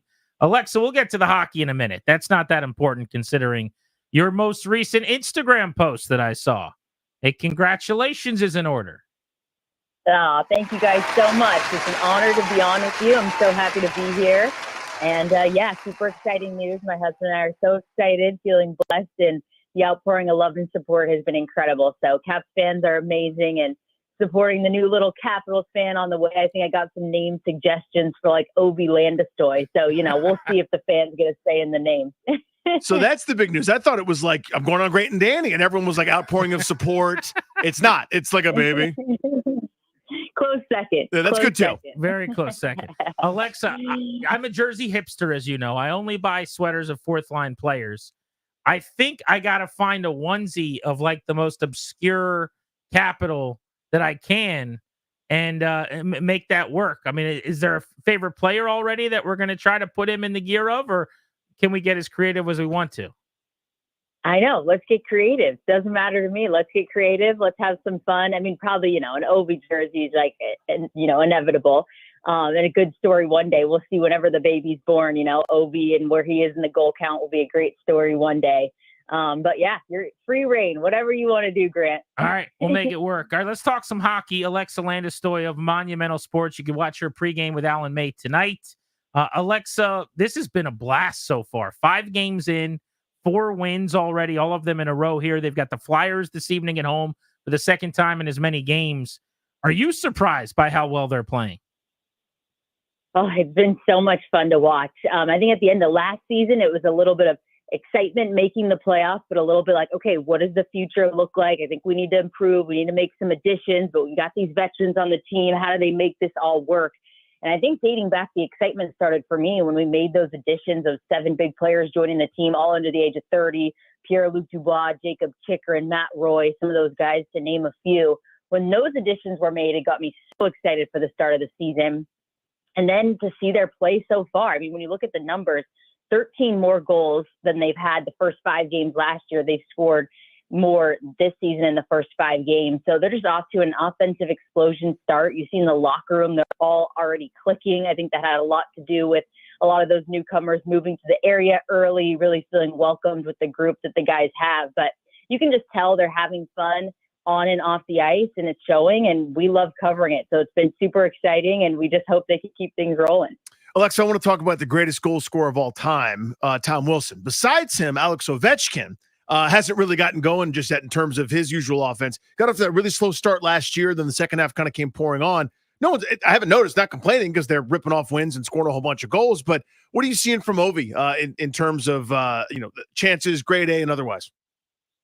Yeah, it's funny. We had Bruce Boudreau on our show the other day, and he goes, I think that was the first show we've ever done where we never mentioned Alex Ovechkin. Like, there were so many other different pieces to talk about. I think it's only a matter of time for him to get going. The excitement and what Alan has also seen and talked to me about is, he came in fit into training camp. He looks like he's skating the best that he has in a while. He looks really good. I think the goals are going to come.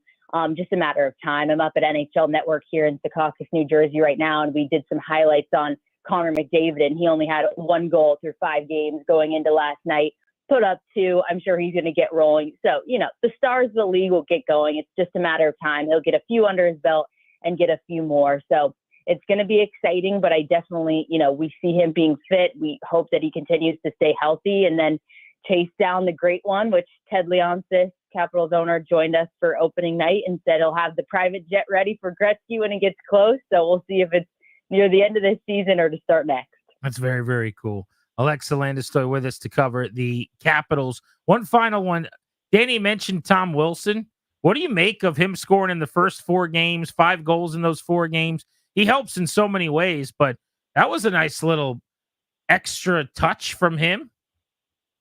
Yeah, no, it's amazing. Tied a franchise record, too. I was hoping that he could be all on his own on that list and score last night, but unfortunately couldn't add to that total. But yeah, just super exciting. I see his name now as being swirled in Team Canada for the 4 Nations. That's going to come up in February. So I think all the credit, is going in the right direction. He's deserved it. I think the last, evolution of his career has been he can do it all, but he's not just the tough guy that they want to have sitting in the box. Like, he's a guy that can produce for this team, whether goals, assists, points. He does a little bit of everything out there on the ice. So I definitely think the credit is in the right direction. And I think you see with bringing Dylan McIlrath into the group, you saw he dropped the gloves last night. Like, I think they're bringing some other weapons to not have Tom Wilson be the only one dropping the gloves. Like, he can do a lot more out there on the ice. So love the recognition he's getting.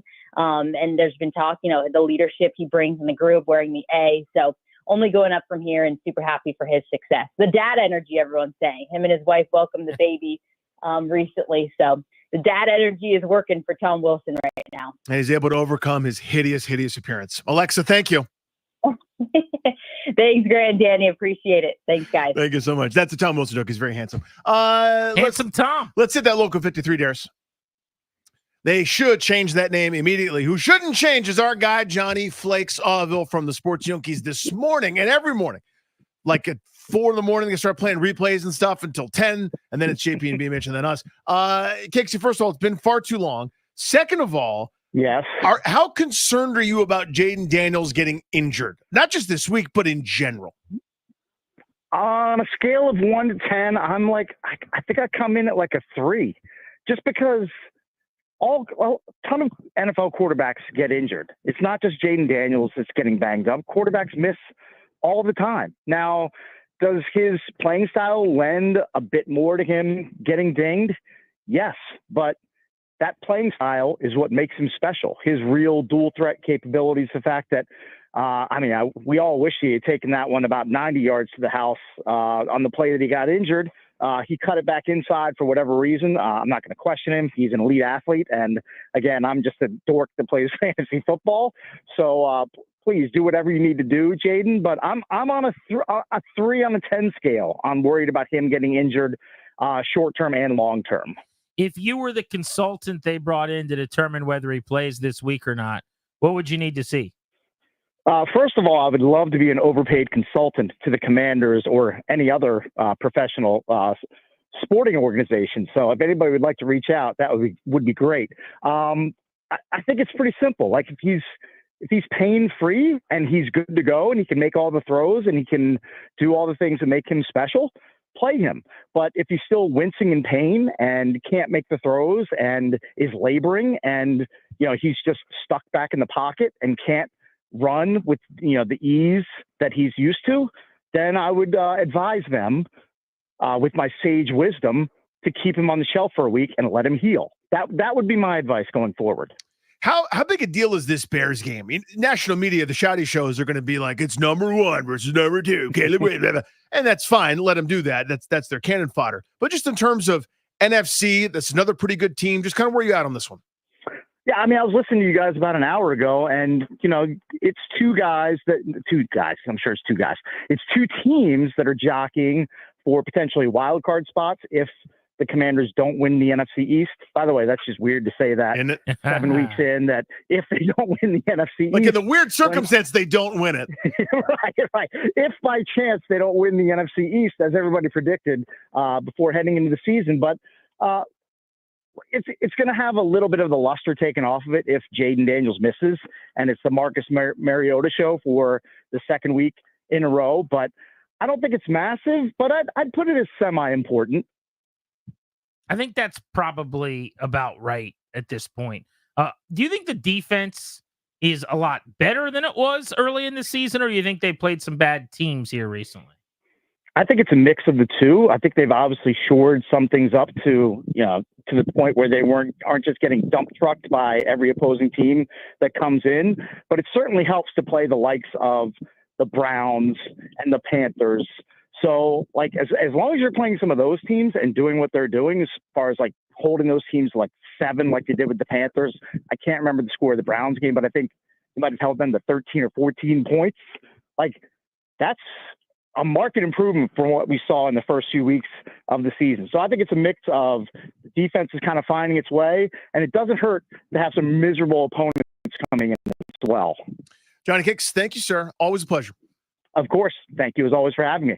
That is your Beltway Blitz on Grant and Danny. We got a lot still to get to on the sports front, including coming up in 40 minutes, we'll blitz the East, checking on the other teams in the division. Want to talk about Cooper Kupp as a possible trade target for Washington. But next, what would have been our double play? You can't play Is It Weird, but is it too much? Is it creepy? Do I need to hit the brakes a little bit? Next on the Fan.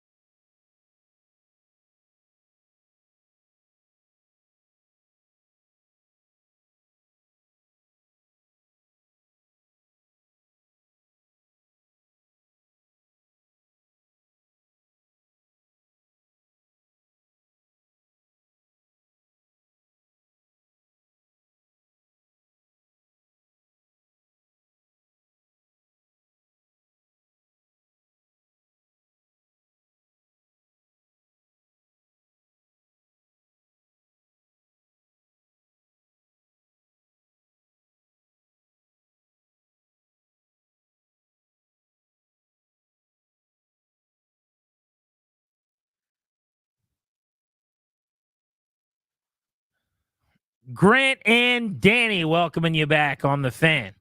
30 minutes from now, we will blitz the East, covering the Cowboys, the Eagles, and the Giants. Get you the latest on the rest of the division that Washington owns.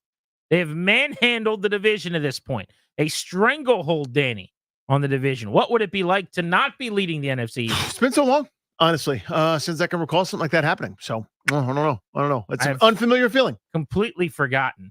But it is time for a quick double play. I don't think we're going to play Is It Weird? Unless we can play Is It Too Much? Is there an alt version where like Peck is like, is it creepy? All right, I'm removing all names. I'm going to remove the company. To protect the innocent here? I'm protecting everybody, okay? Darius, Ryan, you guys are perfectly welcome to chime in at your leisure.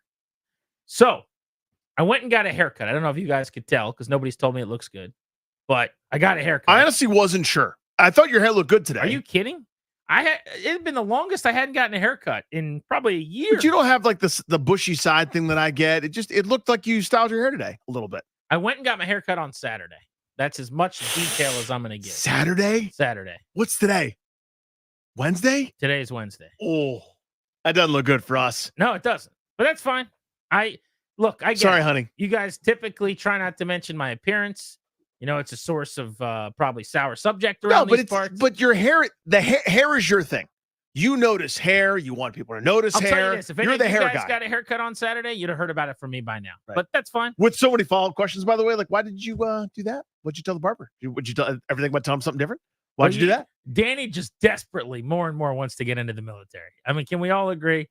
Like sometimes Claire and I look at each other and we're like, Lieutenant Colonel reporting for duty. And it's funny every time, I promise you.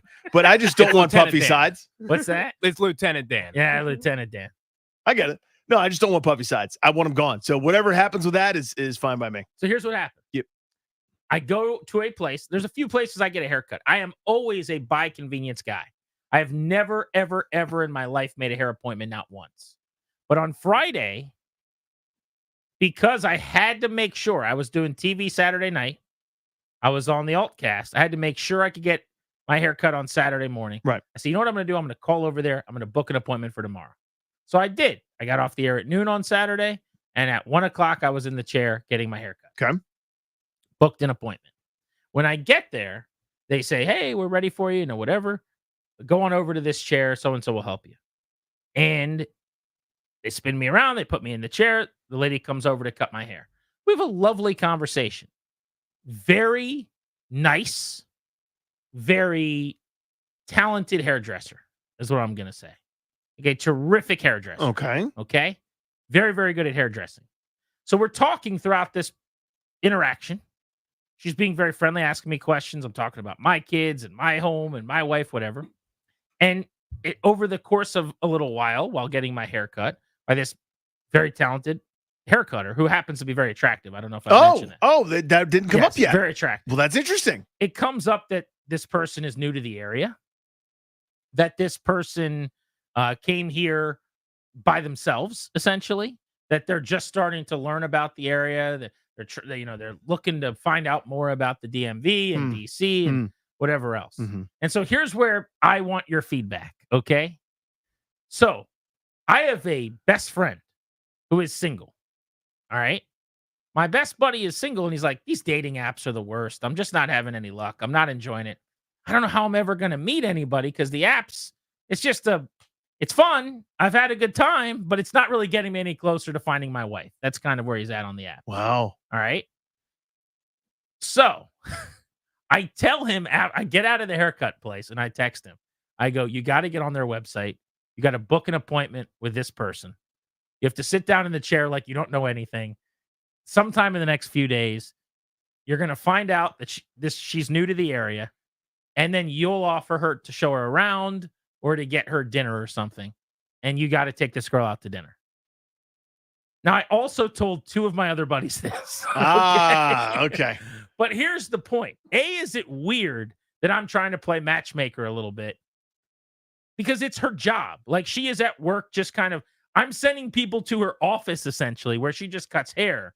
Should I not be doing that? It's not like I'm sending them because I know, like, she's going to walk a dog past this corner every day or whatever. I'm going, go to her place of business and try to ask her out. right? Mhm. But I told my buddy that, and then it's actually only 2 guys that I've told this. And then the other buddy, I told the same thing, and now it feels like I'm like, are they both going to book? What if they're just one's walking in, one's walking out? Too late, buddy.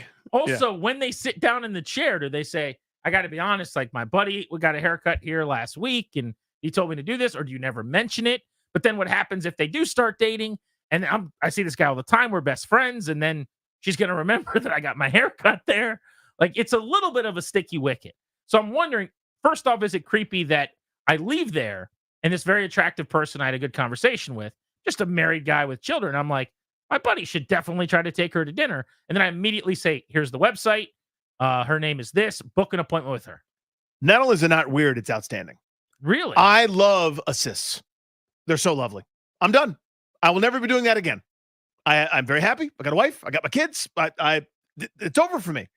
If I could throw that alley-oop to somebody and vicariously live in those moments, right, which I'll never experience again, I get so much joy from that. She's a catch. I love it so this much. This girl's a catch. Yes. Throw the assist to your friend. Now, the idea that you told multiple guys to do it, that's tough. So you think that was a bridge too far? Yeah, that's the part that's a little So weird. I have 2 buddies who happen to be single. Yep. Right. Both of whom who are, when you're my age and you're single, and I haven't been single at my age, but I'd imagine there is you're not trying to like have some 3-year slow burn. You see what I'm saying? Mm-hmm. Like, you're trying to figure out what someone's about. Does this work? Does it doesn't? You can surmise it to say you don't want to waste anyone's time. You don't want your time wasted. I mean, not everyone's getting engaged on the first date, obviously, right? But occasionally, that does probably never happens, I would say. You wouldn't say it happens, yeah. Like a super quick commitment is like, whoa, let's all back off. But yeah, it wasn't meant like I called like, hey, 10 people, first one there gets to go on a date with her. Right. It's not a game show. I told my first buddy, I'm like, hey, man, here's the website. You can book an appointment with her if you want. And he's like, dude, I might do that. Like, that's awesome. And I was like, I gave him the rundown, right? And then it just so happened I was with the next guy the next day. And I'm like, by the way, and I told him the same thing. Here's your opportunity also. Exactly. There's anybody wants to invest can come invest. Yeah. I do feel like, though, if both of them go in there gung-ho and be like, my buddy told me to come in, then it feels really weird. Right? Yeah, but that can also be a funny icebreaker where it's like, listen, I got to be honest with you. My good friend told me about you. That's why I came in here. But should they even say that? I think they should not. If it's spun the right way, it could be a funny. Like I said, it could be a funny icebreaker. I also think you can feel out the vibes of the conversation. Because as I told my buddy, I'm like, okay, worst case scenario, you get a haircut. You never, right? There's never an exchange of, hey, if you want to, I'm happy to be that person. I just know in our conversation, it was very comfortable, and she knew maybe it was different because here's a married guy with kids or whatever. So maybe she's offering more information. But it pretty quickly came up like, yeah, I'm new here. I don't really know a lot. I don't really have a lot of friends. I'm just trying to learn the area. I need to go in and see the city and see what's what and blah, blah, blah. If she says that to you and you're my buddy sitting in the chair, that's where you could pounce if you wanted to. I see. And just say, I know a lot of things that are fun in this area. I know a lot of restaurants. I know of restaurants. I could take you to one of them. How about next Tuesday at 8? By the way, could you write down all the info for me? I have a couple single friends too. I'll send them. Can you imagine? Just a line out the door at this place. I was told to be here. Donks walking in. What do you think, Darius? Is any part of it a little bit creepy? Just the potential that both of them could arrive on the same day and both shoot their shots. Okay, that's but what the only if it's part that's 2 weird. days apart and they both mention me. If they both mention you, I think that's where it gets a little sticky. Yeah. I agree. I think they should not mention me until like a couple days. A couple down the dates road. in, be like, so I got to, yeah. I think it's completely or on random the date because she thinks it's fate that God just brought them together, walked them into this place, and then if you want to say a few days down the road or before we hang out, hey, by the way, the first time I ever went into your shop was because my buddy said I should, and you cut his hair once. And then it's, I don't know. Then I feel like as long as she knows before she bumps into me and connects dots. Or we could also always make it completely random. Like if I meet her through him in a month, let's say, if it actually works out. And by the way, if we get to that point, we've already won. We've won. Then who cares what she thinks? Right. Because she's happy with him, and you're welcome is what I'll say to both of them. But at that point, I feel like she'd be like, oh, Thank you for doing this. This is a lovely guy that you introduced me to. You're my hero, Grant. Yes. And You're the hero of the story, by the way. I think I am Because a bit of a hero. What are you doing? You're thinking of others in that moment. Exactly. Mm-hmm. I don't think this is actually weird at all, for the record. But what I would have done, and I do believe there's a caller who will want to chime in on this as well. You should have told the lady that you have a single friend and tried to make that matchmaker with her and then put it in the guy's court. I don't know about too soon. Too aggressive. It's not, though. I thought It's about not. this. The entire time I was sitting there, I was like, I got to tell this chick about Joe. I got to say, hey. Names to protect. My buddy. I got to tell her. My buddy's name is fine. You're okay. But I was like, I got to tell this. He doesn't eat bread, this guy. He loves the Jaguars, so he's faithful even when it's bad. That's a good point. You know? But the whole time I was like, I have to tell. But then it was a busy Saturday. Yep. The other chairs were probably, I could reach out and grab the people, and they were having their hairs cut. And I just thought twofold. One, if she rejected me, I would feel awful. The same reason I wouldn't try to ask a girl out at a bar. Like if she's like, oh, no. That's okay. Thanks, though. Like, I'm just trying to cut your hair. You don't need to set me up with a guy. Like, that would mortify me. I just thought it was a bridge too far to try to set her up while it feels like if someone's shining your shoe or something or giving you a massage or whatever, like they're working. You can't like be like, hey, I've got this friend. Like, it just seems so weird. So I didn't want to do that. I just wanted to leave there and immediately tell my buddy to go get his haircut. I have her name. I have what seat he needs to go to. I've got the whole deal. I got it all lined up. All you got to do is be charming. Don't screw it up. Ready, break. Ready to go. Let's go to Kevin in Centerville on G&D. What's up, Kev? Hey, Kevin. Hey, Granddaddy. So, okay. I heard all that explanation, and I have to ask. So instead of you shooting the shot for your friend, you're having them shoot the shot for you. See, the woman can't get away, right? She has to smile. She has to do everything that she's supposed to do.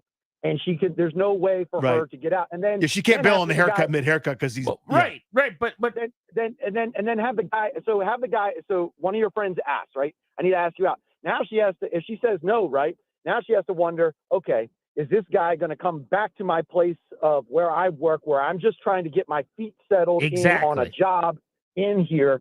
And now I've got to worry. Maybe there's a stalker situation happening. Oh, there's multiple people coming in now.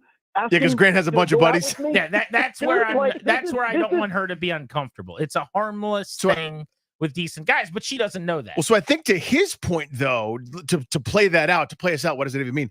I think that means that you should have been like, listen, I got a buddy. And then if she says no right there, he doesn't have to do the thing where he books an appointment, tips her, goes through the entire charade, and then like, by the way, I'd love to take you out. Like, you know what I mean? Because that's the more awkward part that he's talking about. I agree with that. But I will say this. If we were alone and or there wasn't an audience, I think I might have been like, hey, totally weird and probably too far.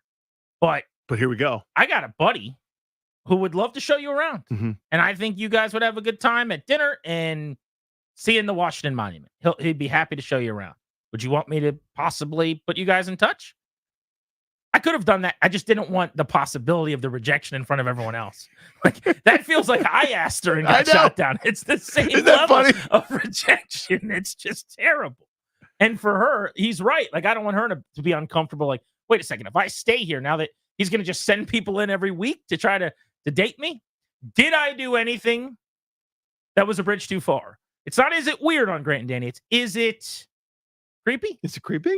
G&D on the Fan.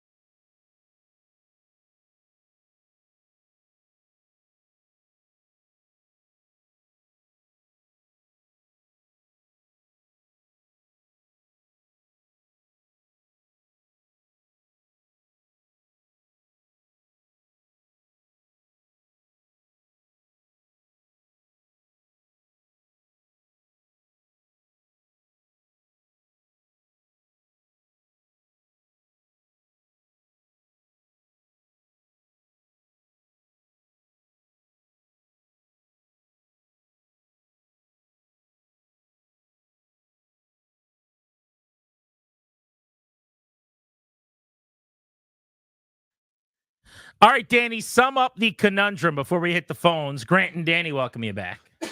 Excuse me. All right. Grant gets a haircut. We're not going to say where, not going to say from who or whom, rather, right? The person happens to be an attractive person. That's fine. That's great. Grant behaves himself very, very well. But as he leaves, I'm just saying he did. What is this? Well, I'm just saying he did. I don't want anybody to tuning in being like, got a haircut. Grant was all flirty and weird. He wasn't. As he's No. leaving, though, he finds out some information about this person. They They moved give me your their butt. card. They Yeah. say, book an appointment with me online. And the bell goes off in my head, and I go, I have a friend who would like to book an appointment with you probably online. And also to date you. So that's a different kind of appointment to book. But what Grant thinks as he leaves, I got a buddy who'd be perfect for this person. And Grant didn't bring it up in the chair, but he's brought it up kind of after the fact. He told this guy, told a buddy of his I will also say this. I think if this person said something along the lines of they lived here their whole life or whatever, and like their whole family's here, I would not have been in this mode as they basically said, I just moved here. Yeah, she didn't say my husband and I move around the corner. Exactly. I wanted to be here closer to family. Basically, I want to experience the area. Where should I go? What kind of things are fun? It's very clearly someone who's looking to meet people. So that's why I kind of got into the mode that I did. And I told a buddy that he should book that he should book an appointment with her. And now you're John Stockton looking to throw the oop. I'm trying to, but I also told another buddy he should do it, and that's where possibly this could get. Well, there are weird. multiple options on the play. If there are two of my friends that go in within 3 days and are like, "Hey, my buddy told me to come get a haircut here," then she's going to be thinking, "Oh my God, how many people is he going to send here? And what is this guy's deal? What a creep this guy is." Let's just bang through these as quick as we can. So be succinct. Let's see what you got. John's in DC. What's up, John? Hey, can you hear me? Yes. Yes, go ahead. Okay, so my thing is, she obviously enjoyed the conversation like you did. She didn't think you were a creep. He mentioned that to you because she probably was hoping that you had some cool friends that you could introduce her to. That's why she brought it up to you. So I would give her a call back, say, hey, look, I have some friend I want to send over to you. They're looking to get a haircut, but by the way, he's single too. If you guys want to hang out a little bit, go ahead and hang out. So here's what I could do, John, to your point, and I think it's a good phone call. If I get another haircut there, maybe I'll do that. Maybe I will book the appointment with her for like a month out, and then I'll go back. And if we have another decent conversation, hey, you said you wanted to see DC. Have you gotten into the city? Have you met anybody? I'm like not prying into her personal life, but have you making friends or whatever? If it still seems like she might be single and just looking to learn the area, maybe that's when I say, tell you what, and I'll act like I just thought of this. It sounded like I discussed this one with of those dozens of Larry, people. When that girl walked into Top Golf, he's like, oh, you pointing at her when he's been looking at her for like 30 minutes. Was it you? Wait, are you right there? You've been there the whole time? Exactly. What? Bobby in Alexandria. What's up, Bobby? You guys are killing me. Hey, buddy. I've had worse haircuts than farm animals, and I'm thinking to myself, going, he just said that. I'm all in. Let me go. Just tell me where to go. I'll be right in. I've never had a ticket. I'm not a convicted felon. Everything is lovely. I just need to go figure out exactly where she is. I'll show her the town. There you go, Bobby. Appreciate you, dude. I'm not trying to hook her up with strangers, respectfully. All right, this is not some dating game. Although I guess that would make for a good segment if she wanted to do that. No, it was just she seemed similar in age to me and my peers. Yes. I've got a buddy. He likes DC. He likes to show people around the area. He's good at showing. He is. Rick in Richmond, what's up? What's going on, y'all? Hey, buddy. Man, I love the show, but Grant, I don't think you did anything wrong. She works for tips. She works for her tips. You know what I mean? So Yes. she's open. She's not a recluse that's waiting behind the closet. Now, if you go back and say something again, then she probably knows you've been thinking about it for the past month. So I wouldn't do that, but I don't think you did anything wrong this time. Oh, okay. So I see what you're doing he there. says don't go back and mention it in a month. And also, I would say this: a month is a decent amount of time. And there's one thing I know about attractive women is they sometimes get attention. Yes. So you're running the risk of now No. the well's drying up. I would say, assuming she was completely single at the moment of our conversation, which I guess was not made 100% clear. I assumed because of There were signs. I don't know that many people. I just came here recently, whatever. There's a really good chance she's not going to be single by the time my hair grows out. Well, by the time the show's over. You know what I mean? Exactly. Yeah. Let's go to Richard in Silver Spring. Hello, Richard. Richard. You get nothing. This is Who is this? This is Lucas. Oh, hi, Lucas. Lucas. I can understand we got Richard from Lucas. Yeah, Richard, Lucas. they Richard sound the Lucas. same. So basically, I think it is a little creepy, guys. So I would just tell your friends, basically, just like you hook them up with a good hairstylist. Okay. Therefore, makes you look like you hooked her up with some business, and doesn't make you look like a creep. They're just going in for a haircut. I actually like let them this a shoot lot. their own shot. I got a great haircut. Bro. You got to go get a haircut at this place. Never mention anything and just see what happens. That would have been the play. By the way, Interesting. really funny response. I don't know if he was trying to be funny or not, but when I texted him about it and I said, dude, I want you to go here and I want you to, meet this girl who's going to cut your hair. He goes, I'll have to ask my barber, which I just thought was so funny. There's a great Seinfeld about that. That's awesome. Maybe that's what he's referencing, but like cheating on his own barber. Cheating on the barber. He's like, I have a barber that I really like. I'm like, not important. Yeah. Please go get your haircut. Please understand what I'm telling you. Right. He's like, I'll just have to ask my barber. Less about the haircut.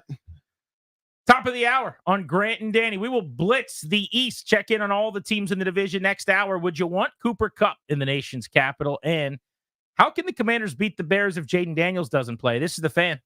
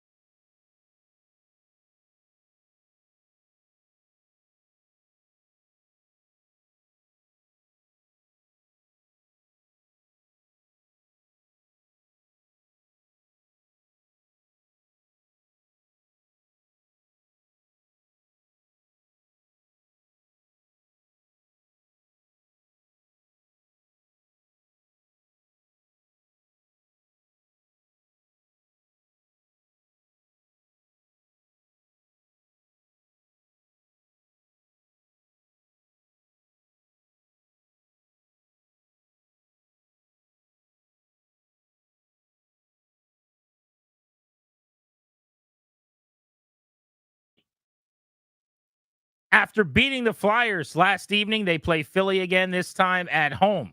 Puck drop a little over 2 hours from now, right here on The Fan. In 1 hour, Thomas Dimitrov, the former general manager of the Atlanta Falcons, will be joining us. He's worked with Dan Quinn and Adam Peters. We're going to look ahead to the NFL trade deadline and what Washington should do with Dimitrov coming up at 6 on G&D. But it is time, as it always is, on this Wednesday at 5 o'clock to blitz the division.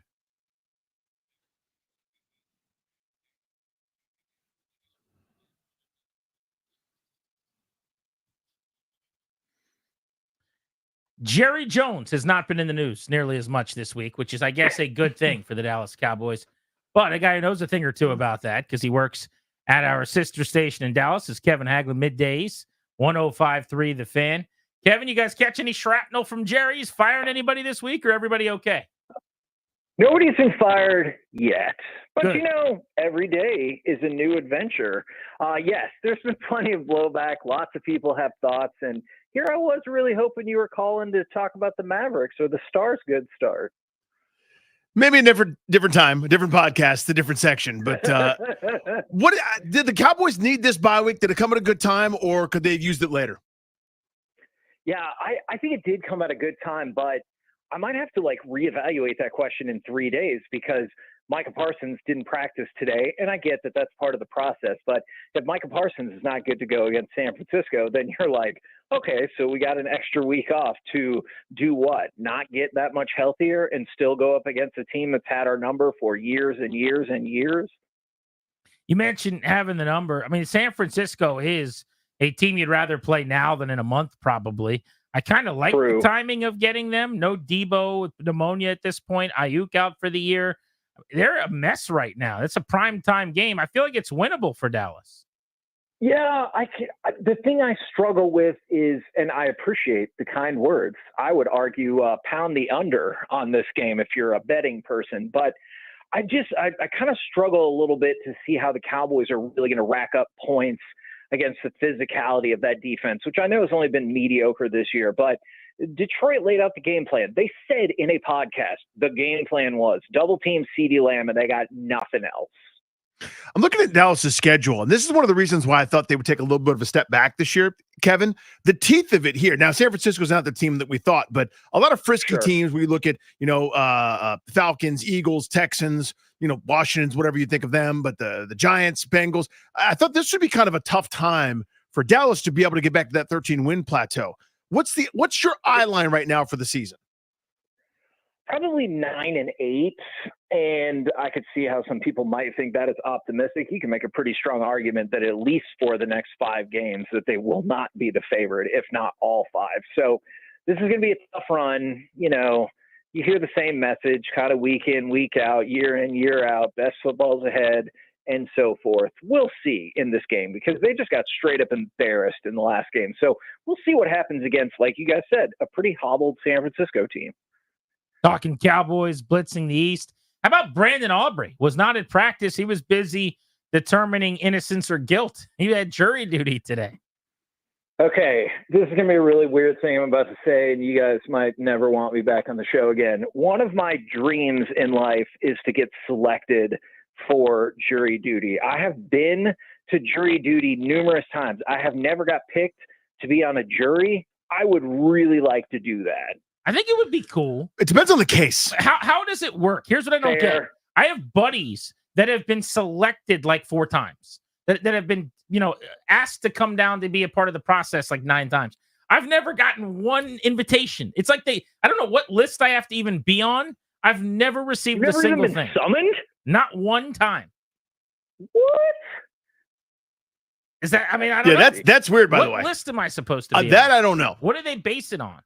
Do I not You have have a valid driver's license? That's what I thought it was. I'm now wondering about that. Maybe I haven't had a valid. They don't have your license. new address or something. I was actually on a jury for a minute, Kevin. I'm just minding my business, and next thing you know, they called 14 names, and I'm sitting in the jury box. I'm like, oh my god, I'm on this thing, and I'm being examined. People are asking me questions of being voir dired or whatever it was, and I was like, I don't know if I want to be part of this. It was like a really boring. Like, did this person potentially defraud a couple of people financially? And I'm like, oh my God, I already fell asleep.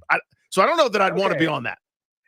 So you're looking more of the aggravated robbery, kind of more like intense crime that you're looking to get on that He jury wants a for, true right? crime documentary series. Yeah, like if it's a cool case, not I don't know how to say that better, but like because I'm sure there's real victims, but you know what I mean. If it's like something intriguing, other than like we're going to prove malfeasance through these series of numbers in a spreadsheet, Cool like I case. can't do that, you know. Sure. You can't just say like, I'm here to punish malfeasance for malfeasance's sake. Yeah. I don't know if that would go over super well, but so you're looking for a case that'll turn into a podcast is what I'm hearing. Yes. Yeah, you want to be able Like to. if we're going to do it, let's really do it. You're going to be interviewed Okay. for a Yeah. podcast afterwards. I do want to sneak in though on Brandon Aubrey. Going back to that for a second, what do you think is the longest field goal he could make in a game and like might actually make this year? That dude is such a weapon. I legitimately think at some point this year, you're going to see him kick a 70-yard field goal, and I think he can make it. Now, that might depend on if it's at home or, what the weather conditions are like, but you saw it when he kicked the 66-yarder that ended up getting a delay of game. It was good for a little bit of a ways. Yeah, and easy. then the problem with this Cowboys offense is they have struggled to get the ball past midfield. So you've been in these positions to kick these ridiculous field goals. Kevin, thank you, buddy. Be well, man. Yes, sir. See you guys later. And You good got it, luck, dude. by the way, on Operation Be on a Jury. Get on the jury. Thank you. I'll report to you guys first. Please do. Thanks, buddy. Hit that Eagle sounder, please. Tom Kelly joins us, who talks about the Philadelphia Eagles an awful lot. That's why he's going to talk about the Eagles with us. Tom, I've made the case that this Eagles team is not out of it yet. They're going to get their act together with the soft schedule coming up, and they're going to be right there in the NFC East. What are your thoughts? Yeah, I mean, the last couple of weeks have been a lot better, especially from the defense. I mean, 2 games in a row. It is the Browns and the Giants, so you got to take it with a little grain of salt, but haven't allowed a touchdown to either of those 2 teams. The offense still doesn't look completely right, but these last 2 games really encouraging from a defense that was pretty bad the first 4 weeks. Has Saquon Barkley been as great as his numbers look so far this year? Yeah, he's been incredible. And I was very critical of the signing. I thought, hey, paying a running back that kind of money in today's NFL, it's not going to be worth it. I was wrong. I mean, Saquon's incredible. And the more this season goes on, the more it appears the Eagles are just going to have to run their offense primarily through Saquon and throw off that because he's just such a special player. He certainly showed it last week in New York. Is this defense good? I mean, you referenced it. You get fed on a couple bad opponents. Washington's done the same thing. I just can't tell. I mean, a couple years ago, they set the universal record for sacks. It was unreal. Last year, a step back. This year, I just don't know. Is this defense good? It's really hard to evaluate. I would say they're average. Like, when it really comes down to it, that's where I think they are. I mean, they have some really good players on the back end, especially the rookies. Quinn, Mitchell, Cooper DeJean have stepped in, done a really good job so far this year. Up front, the pass rush looked really good against the Giants. Now it's Daniel Jones, Giants offensive line. I mean, I think that's where Howie's probably going to look to upgrade at the trade deadline if a premier pass rusher is available. But the last couple of weeks have been really encouraging after a really bad performance in Tampa Bay, 8 sacks last week in New York. So things are certainly looking up for the defense. To the point of the trade deadline, you mentioned where they might be looking to upgrade. How aggressive do you think they'll be? Do you anticipate them going out and making a couple moves? Well, I mean, it's Howie Roseman, and Howie Roseman is always looking to make a splash and improve the team. Now, I know they've been linked a little bit to Cooper Kupp. I don't think that makes any sense. I mean, you guys know they just traded that 3 for Jahan Dotson before the season started. I think if you're looking to upgrade, it is on the defense. And, I mean, I don't know. You look at a team like the Browns, a team like the Raiders. If their season's just totally going to tank, if Myles Garrett, Max Crosby, one of those guys becomes available, I mean, I'd have a hard time thinking how he wouldn't aggressively pursue those options. How's the offensive line? We're used to that group being just incredible, and I get the sense they're playing well, but maybe not what we're used to seeing. Give me your thoughts. Yeah, man. I mean, we've been spoiled with the offensive line over the years. Jason Kelce retiring, we thought might be a huge deal here, but Cam Jurgens has stepped in. He's done a good job. Now they're without Jordan Mailata for the next couple of weeks. That's going to be a big blow, but Fred Johnson, who stepped in as the backup last week, at least did a good job. I mean, I think Mailata is expected back about 3-4 weeks from now, so they're going to have to make do without him. But with this easy schedule, maybe you can get by. And the offensive line has played really, really well, and that's been an encouraging sign considering that was a question mark heading into the season without Kelsey being there. Do you guys in Philly anticipate winning the division at this point, overtaking Washington, or are there plenty of folks that think the Commanders will win the East? Yeah, I mean, honestly, if I'm betting my money, I'd still bet on Washington. Like, I still think they've been the most complete team over 6 weeks. And, you know, Jalen Hurts needs to play better, bottom line. I mean, he's been okay. He's cleaned up the turnovers the last couple of weeks. But right now, I mean, you guys know the quarterbacks usually make a big difference. And right now, Jaden Daniels has been the best quarterback in the division. If he's healthy, I still think Washington's got to be the favorites right now. Tom, wherever the most like, I don't know how to describe this right there, but you'll know what I'm getting at here.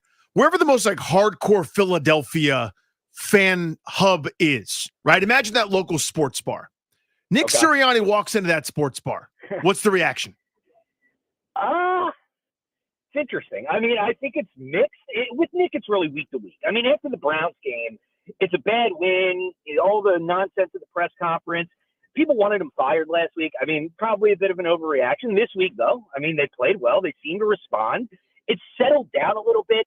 And that's the thing. With the Eagles, when Nick's at the top of the storyline, that's not a good thing. If he's in the background, that's much better for them. So I think things have calmed down. I think people are okay with Nick generally, but it really changes week to week. He's a really weird guy to evaluate. Tom, thank you, buddy. Great info as always. Thanks, guys. Thanks, pal. Let's keep the Blitz of the division going. And our friends in New York are picking up the pieces after another blowout loss. Patricia Train is with us to break it down, covers the Giants for SI. Patricia, we have been waiting to chat with you. We love having you on. How are you?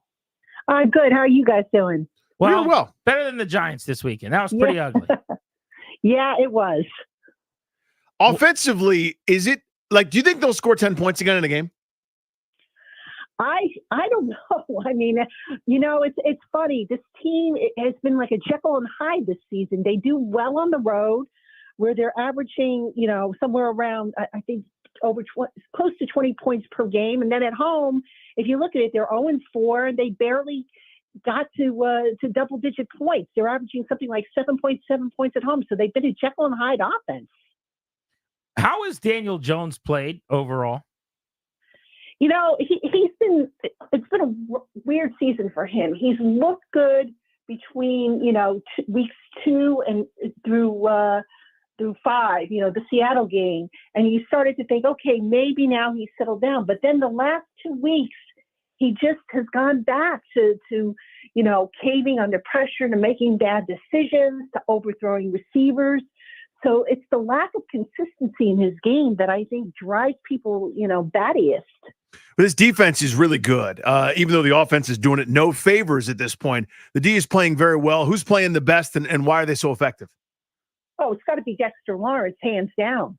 I mean, without question, Dexter Lawrence leads the league in sacks with 9. And the great thing about that is he's been facing double teams on virtually every pass rush snap that he has played. And he has still found a way to accept the challenge and overcome it.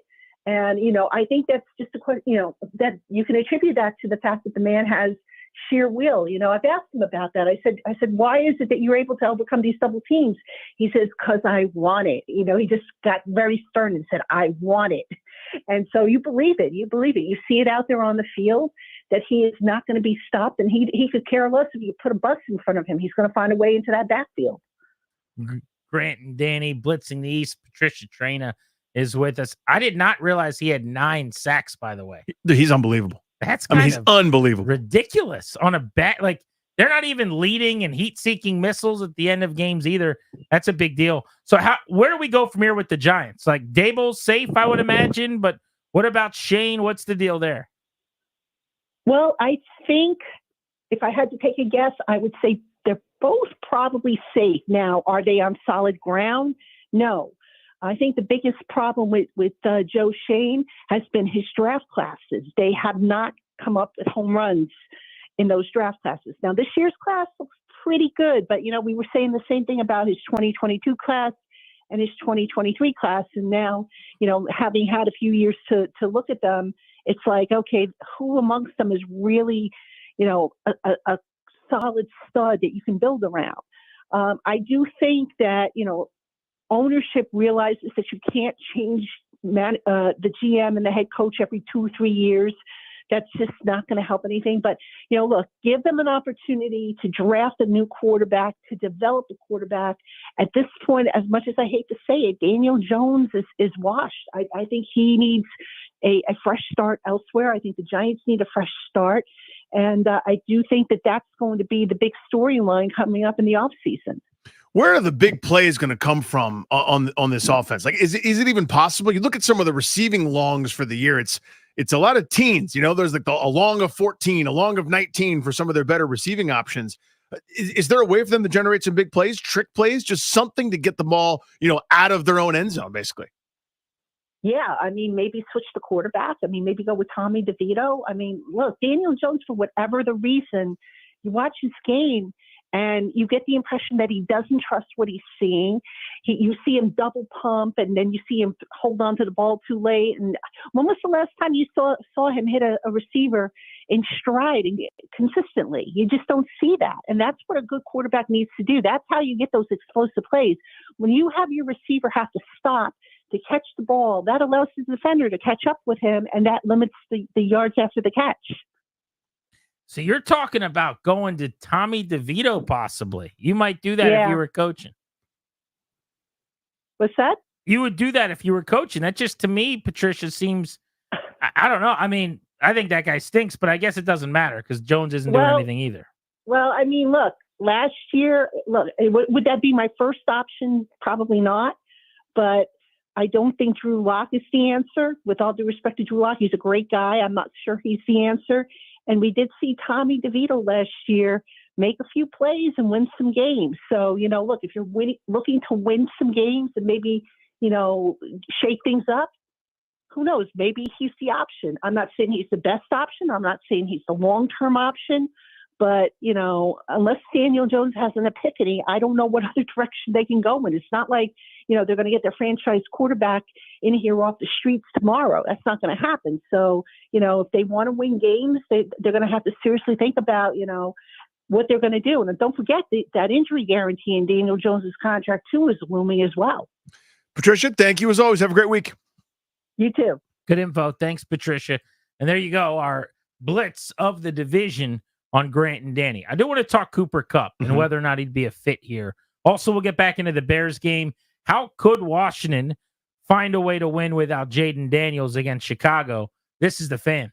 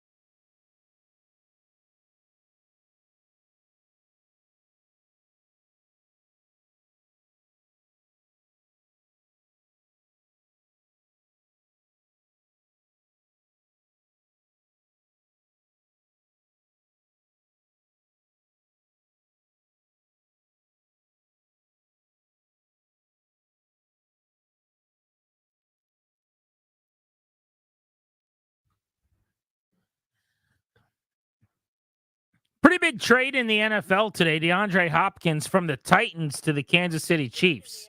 Chiefs are undefeated. They are looking to three-peat. No team's ever been able to do that. They are short on weaponry for Patrick Mahomes. They are paper thin at wide receiver with injuries. And so they go get DeAndre Hopkins. And it didn't cost them a whole lot. 5th-round pick that could become a 4th supplementally if Kansas City gets to the Super Bowl and Hopkins plays 60% of snaps the rest of the way. I bring this up, Danny, because Cooper Kupp is a name that keeps coming up in trade rumors. The Rams are looking to move on from him. And you and I disagree a little bit, just in passing from the couple conversations we've had off air. We haven't talked about this on air, about how interested Washington should be. Kupp is oft injured at this point. He is a veteran. He's very, very talented, but not a guy that I would be looking to bring in for a mid-round pick. I know you feel differently. Yeah, that's exactly what it should cost. Like, I want that Hopkins deal. Like, I'll take on some of the salary because the assets that Washington has, allotment of draft picks, which to me are not something they should be throwing away willy-nilly, and salary cap space. So I'll take on the contract for a guy that can absolutely help them. As long as it doesn't cost, like, what report that I saw was they want a second. I'm not doing that. Sight unseen, period, full stop, end the conversation. I'm not there. A 4th rounder or 5th rounder for Cooper Kupp, and I'll take back some salary. I definitely think that's something they should be interested in. So I don't think they have a big enough need right now at wide receiver for me to be wasting a whole lot of time, resource, energy, effort, picks, assets on the position. I know that coming in, the thought was they weren't good enough there. And then on paper, they'd look a lot better with Cooper Kupp there. I don't think they're wanting for anything at wide receiver. How often have we come out of a game where you go, if they just had a little bit more at wide receiver? I don't think that's happened at all. Drops have been few and far between. In fact, the worst wide receiver impact performance was in a win. I think it was a win a couple of weeks ago. It might have been the Browns game, actually, when they blew Cleveland out and McLaurin fumbled and dropped a touchdown. We're talking about 2 super negative Zacchaeus plays. had a second-half drop this week. That's the list. Yeah, that's it. He had 1 drop, I think, against the Ravens. But top of my head, I could count how many drops they've had as a group on one hand. Noah Brown's been really good. Luke McCaffrey in his role is executed perfectly. De'Ami Brown, when called upon, it's not a lot. There's not a lot of volume there. And you can say that about everybody. McCaffrey's not getting many ops. Zacchaeus isn't getting a whole lot of chances. Noah Brown's only getting a few passes. De'Ami Brown, same thing. But when they throw one of those tunnel screens to De'Ami Brown, he gets up the field, and on the Bengals game-winning drive, he was huge. Had the 40-yard touchdown against Cleveland. Had a 23-yard catch on the move before halftime for Marcus Mariota to go get points before a touchdown this week. I think they've done a nice job at wide receiver. I also look at this offense, Danny, as one where I don't think you need a bunch of extra talent at receiver. McLaurin's the bell cow, 6 for 98. He's going to get more targets, more catches than everybody else. But they're going to throw to the tight ends. They're going to throw to the running backs. They're going to spread the ball around the receiver room otherwise.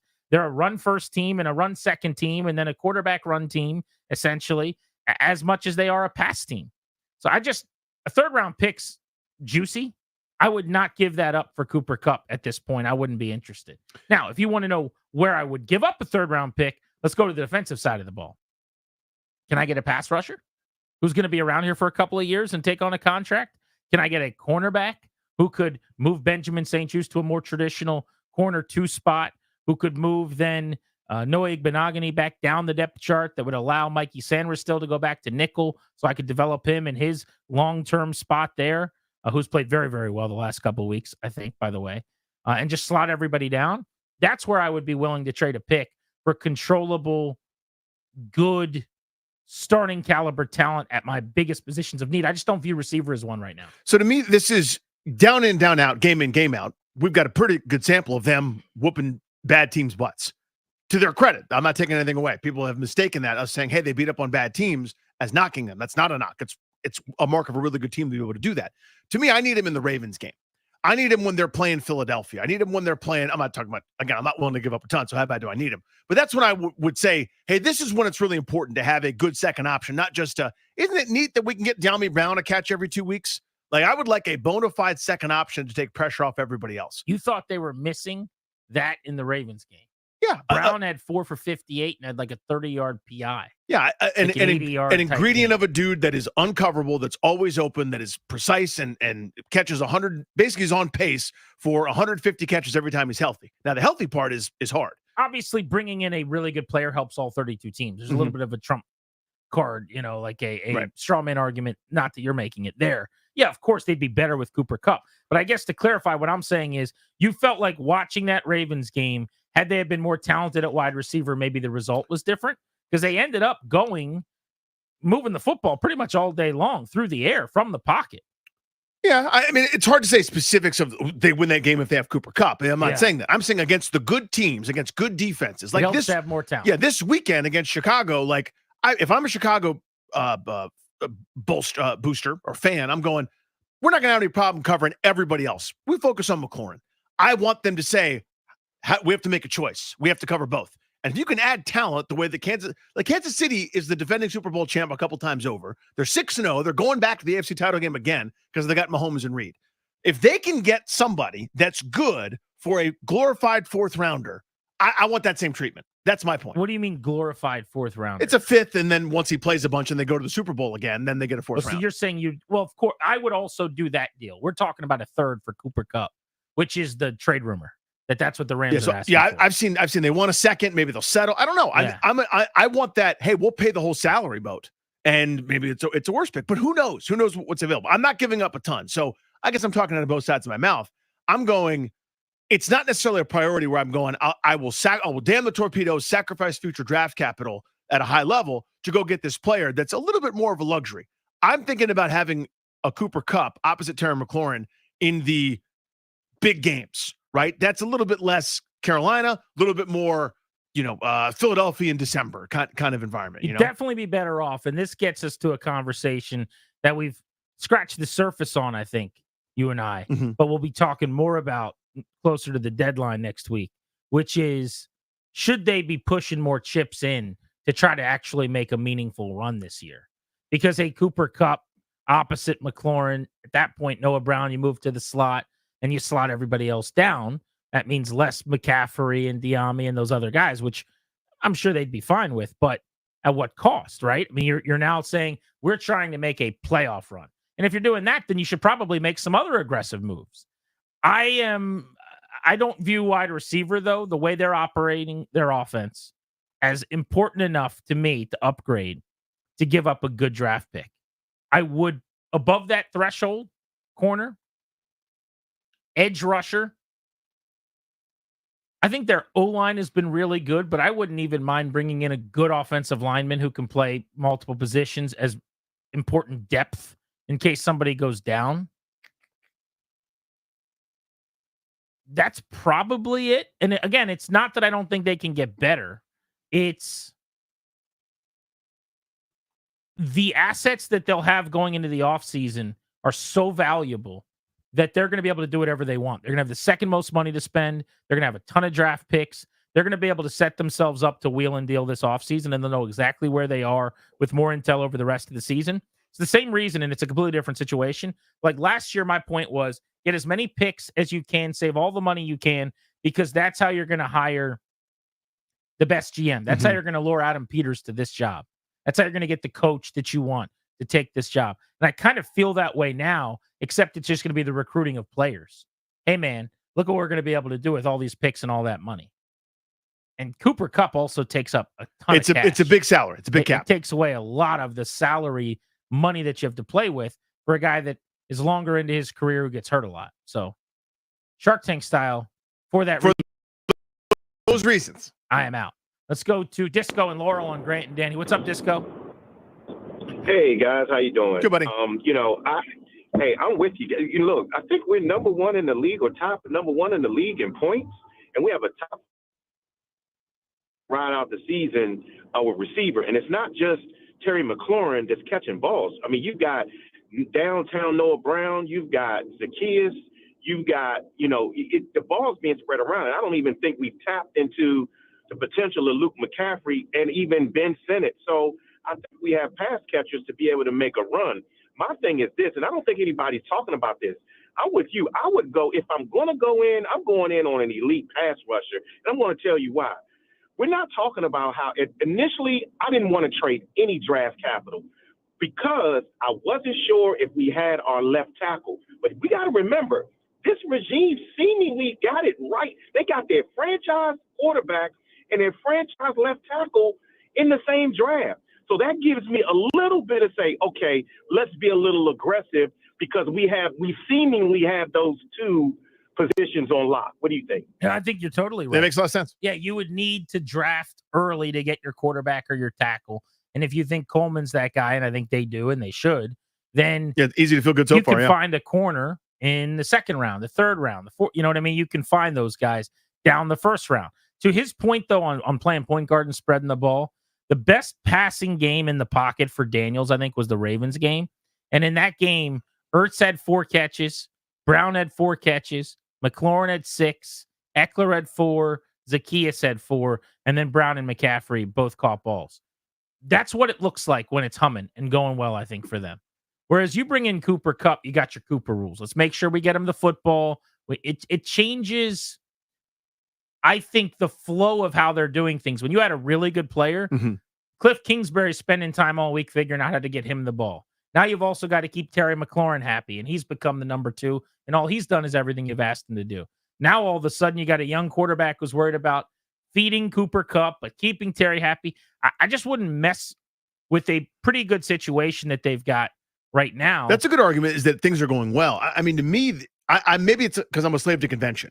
I go, you combine the totals of every non-Terry McLaurin player, you have a number 2 receiver. I think it's just easier to have a number 2 receiver that can't be covered instead of having to get in a lab and scheme up a crazy look that gets Noah Brown 7 yards, They're also which I think can be eventually figured out. They're never going to be a heavy wide receiver production offense. I shouldn't say never because we're in our infancy of figuring out what they want to be. Yeah. But this iteration so far through 7 games that we've seen with Kingsbury and Daniels scrambles more than anybody else on passing plays. So that's passing plays that don't go to wide receivers. Then you've got your running back usage, which is high, your tight end usage, which is middling, but still, like, it's a lot of McLaurin. I just don't think there's going to be a lot of footballs to go around at wide receiver. I wouldn't spend the kind of money that I might at that position if I was Kyle Shanahan or Kevin O'Connell or someone who it's drop back and sling the football time when we do it. 800-636-1067. You want to hop in. Level of interest in, say, Cooper Kupp. He is one of the big wide receivers available. The market is hopping. DeAndre Hopkins got traded today. We'll also get into the Commanders and the Bears. And remember, Thomas Dimitrov, former GM, on the show in about 20 minutes to take a look at the Commanders' options at the trade deadline with us on the Fan.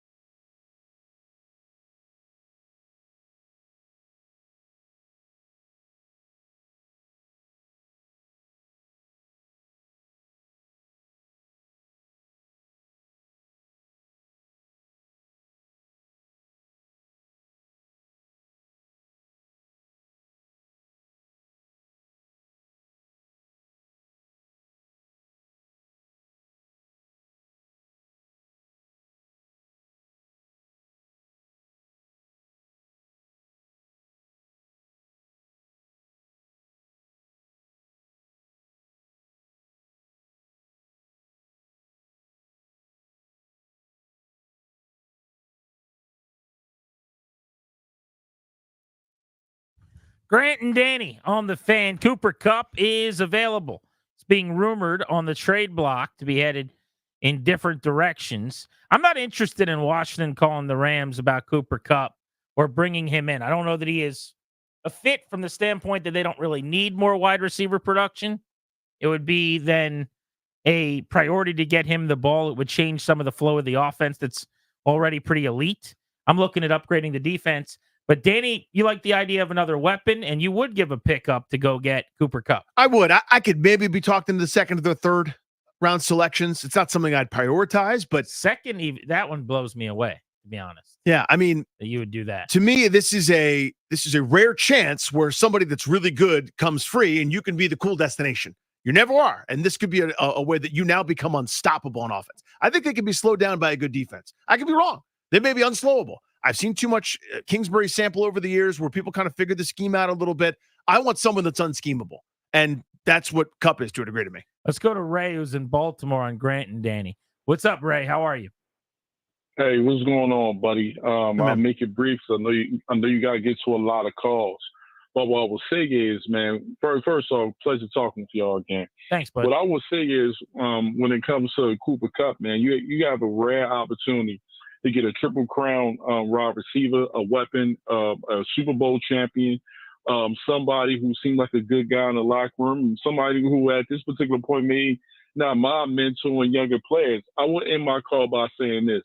One of the complaints that NBA veterans as well as NFL veterans have nowadays is how pro teams on both sides don't really value the presence of veterans. And by bringing in somebody like Cooper Kupp, you got to eliminate egos to the side. You're seeing what's happening up Q95. So go for the gusto. The NFC East is for the taking. I will say, why not? Y'all fellas take care. Thanks. I do love the idea of the vet and being in the room, but you got a consummate pro already helping out in Terry McLaurin. Mm-hmm. It's you got a well-traveled guy in Noah Brown. Ertz is there too. Absolutely. Sure. Mm-hmm. It's not like that's a necessity. There's an out of his contract. I don't know how this would be altered once he leaves organization, but it could become a 3-year, $70 million deal that ends after this year with about 22.6 dead money. But if people are curious, his cap hit the next 2 years is 29.7 and 27 mil. So this would be the highest paid player on the team, and this would be a massive cap hit in addition to giving up a draft pick for a 31-year-old wide receiver who's had injury problems. I would just like to rather, if I'm going to spend that kind of money, go younger. Like we were talking about Brandon Ayuk, and I know he just tore his ACL, but that's a younger guy who has more good football probably ahead of him, I would think, than, say, Kupp does. Let's go to Jesse in Bristow on G&D. How are you? Not bad, fellas. Hey, real quick, I'm not feeling Cooper Kupp as much as I kind of wish they'd have done something to get Hopkins, or even, if Higgins, comes free. I just think Well, I wouldn't mind going after him this offseason, by the way. T. Higgins is going to be a free agent. Yeah, but if Terry gets hurt, guys, that whole defense gets sucked up and closer to the line. There's nothing to scare people. And, it kind of just depends on how serious we are. Like, if we're going to make a real run, like you said, Grant, we need a cornerback. I think you're right. Yeah. Thank you, buddy. If you're good phone call. If you're pushing, though, the chips in to go get Cooper Kupp in case Terry goes down so that you can continue your role, then you should absolutely be trying to then upgrade corner and then it's not about next year anymore. Yeah, exactly. Yeah. You're not going to get Cooper Kupp because 2 years from now he's going to help Jayden Daniels be better in 2026. You're saying we think we can win something impactful right now. So if you're doing that, then you darn sure better be looking at the corner market, and you sure as heck better be trying to go get me an edge to improve the pass rush. Chris in Hyattsville, what's good? What's up, guys? Hey, Cooper Kupp and Matt Stafford are like Fife Dog and Q-Tip, or Kid and Play, or Salt and Pepper. When they're together, they make great music, but I'm not so sure about a solo career for Cooper Kupp. I feel like he's a product of being at the right place at the right time with the right quarterback and the right coach. I don't know if his skills are like Randy Moss, where you can just drop him on any team and he's going to be an all-pro. That's just my take on it.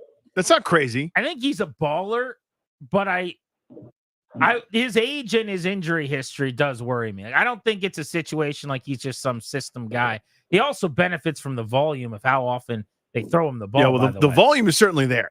But I think, what was it? Now, this is years ago, but he had a 1,200-yard, 90-some catch season with Jared Goff. But again, that's a long time ago, just as a data point. But to me, that was the argument, also McVay in LA. yeah, but the argument against is injury track record, and the production is he's not the 145 catch, 2,000-yard receiver anymore. He's a Triple Crown wide receiver. That was 4 years ago that he did that. Hey, by the way, Chris, did you hear he caught some shrapnel yesterday? Say what? Yeah, you didn't hear that? No. Oh, right after your call, when you claimed that you were your favorite caller into the radio You gave show, yourself the 1 seed of the Chris Heinzville poll. some other caller called in and just went in on you. Oh, I gotta hit the podcast for that. Yeah, you may not want to. There was blood. There will be blood. Oh, I'm all for it. I'm ready. I'm ready to throw hands. All right, go listen to it. He was not a Chris and Hyattsville Thanks, guy. Chris. Good as always. I appreciate you. I mean, he's in. He dressed up as Hulk Hogan at the Grant and Danny fantasy football listener draft. Exactly. For no reason. No reason. That's how we do it on G&D. He was at our listener draft, and he showed up for no reason wearing a Hulk Hogan outfit. And he just sat there drafting a team, and every time we looked at him, we had to look at him as Hulk Hogan. That's the Hulkster, just the third man. So funny. Just NWOing it. Next on Grant and Danny, Thomas Dimitrov, who is the former GM of the Falcons, hired Dan Quinn, worked with him in Atlanta, also worked with Adam Peters in New England in the scouting department. We'll talk trade deadline with him, Jayden Daniels, whether or not he thinks he'll play this weekend. Coming up next on The Fan.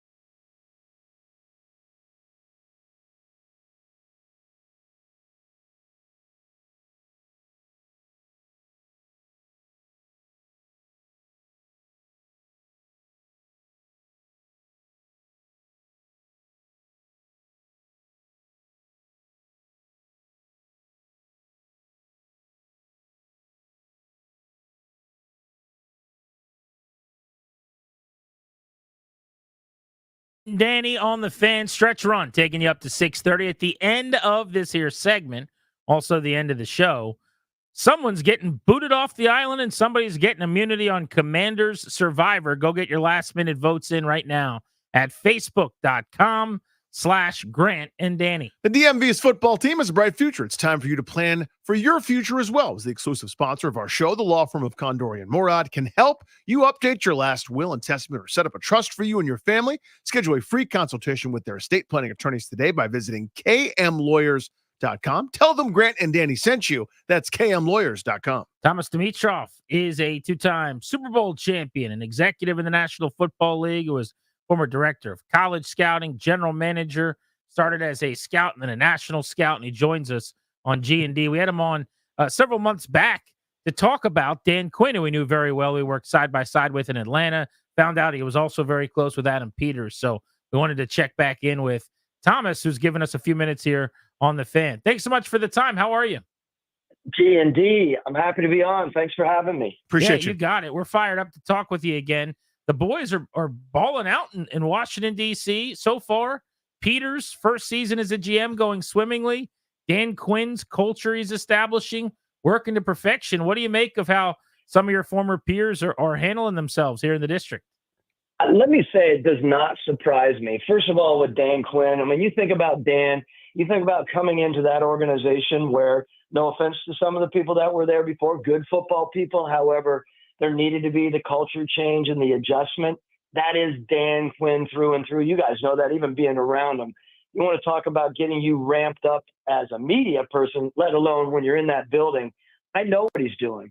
I mean, Dan Quinn, I've heard our scouts over the many years. I've never met a head coach who's more functional with the entire organization than the coach that we had here at Atlanta back in the day. Can only imagine that's where he is. So culture for him, turning that around that way and having people believe in him and the players, you can only imagine people are buying in 100%. Yeah. So beyond that, I mean, because I think that's a major thing, Thomas. Why has this worked so well? I think it exceeded everyone's expectations. I think if you gave them Truth Serum in the building, they'd say, yeah, it's probably going better than we even thought it would to this point where they are. Why has this all worked so well? I think it works so well because Dan comes in as authenticity guy. So he's true about it. Sometimes people think, oh, it's too good to be true. He's so positive and so in your face, upbeat, but that is him. He will fight you if he needs to, which I think is great, but he'll do it with a pat on the back after when he needs to bring you back. He just has a very good knack of doing that and leading the troops. And again, given a situation that you guys were in before, it just is appropriate for him to come in that way. A lot of times in the NFL, you know this. You get a coach in a situation a certain way, it needs something from a different perspective to come in. When Dan came into Atlanta, guys, we came off of Mike Smith, excellent head coach, but we needed a change in style and approach, and it was just a really smooth transition. I see it the same thing with the Commanders. How do they continue the momentum and sustain this? You know, they've got new ownership, a new GM, a new head coach, and a new quarterback who's been electrifying, and it feels like everything is brand new and is working. But 5-2 through 7 games, while quite an accomplishment, it's probably easier, frankly, than finishing this season that way or doing it again next year. Like, how do they continue to put the bricks on top of one another? Well, let me first start by saying, you know how important it is to have a head coach and a GM on the same wavelength. You know, Adam Peters and Dan Quinn, I think it's a really, really ideal matchup. Those two function well together. They communicate well. There's not a tug on personalities and egos of those two guys. They work well together. I think that's vital. I think going into the rest of the season, when you're talking about purely on the logistics and the scheme and the approach to what they have, I mean, obviously what they need to do is continue to work on that defense a little bit. That pass defense needs to be adjusted. You might want to talk a little bit about potential trade situations. We can talk about that later. I think making sure that defense continues to function and improve all the time, get some more pass rush, get the pass defense rocking and rolling a little bit more, and then continue to hopefully you'll get your quarterback soon back to the offensive side. Continue to be very smart about how you use this quarterback. I got such upside. I think what Dan and Cliff Kingsbury are doing right now, to me, it's ideal. Don't throw too many balls, but get them enough high percentage shots, get them running a little bit, stay creative on the offense and keep that offense functioning as it is. I mean, they're ranked 4 right now, right? They're functioning well as a rushing team. Keep passing the ball. Be mindful of attempts per game, but be smart about, making sure your high percentage shots are there. Limit the giveaways. They're tied for 3rd right now in total giveaways. Remember, guys, that is a massively important thing. Keep playing smart football. Keep being consistent, and I think they have a chance to run it deep. Sumer Sports, Thomas Dimitrov with us. Then to that end, Thomas, how would you handle this trade deadline? Because I get it, maybe ahead of schedule, but you don't apologize for your success. You're here. They've got a long-term plan, it seems, tons of cap space, a full allotment of draft picks going to next year. Would you say, you know what, we're here, let's go for it, or would you be more cautious? Look, I keep trumpeting this, and I think the Raiders fans are going to be agitated with me, but I know Dan Quinn. I know Dan Quinn loves legit pass rushers. I'm talking game-breaking pass rushers. You know where I'm going with this. To ever see a guy like Max Crosby come in there, pushing that to continue to build because they have a little bit of age on that pass rushing side too. I think that would be an ideal fit. Now I know everyone in Detroit wants him there, and I think there are people in Atlanta that want him here. But I think the mix, Max Crosby and Dan Quinn. You don't think your city would go nuts over that? I think that's an amazing throw around. I also think someone like Denzel Ward would be someone you'd consider. You want to continue to build that pass defense. Maybe a guy like that's available. Keep working on that defense. I know there are people out there wanting maybe a receiver on the offensive side. I think some of the receivers kind of have already gone their own way. I don't know necessarily who that would be on the receiver side.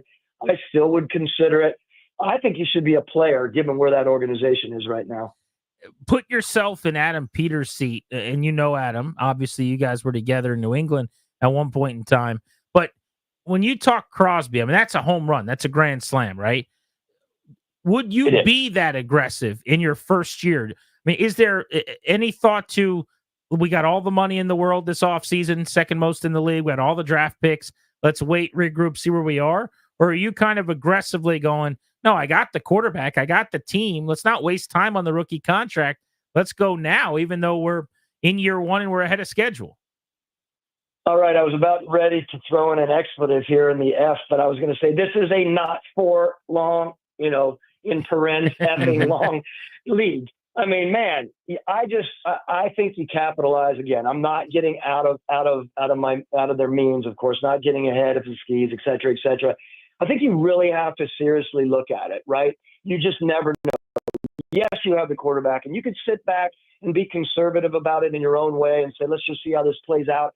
That's not Dan Quinn. Dan Quinn has always been on the front edge of our rosters. Whenever we talked about it, it was never about, we're good here, let's just stay here. It had always been, in all of my years with him in Atlanta, it didn't matter if it was the lower level of the practice squad all the way up. He was always looking respectfully to improve that roster. And if he had a moment and an opportunity to do such, it was a serious consideration. Now, Adam Peters might need to be the guy that keeps it in check a little bit. That's part of his job. But if there are opportunities to continue to build this football team with the momentum they have right now, again, I am for it. There are other teams out there, by the way, that I would never think about that. I think this is one that they have to seriously look at it, given their financial situation as well. Did you guys ever face anything like this in Atlanta where you were ahead of schedule or something? The team was maybe better than you'd planned for? I mean, you had so many huge double-digit win seasons there that you did kind of make a go-for-it transaction. I'm trying to think back. No, I would say, look, we considered a lot of it. We were really getting a momentum in year 16, of course, in 2016. We got to the Super Bowl, of course. We kind of messed that up down the stretch. And I think, by the way, that's one of the things that Dan, and I or anyone involved would have learned through that time. No, I think it was more being really active on the other side, being very regular about bringing players in on the Tuesdays, working people out, seeing if we could upgrade the roster.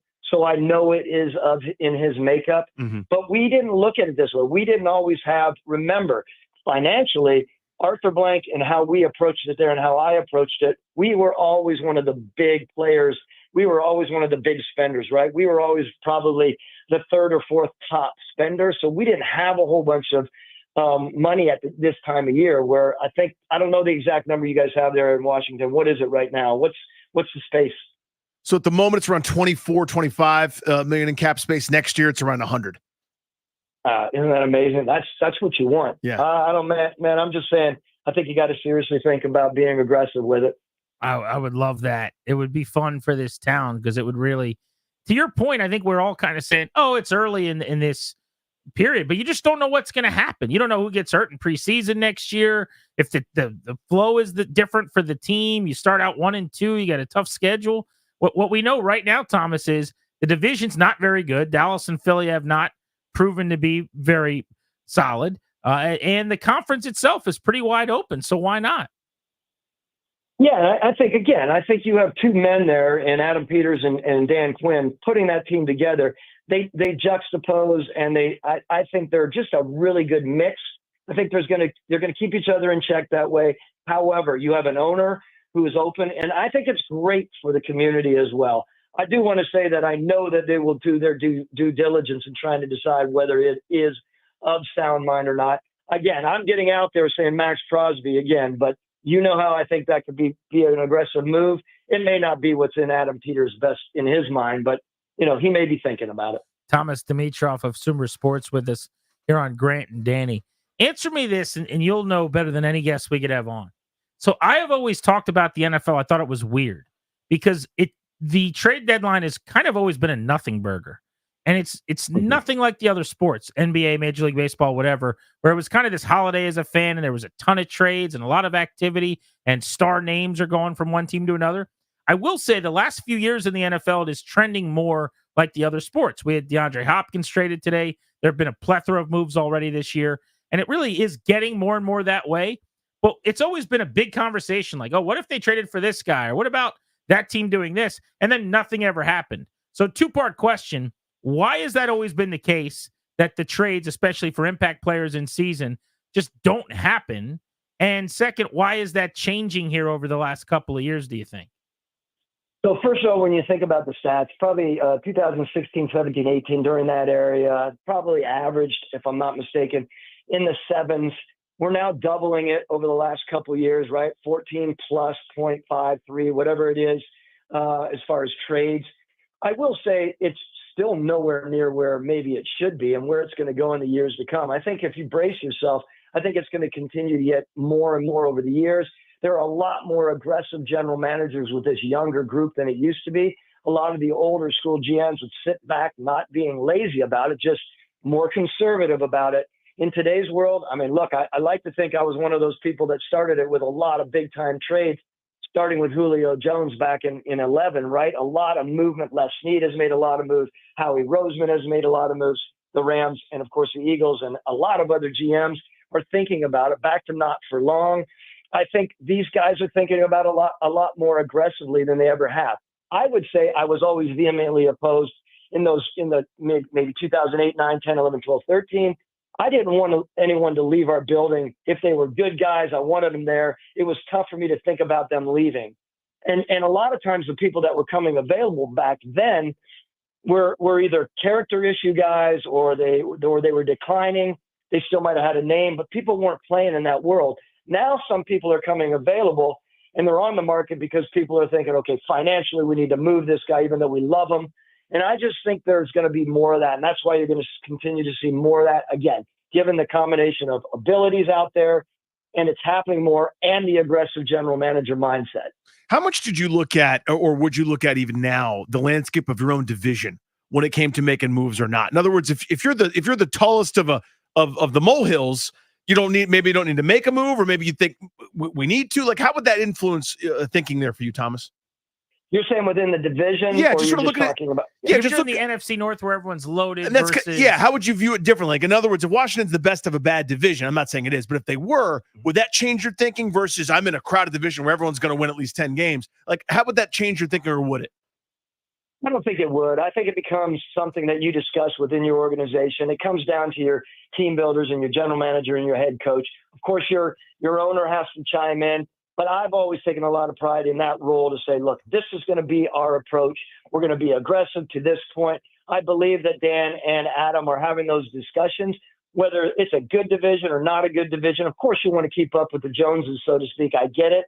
But I think you just have to be mindful of what's out there. Look, some of the biggest mistakes have been made because of an excess push on need. I'll raise my hand on some of the biggest mistakes I made. Most GMs will say that. Most head coaches will. I don't think there's an excessive need there at Washington. So I don't think it's one of those situations where they're just flailing around making a grab at someone because they think they need that to survive. They are operating well. They think they can bring someone in who can continually help them rise to the occasion. That's a good thing. Don't get out beyond and start making the wrong choices because you need someone badly. Were you with Kingsbury at all?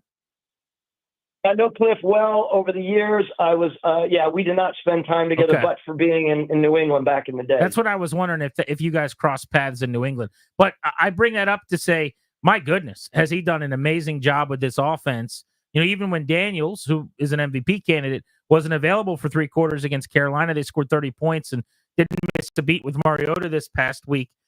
A, what do you think of the offense he's designed? And B, is that a guy who we should worry about becoming a head coaching candidate again in the near future? Well, like Cliff, I think he's a very smart guy in a lot of ways. And I know he's taken his heat over the years and people have their comments. I think what he's done a really good job of this year, and we ran a lot of this data without getting into a ton of Sumer Sports where I'm working right now, and a lot of the data on how he had a trend of playing that receiver, the top number 1 receiver on the left side of the formation a lot. And he's not doing that as much now. I think he's becoming quite a bit more creative. I think he and Dan Quinn have probably talked about this a lot. I think Cliff comes in and he's seemingly a lot more, again, he's adjusting a lot more. And I love what they're doing this year. Again, knowing that they have a quarterback, again, attempts per game, guys, tied for 28th. And still 13th in the league in passing. Again, I know Mariota played last week. They utilized a quarterback who is very good. What are we talking?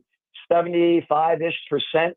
They are putting that quarterback in the right spot. They're running the ball well with Robinson, right? I just think that the way that he's putting together this offense is impressive. It's consistent. He knows where they're thriving. He also knows where he has to sort of slow a little bit down and not expect the world. And I think that's a really good opportunity for him to show who he is. Look, third downs, they're 3rd overall. I think they've done a great job there. Pressures allowed, they're still top 10. What do they think? I think around 8th in pressures allowed. I just think the way that offense is coming together, given a very good quarterback who moves around well, I think they're capitalizing as much as they can, and that is kudos to Cliff. Yeah, and I want to give some more roses to Cliff here for a second, Thomas, but by mentioning somebody else. You go back over his history. He's had good running games when his quarterback, Kyler Murray, was scrambling all over the place, and that was a huge part of it. But that's not what he's known for. This run game, non-sort of quarterback keeper division, to me, I think Anthony Lynn is an underrated element of this staff because that guy knows running games. Like, maybe as a head coach, you could have used some more diversity there in terms of play calling and offensive design. But I feel like having him on that staff, it can't be a coincidence that they are thumping people and running really effectively. Give me your thoughts there. No, they're running really effectively. I mean, 165 plus yards, a game, whatever that may be. I mean, what are they? Yards per play, 5.5 or 5 something. Those are good numbers. Anthony Lynn is a fantastic. Yes, 100% when you start talking about, having a run game and an understanding of the run game. Love how they're playing it. I think it embodies what they want there as well. Dan Quinn, he's a fighter. He's a boxing guy too, right? Mm-hmm. Just to pull some of that. I just love his toughness. And he wants a tough-ass team. He wants a team that's going to rock it if they need to, but he also wants the finesse of prime athletes, which is what he's always been about. I'll let you out on this one because we could keep you, but we can't. We've already taken up too much of your time. But Jaden Daniels, he's questionable. He didn't practice today. We don't know if he's going to practice throughout the week. Didn't break the rib. Dan Quinn has kind of been coy in saying it's a rib injury. They're hopefully plays. How would you handle him knowing it's 7 games into this career the way he's looked?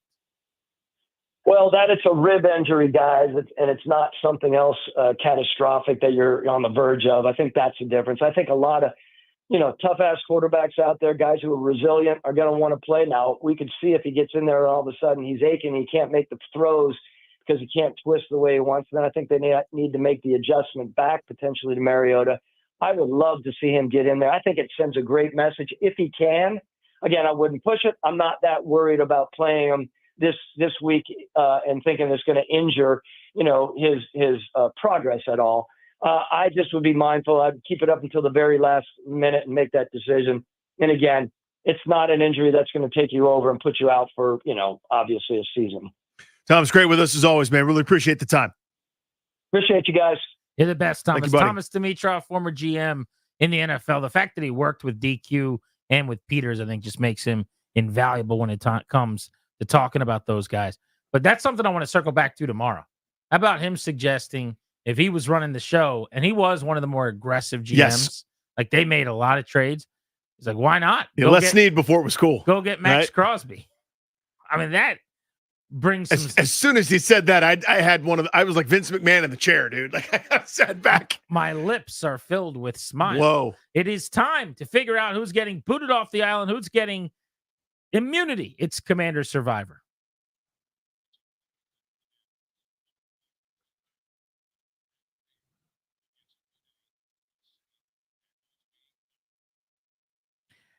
Darius, you were telling me we got a record number of votes today. Most we've ever gotten on Facebook at facebook.com/Grant and Danny. Very good sign. Well, when the team is winning, the people show out, and we thank you for that. And we had to send somebody home. This is a tough week to send somebody home. There's just nobody that really didn't perform. Unfortunately, turns out this week, Quan Martin, safety, is being sent home. I'm a little surprised by that. This one ain't fair. Quan Martin's playing well. I voted Brandon Coleman off for no good reason. He didn't play. Like he got hurt. He got a concussion, so you kicked him while he was down. Which felt terrible when I hit send. I didn't like it. The runner-up indeed was Brandon Coleman, but it looks like Quan Martin unfortunately edged him out with a few more extra votes. Pack your bags. You are guilty of playing good football. He played well. Performing well? Right. How dare you? Good problem to have these days. I know it. With the 5-2 Washington Commanders. As far as immunity, it wasn't as close. The people love them some Brian Robinson. For the third time this season, he gets immunity. 6 yards of pop and a tutty. Yes, but also we sleep on how popular he is in the fan base.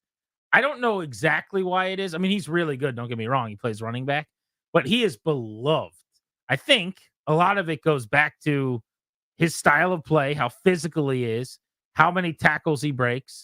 Just a big battering ram. He was also a star in college. Everybody kind of remembers watching him time and time again at Alabama. And I think we'd be remiss if we didn't suggest. I mean, he got shot. Yeah, but he overcame. Yeah. And was back on the field 4 weeks into the season. I think that is pretty badass, and people love that about him. Yeah, people love running the dang ball around these parts. I voted for Frankie Louvu. This is the Frankie Louvu game to me. Like, he was unbelievable in this one. So but he's had immunity too. So, by the way, I love it that it's hard to vote guys off. Like, that's fun. Absolutely. Tomorrow on Grant and Danny, another 2 to 6:30, 4.5 hour full show. At 4 o'clock, we'll give away those Disturbed tickets. At 5 o'clock tomorrow, Danny Cannell's going to join the show. You know, Danny Cannell from his work covering the college game. We'll talk college football weekend ahead, the Heisman race, and also Caleb Williams, Jayden Daniels, their rookie seasons, juxtapose how all the rookie quarterbacks are faring early on as well. So that's tomorrow on G&D. But let's get you Caps power play before we get out of here.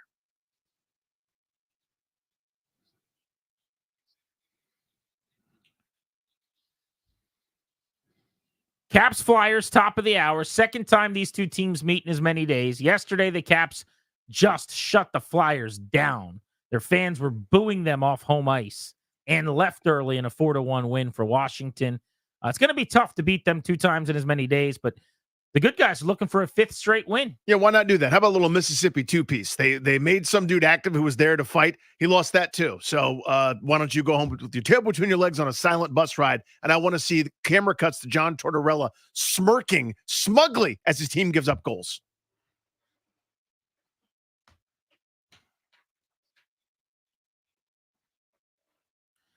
We'll catch you tomorrow at 2. Friday, we're going to be in Manassas. If you're in the Manassas area, please come out and watch the show on site live. Come say hello. If you can only swing by, that's okay. We'd love to chat with you for a minute or two in a break. That is Friday afternoon off Sudley Road in Manassas. Uptown Alley is where we will be for our Friday field trip series. Toby's got overtime. It is a shorty, like a short-handed goal, like what the Capitals had 2 of last night. No, thank you. In Philadelphia. A Tobe for time shorty next on Grant and Danny. Thank you for coming.